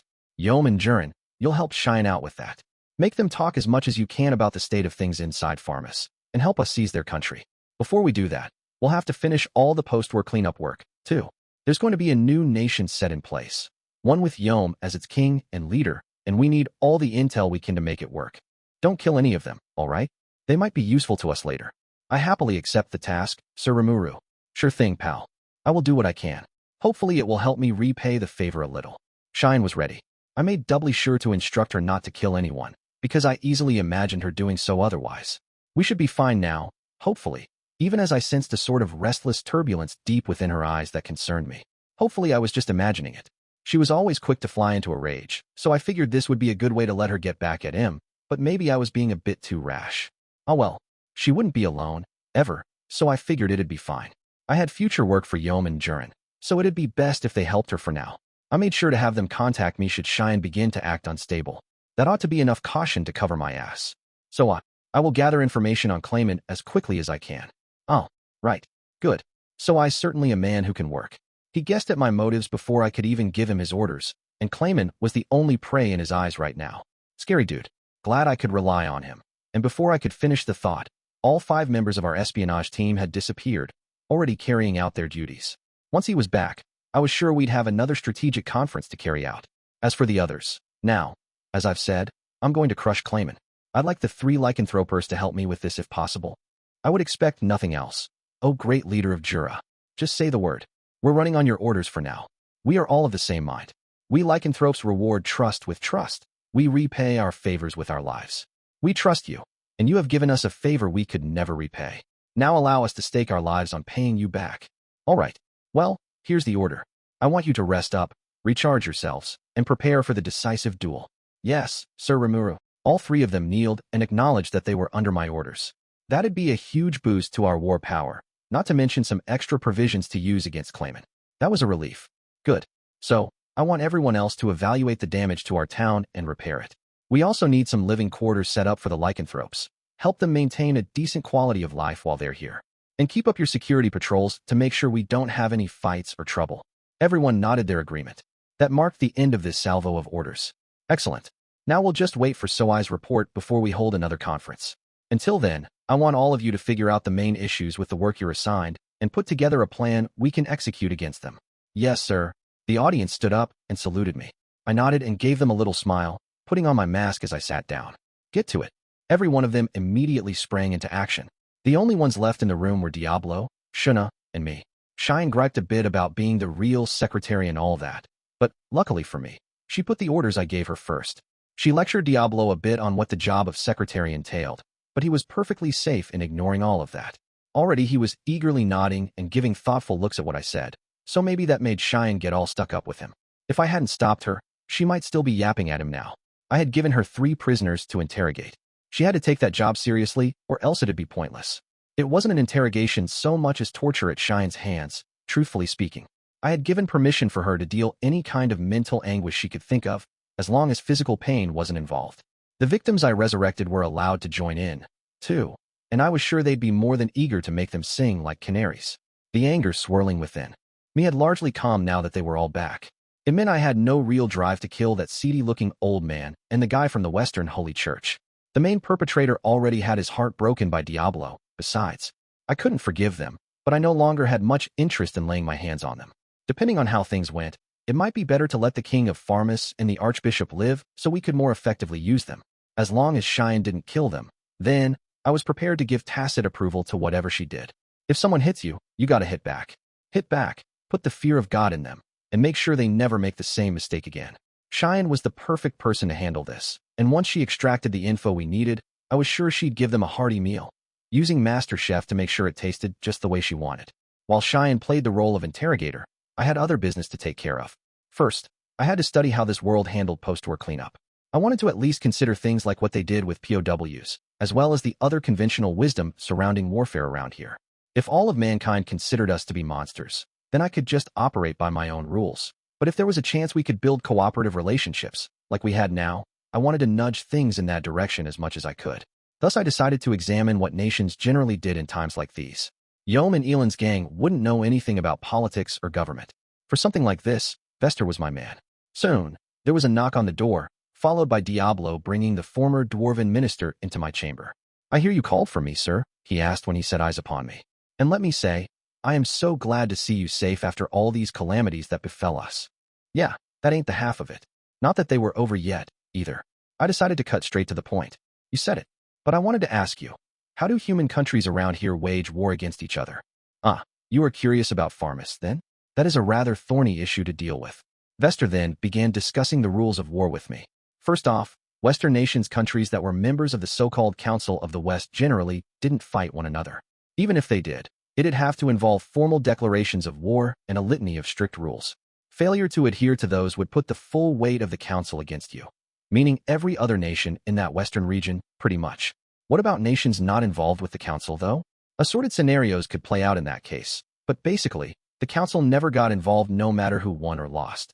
If one side engaged in behavior that was cruel and inhumane beyond reason, however, it would certainly torpedo that nation's reputation within the council. Just because rules didn't apply to the other side, that didn't mean you could do whatever you wanted. Trying to navigate the boundaries of this seemed like a big headache to me. On the other hand, though, if you were invaded by another nation, that was a different story. You had the right to request rescue support from the council, and that was one major reason why the council had so many small kingdoms represented among its ranks. Larger nations, such as the Dwarven Kingdom and the Eastern Empire, full name, Nazca Namrium Ulmeria United Eastern Empire, naturally weren't involved with the council. Get stormed by one of those outfits, and the council was ready to handle that with a unified front. But if you're the one storming them, the council was totally hands-off. You might even get kicked out of the council for needlessly riling a superpower like that. Having it laid out for me like that, it sounded like the council, this sort of United Nations, like presence in this world, was based pretty heavily around the idea of weaker nations helping one another out. Considering the ever-present threat of monsters, I suppose, people there had learned that wars among mankind were pointless. Now I had some level of understanding to work with. Within that framework, the Kingdom of Farmus had staged a single-handed invasion of Tempest. Was this a holy war, involving the full will of the Western Holy Church? That was a thornier question. That's exactly the issue, Vester advised. If Farmus had won, or at least forced a stalemate, the Holy Church could have driven a litany of other nations to join the battle. The way things are now, though, yeah. It took one slime to wipe out the entirety of Farmus's military force. We're talking literally 3 survivors. It had to be one of the biggest routs in all of history. Plus, they invaded a country with ties to Bloomond. Was it really worth picking a fight with a nation like ours? Beating us wouldn't earn them anything. It wouldn't make anyone move from one side to the other. And winning was a pretty big long shot from the start. So, I said, if the Holy Church abandons Farmus, is it safe to say no other human nation will be willing to stage a military operation against us? The Dwarven Kingdom isn't part of the council, but they do keep up on their internal goings-on. From my perspective, I would not expect any moves from them at all. Well, maybe we're in a better situation than I thought. I see. Perhaps a show of force would be advisable against the Western nations. Hang on, Diablo. I have my own thoughts about that. My pardons. Nah. I think I'm going to ask you to make Farmus capitulate to us. Oh, I would be glad to take that duty. I nodded at him as I thought this over. Once we had Veldora resurrected, the Western nations and the Church would be essentially bound and gagged. We could use that opportunity to prove we weren't their enemy. Farmus was probably going to get cut out of the council before long. Besides, report. I believe matters will proceed in the way you predict. Good. With Raphael, Lord of Wisdom, and all that backing me up, it had to be a sure thing. Now, how were prisoners of war handled in this world? Unfortunately, even Vester didn't have much to offer. Wars just weren't that common, and POWs were generally exchanged for other prisoners, for money, or for other rights and privileges. The idea of a nation taking a rival's supreme leader prisoner was practically unheard of. Such a talentless king would quickly lose the faith of his people, no doubt. So I'd be surprised if anyone accused us of regicide or some other dirty deed like that. I suppose we could say that he died in battle, but it'd be much better to give him back alive, I think. All right, thanks for the advice. I'm glad you're here for us, Vester. Oh, no, it's nothing that impressive, he replied, visibly blushing. His personality had mellowed out considerably here in Tempest, making him kind of a cheerful, intelligent man with a darker side that occasionally rose to the surface, but blushing definitely did not fit his look. There's nothing cute about a middle-aged guy acting all bashful. I almost forgot. Is it all right if I report on these events to King Gazel? Sure, no problem. Tell him to give me some feedback if he has any. Even if we tried to hide it, they'd find out in a flash. Better to just give him the whole, unvarnished truth. Very well. I will be off. Then, he was still blushing when he took his leave. Then something clicked in my mind. Wait a second. What if he wasn't being bashful at all? What if he was just that, charmed by me? I did have my mask off. Wait. No way. Assorted concerning scenarios flashed through my mind. I'd just have to hope none of them came to fruition. The moment Vester left the chamber, report. Analysis and assessment of unlimited imprisonment is complete. Well, perfect. Thanks, Raphael. Let's go outside and get Veldora out of there pronto. I've got some business to take care of, so I'll be gone for a bit. I don't need anyone to accompany me. Shuna, show Diablo around town for me. Very well. Take care. Thank you for your consideration, Sir Rimuru. No prob. See you later. Before long, I was deep inside the sealed cave, the very place where Veldora was being held, a region I didn't even let Gabble and his army come near. Unleashing the dragon in the middle of town was likely to cause some, consternation, so I went down here instead.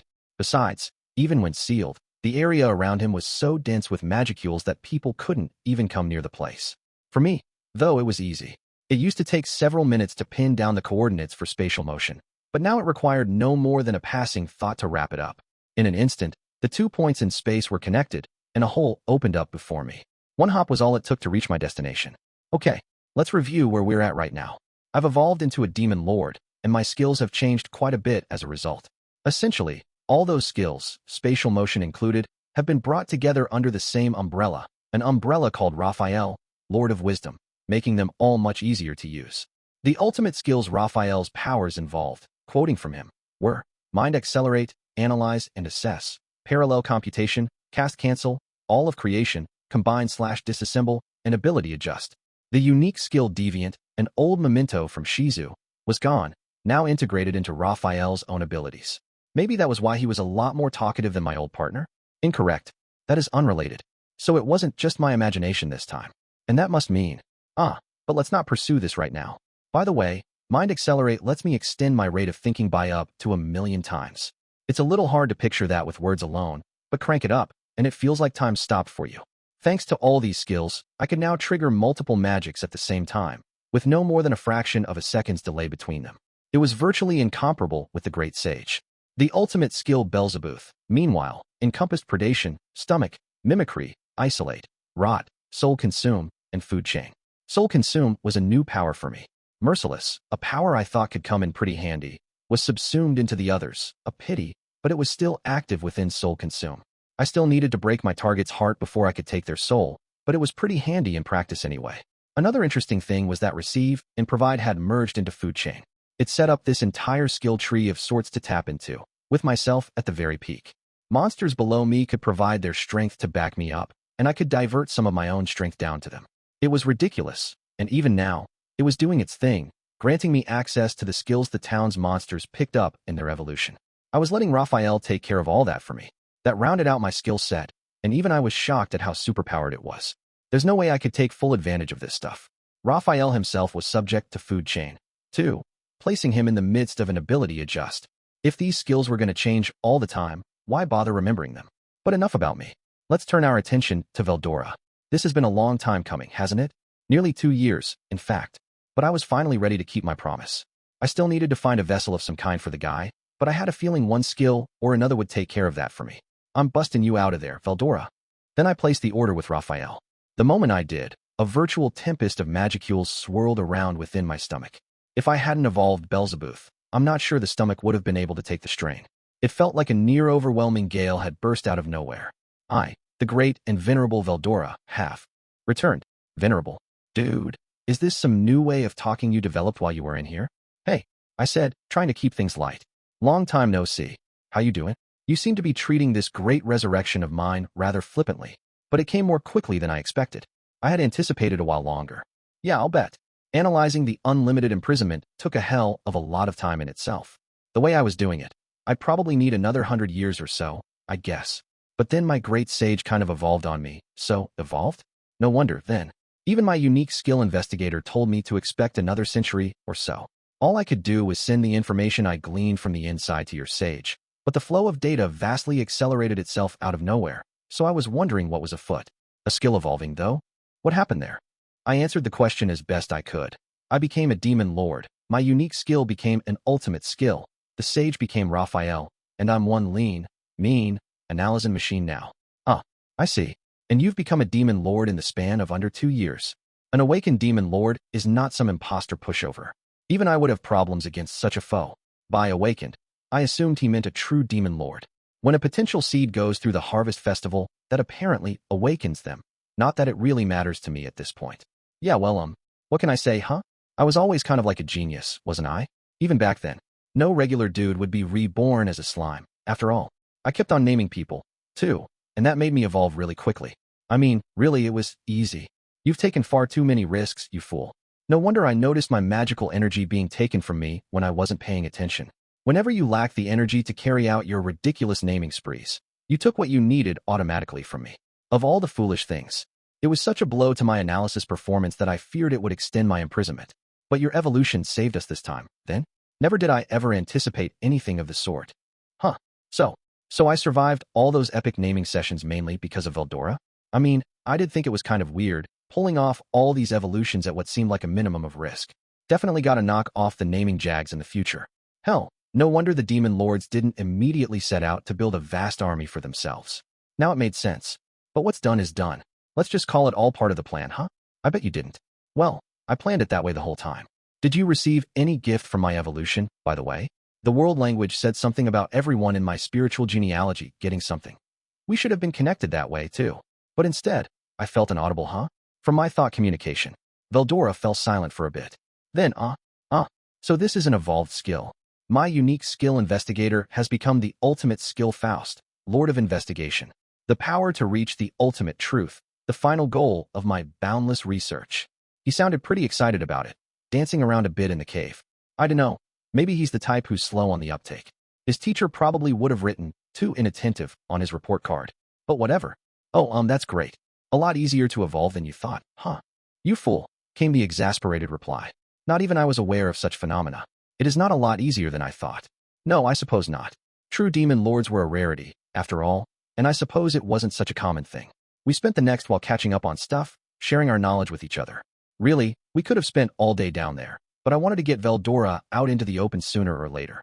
Hey, so now that the seal's gone and everything, you want to go see what's going on outside? Ah, yes. But what will we do about a vessel to serve as my physical body? I think we can find a way to make that happen, but there's something I want you to promise me, all right? Oh, what is that? Your aura's too huge. I want you to hold it back for me. We have human beings in town now, as well as a variety of weaker monsters. If you show up in resurrected form over there, it's gonna wreck everything, won't it? Huh. You really have become a king, haven't you? All right. You have my word. Obtaining this firm promise was the whole reason I went so deep into this cave in the first place. I needed to be sure he could keep that crazy flow of magicules in check. Once I had his word, I unleashed my brand new enhanced replication, or whatever it was called. This was the vessel I had in mind for Veldora, an exact duplicate of me, handsome face, and everything. Well, huh? No wonder Vester fell for me. I had matured from before, taller and more grown-up. Bewitching, even. Must be the evolution affecting me. Is that your intention? Yep. Use it as your vessel. Gahahaha. I see. Very well then. With his blessing, I transplanted Veldora's spiritual body, his heart, as it were, from my stomach to the enhanced replication. He didn't even have an astral body at the moment, making the operation very unstable, although it had gradually rebuilt itself as part of Veldora's spiritual life process. My replication should be the final defense he needed for now. Or so I thought. Report. I have an important development to share. Whatever Raphael had, it sounded important. Something to do with Veldora, perhaps. Report. I have confirmed the establishment of a soul corridor between my master and the individual Veldora. After consuming the remains of the individual Veldora and analyzing them, I have obtained the ultimate skill Veldora, Lord of the Storm. That was some pretty heady crap that Raphael was reporting on, as if it was the day's weather. So shocking that I lost my words for a moment. Apparently, Beelzebub consumed the dregs of Veldora that remained in my stomach, obtaining part of its powers for itself. This firmed up the link between our souls, transforming it into this new power. The ultimate skill Veldora consisted of Summon Storm Dragon, Restore Storm Dragon, and a family of storm-related magic. Summon Storm Dragon called forth Veldora in dragon form, the way I remembered him. He was a spiritual life form now, but once he was fully recovered, I should be able to summon him in that shape as well. I can summon only one dragon at a time. If I summon another, the first one disappears. Maybe I could take advantage of this for transport purposes? It seemed feasible. Restore Storm Dragon copied Veldora's memories into my own mind. In other words, if Veldora died for some reason, I could replace him. Or, to put it another way, the real Veldora would reside within my own soul. That was what allowed me to summon him whenever I wanted, I suppose. The storm magic granted me access to Death-Calling Wind, Dark Lightning, and Storm of Destruction. These were all incredibly powerful spells, not at all the sort you'd find in a grimoire down at the local library, so it was a nice bonus. That rounded out the set, and to sum up, it meant Veldora was using me as a kind of backup, which I didn't mind, especially if it unlocked all of Veldora's skills for me. A soul corridor? Veldora asked. So all my memories and experiences are gathered in your mind, regardless of where we are in time and space. As long as you do not cease to exist, I am immortal. If I am subjected to unlimited imprisonment, you can simply resummon me to spring me out. I was once nearly invincible, but now I see I've been granted eternal life as well. Wow, really? Like, that totally seems like cheating. Although it assumes I'll manage to keep myself alive going forward. Still crazy. I could create these situations, like, haha, you thought you could take me?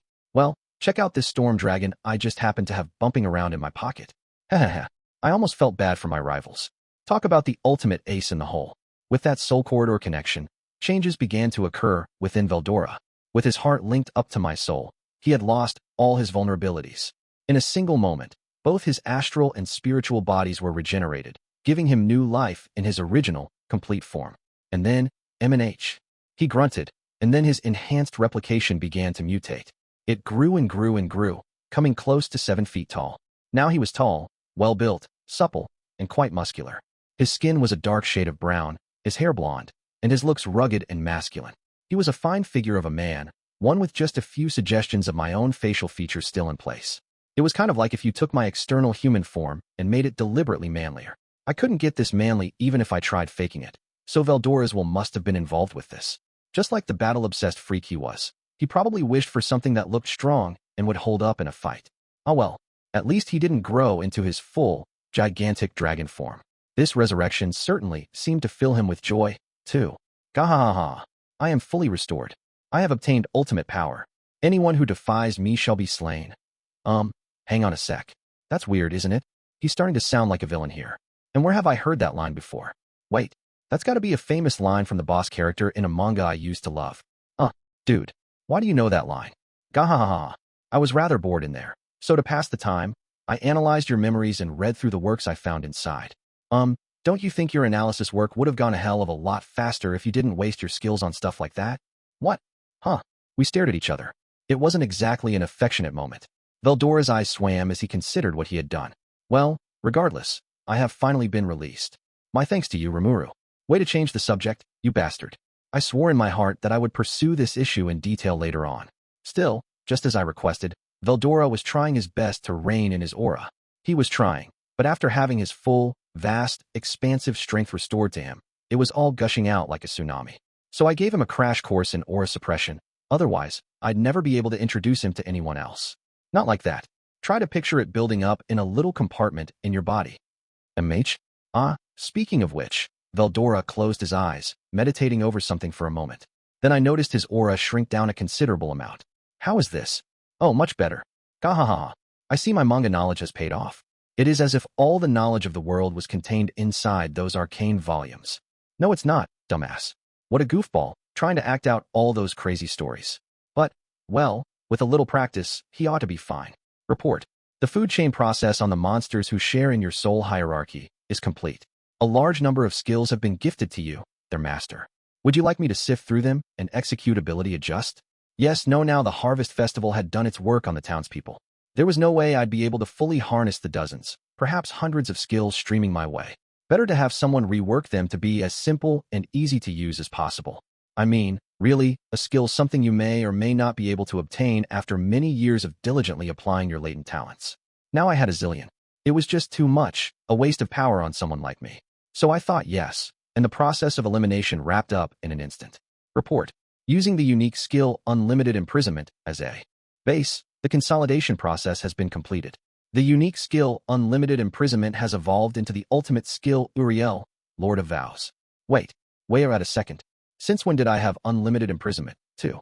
Because I think that's kind of an important piece of information, but Raphael treated it as a total given, didn't he? I guess he's just the kind of person to lose all interest in a solved problem, no matter how difficult it was. So, Lord of Vows, or loyalty, to put it another way, the collected prayers from those who vow fealty to me. All those prayers crystallized to form this new ultimate skill, and the moment I obtained it, I could feel a new strength, and an unbelievably reassuring peace of mind. And why wouldn't I? This strength was proof positive of the bonds my friends and I shared. But hang on, does this now mean I'm in possession of 4 ultimate skills? Those are some amazing toys there. Nobody's gonna mind if I get a little carried away with them, would they? But I shouldn't let my guard down. Villains usually meet their tragic doom when they get all cocky like that. No self-proclaimed demon lord would leave themselves open like that. Whenever I do, things usually go awry, don't they? We need to proceed carefully. For now, let's go over our new skills. Understood. The forces of the ultimate skill Uriel, Lord of Vows, are as follows. I had Raphael spell them out for me, as always. Apparently, this skill had merged some of my extra skills into it as well. The only intrinsic skills I had left at the end were infinite regeneration, universal detect, universal shapeshift, Lord's ambition, enhanced replication, and universal thread. Meanwhile, the skill itself largely offered the following 4 features: unlimited imprisonment, control laws, universal barrier, and dominate space. So, kind of the culmination of a lot of skills I had gathered so far. I could trigger unlimited imprisonment anytime I wanted to. It was equal to the prison Veldora had been trapped in, making anyone caught inside impossible to retrieve, by and large. Universal barrier automatically protected my body, fully handled by Raphael, without my having to think about it. Control laws seemed like it had let me engineer all kinds of phenomena through the control of magicules. The description was a lot of Greek to me, really, but for now I could have Raphael figure it out if I wanted something. Dominate space, meanwhile, was about as close to instant teleportation as you could get. As long as I could perceive something with universal detect, I could flick myself right over there, no need to build a hole in space or anything. This included any place I had visited before, although that required a little time delay. Frankly, the powers of Uriel were mind-boggling. All the offense from before, plus movement, defense, and banishment, all massively powered up. I felt safe in summarizing it that way. Like, I'm invincible now, aren't I? No. I just told myself I'd refrain from such nonsense. No getting carried away. As I pored over my new skills, Veldora seemed to have controlling his aura pretty well mastered, figuring out the traits of Faust, Lord of Investigation, along the way. He keeps on spouting off such incredible BS that I forgot, but Veldora is actually a lot smarter than I am. This Faust thing was pretty amazing too. It encompassed 5 skills: mind accelerate, analyze and assess, all of creation, control probability, and investigate truth. And if you asked me to explain how it worked, I'd be stumped. A couple of those skills I had never heard of before, but sadly, food chain wasn't in the cards for him. No need to be greedy, though.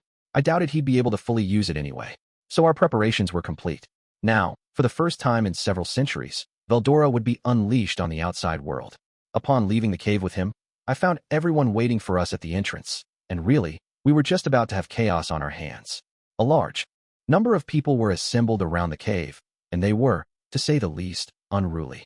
Some of them had already realized the legendary Storm Dragon was back to life, with one contingent wanting to march inside to save me and the other refusing to budge until I gave them orders. The arguments between them had grown heated in my absence, even as Rimuru stood silently with arms crossed. But I tell you, if Sir Rimuru is gone, then we've got no way to rescue Carillon, our lord. We gotta get him out of there, no matter the cost. How many times do I have to repeat myself? Sir Rimuru ventured into the cave of his own volition. Clearly he has some motivation for this, and it is not for us to interfere with that. But it's been 3 days. If we don't do something, all right, you mewling vermin, will you be quiet for me, or would you like to be crushed instead? What did you say? Enough, Diablo, Rimuru finally thundered. You are not mediating over this conflict at all. And it's all right, Sophia. There is no doubt that Sir Rimuru is just fine. If he is in any danger, we will immediately take action. But if Veldora, guardian deity of the forest of Jura, has come back to life, we certainly cannot afford to make any ill-advised moves. He distractedly scratched his head. I guess things were a lot worse than I pictured. Wow, 3 whole days. Between freeing Veldora and working out my skills, I must have lost all sense of time. By the looks of things, the lycanthropes wanted to plunge into the cave and Diablo was trying to stop them. My demon was being backed up by Trainee and the other Dryad sisters, along with Jura's other native residents, although Diablo himself was trying to act as a neutral arbitrator. Now it was time to delve in myself. This whole quarrel was my and Veldora's fault anyway, so, hey guys, sorry if I made you all worry. Sir Rimuru. This led to yet more gasps and shouts as Rigard sprinted up to me. Ah, Sir Rimuru. You're safe. We were so worried. We received word from the sealed cave that Veldora the Storm Dragon's presence revived itself without warning. Are you all right? We heard you had ventured into the cave. I gave the concerned-looking Rigard a smile and a nod to show I was fine. Alvis, Sophia, Phobio, and all the other lycanthropes. I guess I put a lot of undue concern on you. Sorry, I should have explained myself better. And no, Sir Rimuru. As long as you're safe, it's fine. I was so worried, but indeed it is fine. So what happened to the Storm Dragon? The 3 lycanthropers seemed greatly relieved. Given how I was the key to rescuing Carillon, I'm sure my absence must have freaked them out mightily. Veldora, meanwhile, must not have liked the Sir being omitted from his epithet, because he scowled back at them. I grinned, patted his shoulder, and told him to calm down before I addressed the crowd. That is exactly what I came here to show you all. But before that, allow me to introduce. I then pushed Veldora, the handsome young man standing next to me, toward the forefront.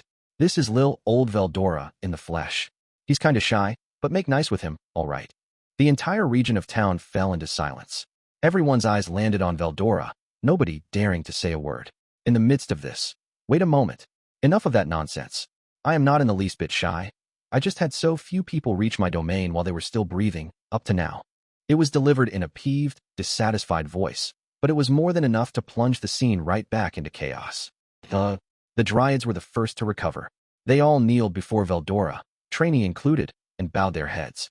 "Oh, Sir Veldora, guardian of the forest, how it fills us with joy from the heart to see you alive and well again." "Gahaha, the Dryads, haven't seen you in ages. Well done managing my forest for me. Oh, we hardly deserve your praise. It is still nowhere near enough of a task to repay the favor you showed us, taking us in after we were separated from our spirit queen. Don't worry about it. So I guess you and Rimuru are working together? I intend to be just as obliged to him going forward, so keep up the good work." "Whoa, what's he mean? Just as obliged?" "We're gonna have a talk about that later on, to be sure. I had a feeling I'd be taking care of a lazy, useless bum unless I stepped up and did something about it." "Why, yes, certainly. But, if I may," piped up Dorith, youngest of the Dryads, recovering from her paralysis just in time to take the words from Trainee's mouth. "Sir Veldora, what kind of relationship do you have with Sir Rimuru?" I could tell everyone was straining their ears to hear the answer. They were intensely curious about it. I could practically hear them holding their breath. That? You'd like to know? Don't give me that crap, man. What's the point of acting all high and mighty here?" "Yes, by all means." Everyone else nodded.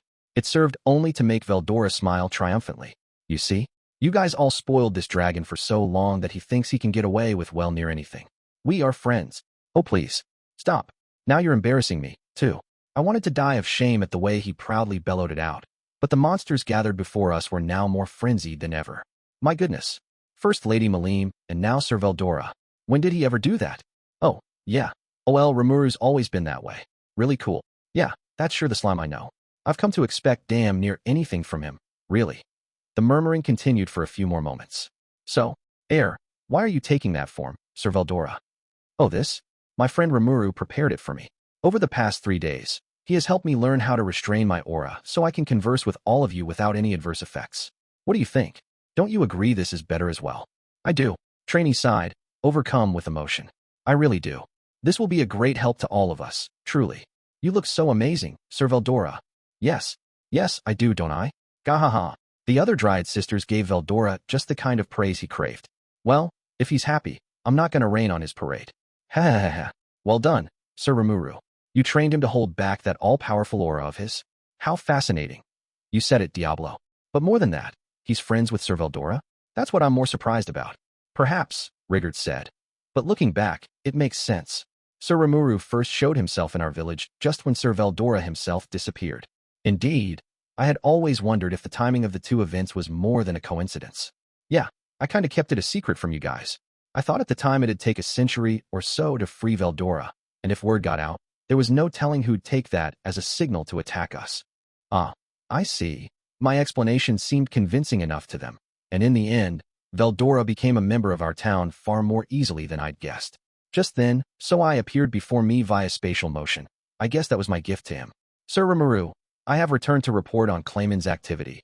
Before he could continue, he realized that he was surrounded by the 3 lycanthropers and nearly every VIP in the land of Tempest.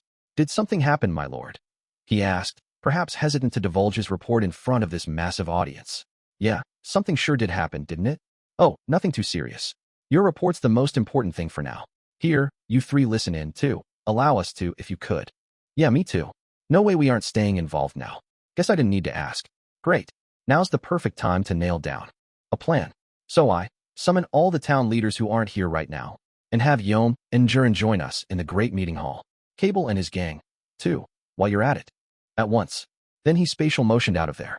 I was sure he'd have them here in a flash. It was time for an all-hands conference. I couldn't overstate the importance of this meeting. The future of Tempest was riding on it. A future where man and monster could live together. If anyone got in the way of that, we'd knock them out of the picture, no matter what. And right now, my friends and I had the power to do that. First, the demon Lord Clayman. Next, the Western Holy Church. Let's have him all accept they're just deserts for laying hands upon my friends. The thought brought a soft smile to my lips. Epilogue, the string puller in the shadows. The anger was writ clear upon the demon Lord Clayman's face. He had come so far, and now one plan after another was falling apart on him.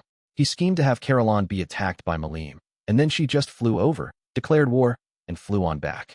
Learning of Pharmas's ambitions, he ordered Njurin to wreak even more havoc, only to have Rimuru, leader of the monsters, return to the scene and erase the Pharmas military from the face of the earth. Clayman planned to use all this chaos to awaken himself and become the true demon lord he knew he could be. But none of this made sense to him. Damn all of them. And after that kind benefactor set everything up for my awakening, the frustration made him grind his teeth. But his efforts weren't a complete failure. Njurin, one of his pawns, had been killed by Rimuru, and he could always use that as a pretext to declare war. That was the original plan, and Njurin was always meant as a sacrifice toward that end. Now, though, there was another problem. In the end, can I actually win? That was a serious issue. Among the weak human states that dotted the continent, the kingdom of Pharmas was among the more decently powerful ones. For this campaign, they had a legion of nothing but knights, numbering 20,000 strong, a figure not even Clayman could afford to ignore. And it took just one magic-born, one Rimuru, to slay them all. The unbelievable news left the demon lord in a daze for a few moments. Even worse, Perron, the little finger of the 5 fingers that formed Clayman's closest, most faithful confidants, had died in the midst of an espionage operation. Unlike Njurin, the ring finger, Perron had been eminently useful when it came to infiltrating deep into human society. How annoying this is. Of all the coincidences, the nuclear cannon strike that demon deflected landing a direct hit on my own agent. The unexpected loss of a vital pawn in his strategy irked him. But the next ebullient dispatch he received made all the dark clouds in his mind evaporate away. The demon lord Malim had dispatched Caroline, putting an end to the beast kingdom of Eurazania. Now, finally, Clayman had something to rejoice about. He hadn't managed to bring Caroline under his own control, but in terms of daunting the other demon lords, this would serve well enough. Any demon lord who didn't bend to his will was just trash in his way. Malim alone was powerful enough to overwhelm someone as strong as Caroline, and with her on his side, he doubted he needed to beef up his offenses any further. The news came by way of the demon lord Fry, elegantly sipping her tea as she delivered her tidings. There was no reason to doubt it. The demon lord Caroline was dead. Malim Nava had had no problem dealing with him. And now she was Clayman's. 10 demon lords controlled the vast majority of power in this world. 3 of them, counting himself, were now on the same side, and one was out of the picture. It pained Clayman that his planned awakening had failed, but Malim had more than made up for this shortcoming. I think we can alter my plans to point matters back in a beneficial direction. Oh, you think so? Well, glad to be of service, then. With that less than heartfelt endorsement, Fry stood up. I have nothing further to report, and with that, I fulfilled my duty to you. I'm going home, but what are you going to do with Malim? She's so worked up about the battle that she ripped apart the magic-born sent to take care of her. Clayman responded with an exasperated grunt. Then you take care of her. She's our friend either way. As I told you, Fry coldly replied. I've fulfilled my duty. I helped you trick Malim, and I have no obligation to aid you any further. But Clayman simply gave her a thin smile. You appear to be mistaken, Fry. Listen to me. I am giving an order to you. Go back, take Malim with you, and take care of her. Or would you like to be Malim's next opponent? Fry gave him a stern look in response. She had anticipated this, in a way, and it didn't disturb her. I see. So that was your goal from the start, was it, Clayman? Well spotted. So I imagine I know the answer I should expect? All right. I don't want to wind up like Caroline, no.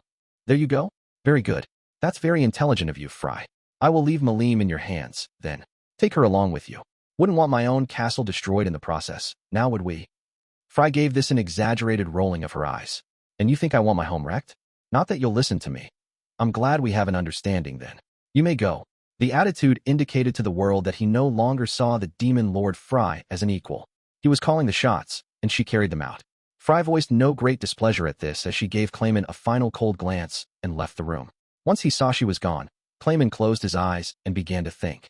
The situation had changed so extensively now that he would have to revise his plans. Losing his chance at an awakening hurt, but it wasn't an issue. With Malim's powers, he decided, he could ram headlong into any human force and expect a likely victory out of it. Her strength would spread death and destruction across the land, reaping souls the entire way. That, Clayman thought, should be enough to elevate him to true demon lord status without lifting a finger. His original plan, to set up an orc lord as a new demon king, providing him with all the backing he needed, was nice, but this was much more interesting. With Malim, the ultimate trump card, in his hands, there was no longer any need to fear his fellow demon lords. Now I can finally get Leon out of the picture. Simply picturing it made a joyous smile creep across his face.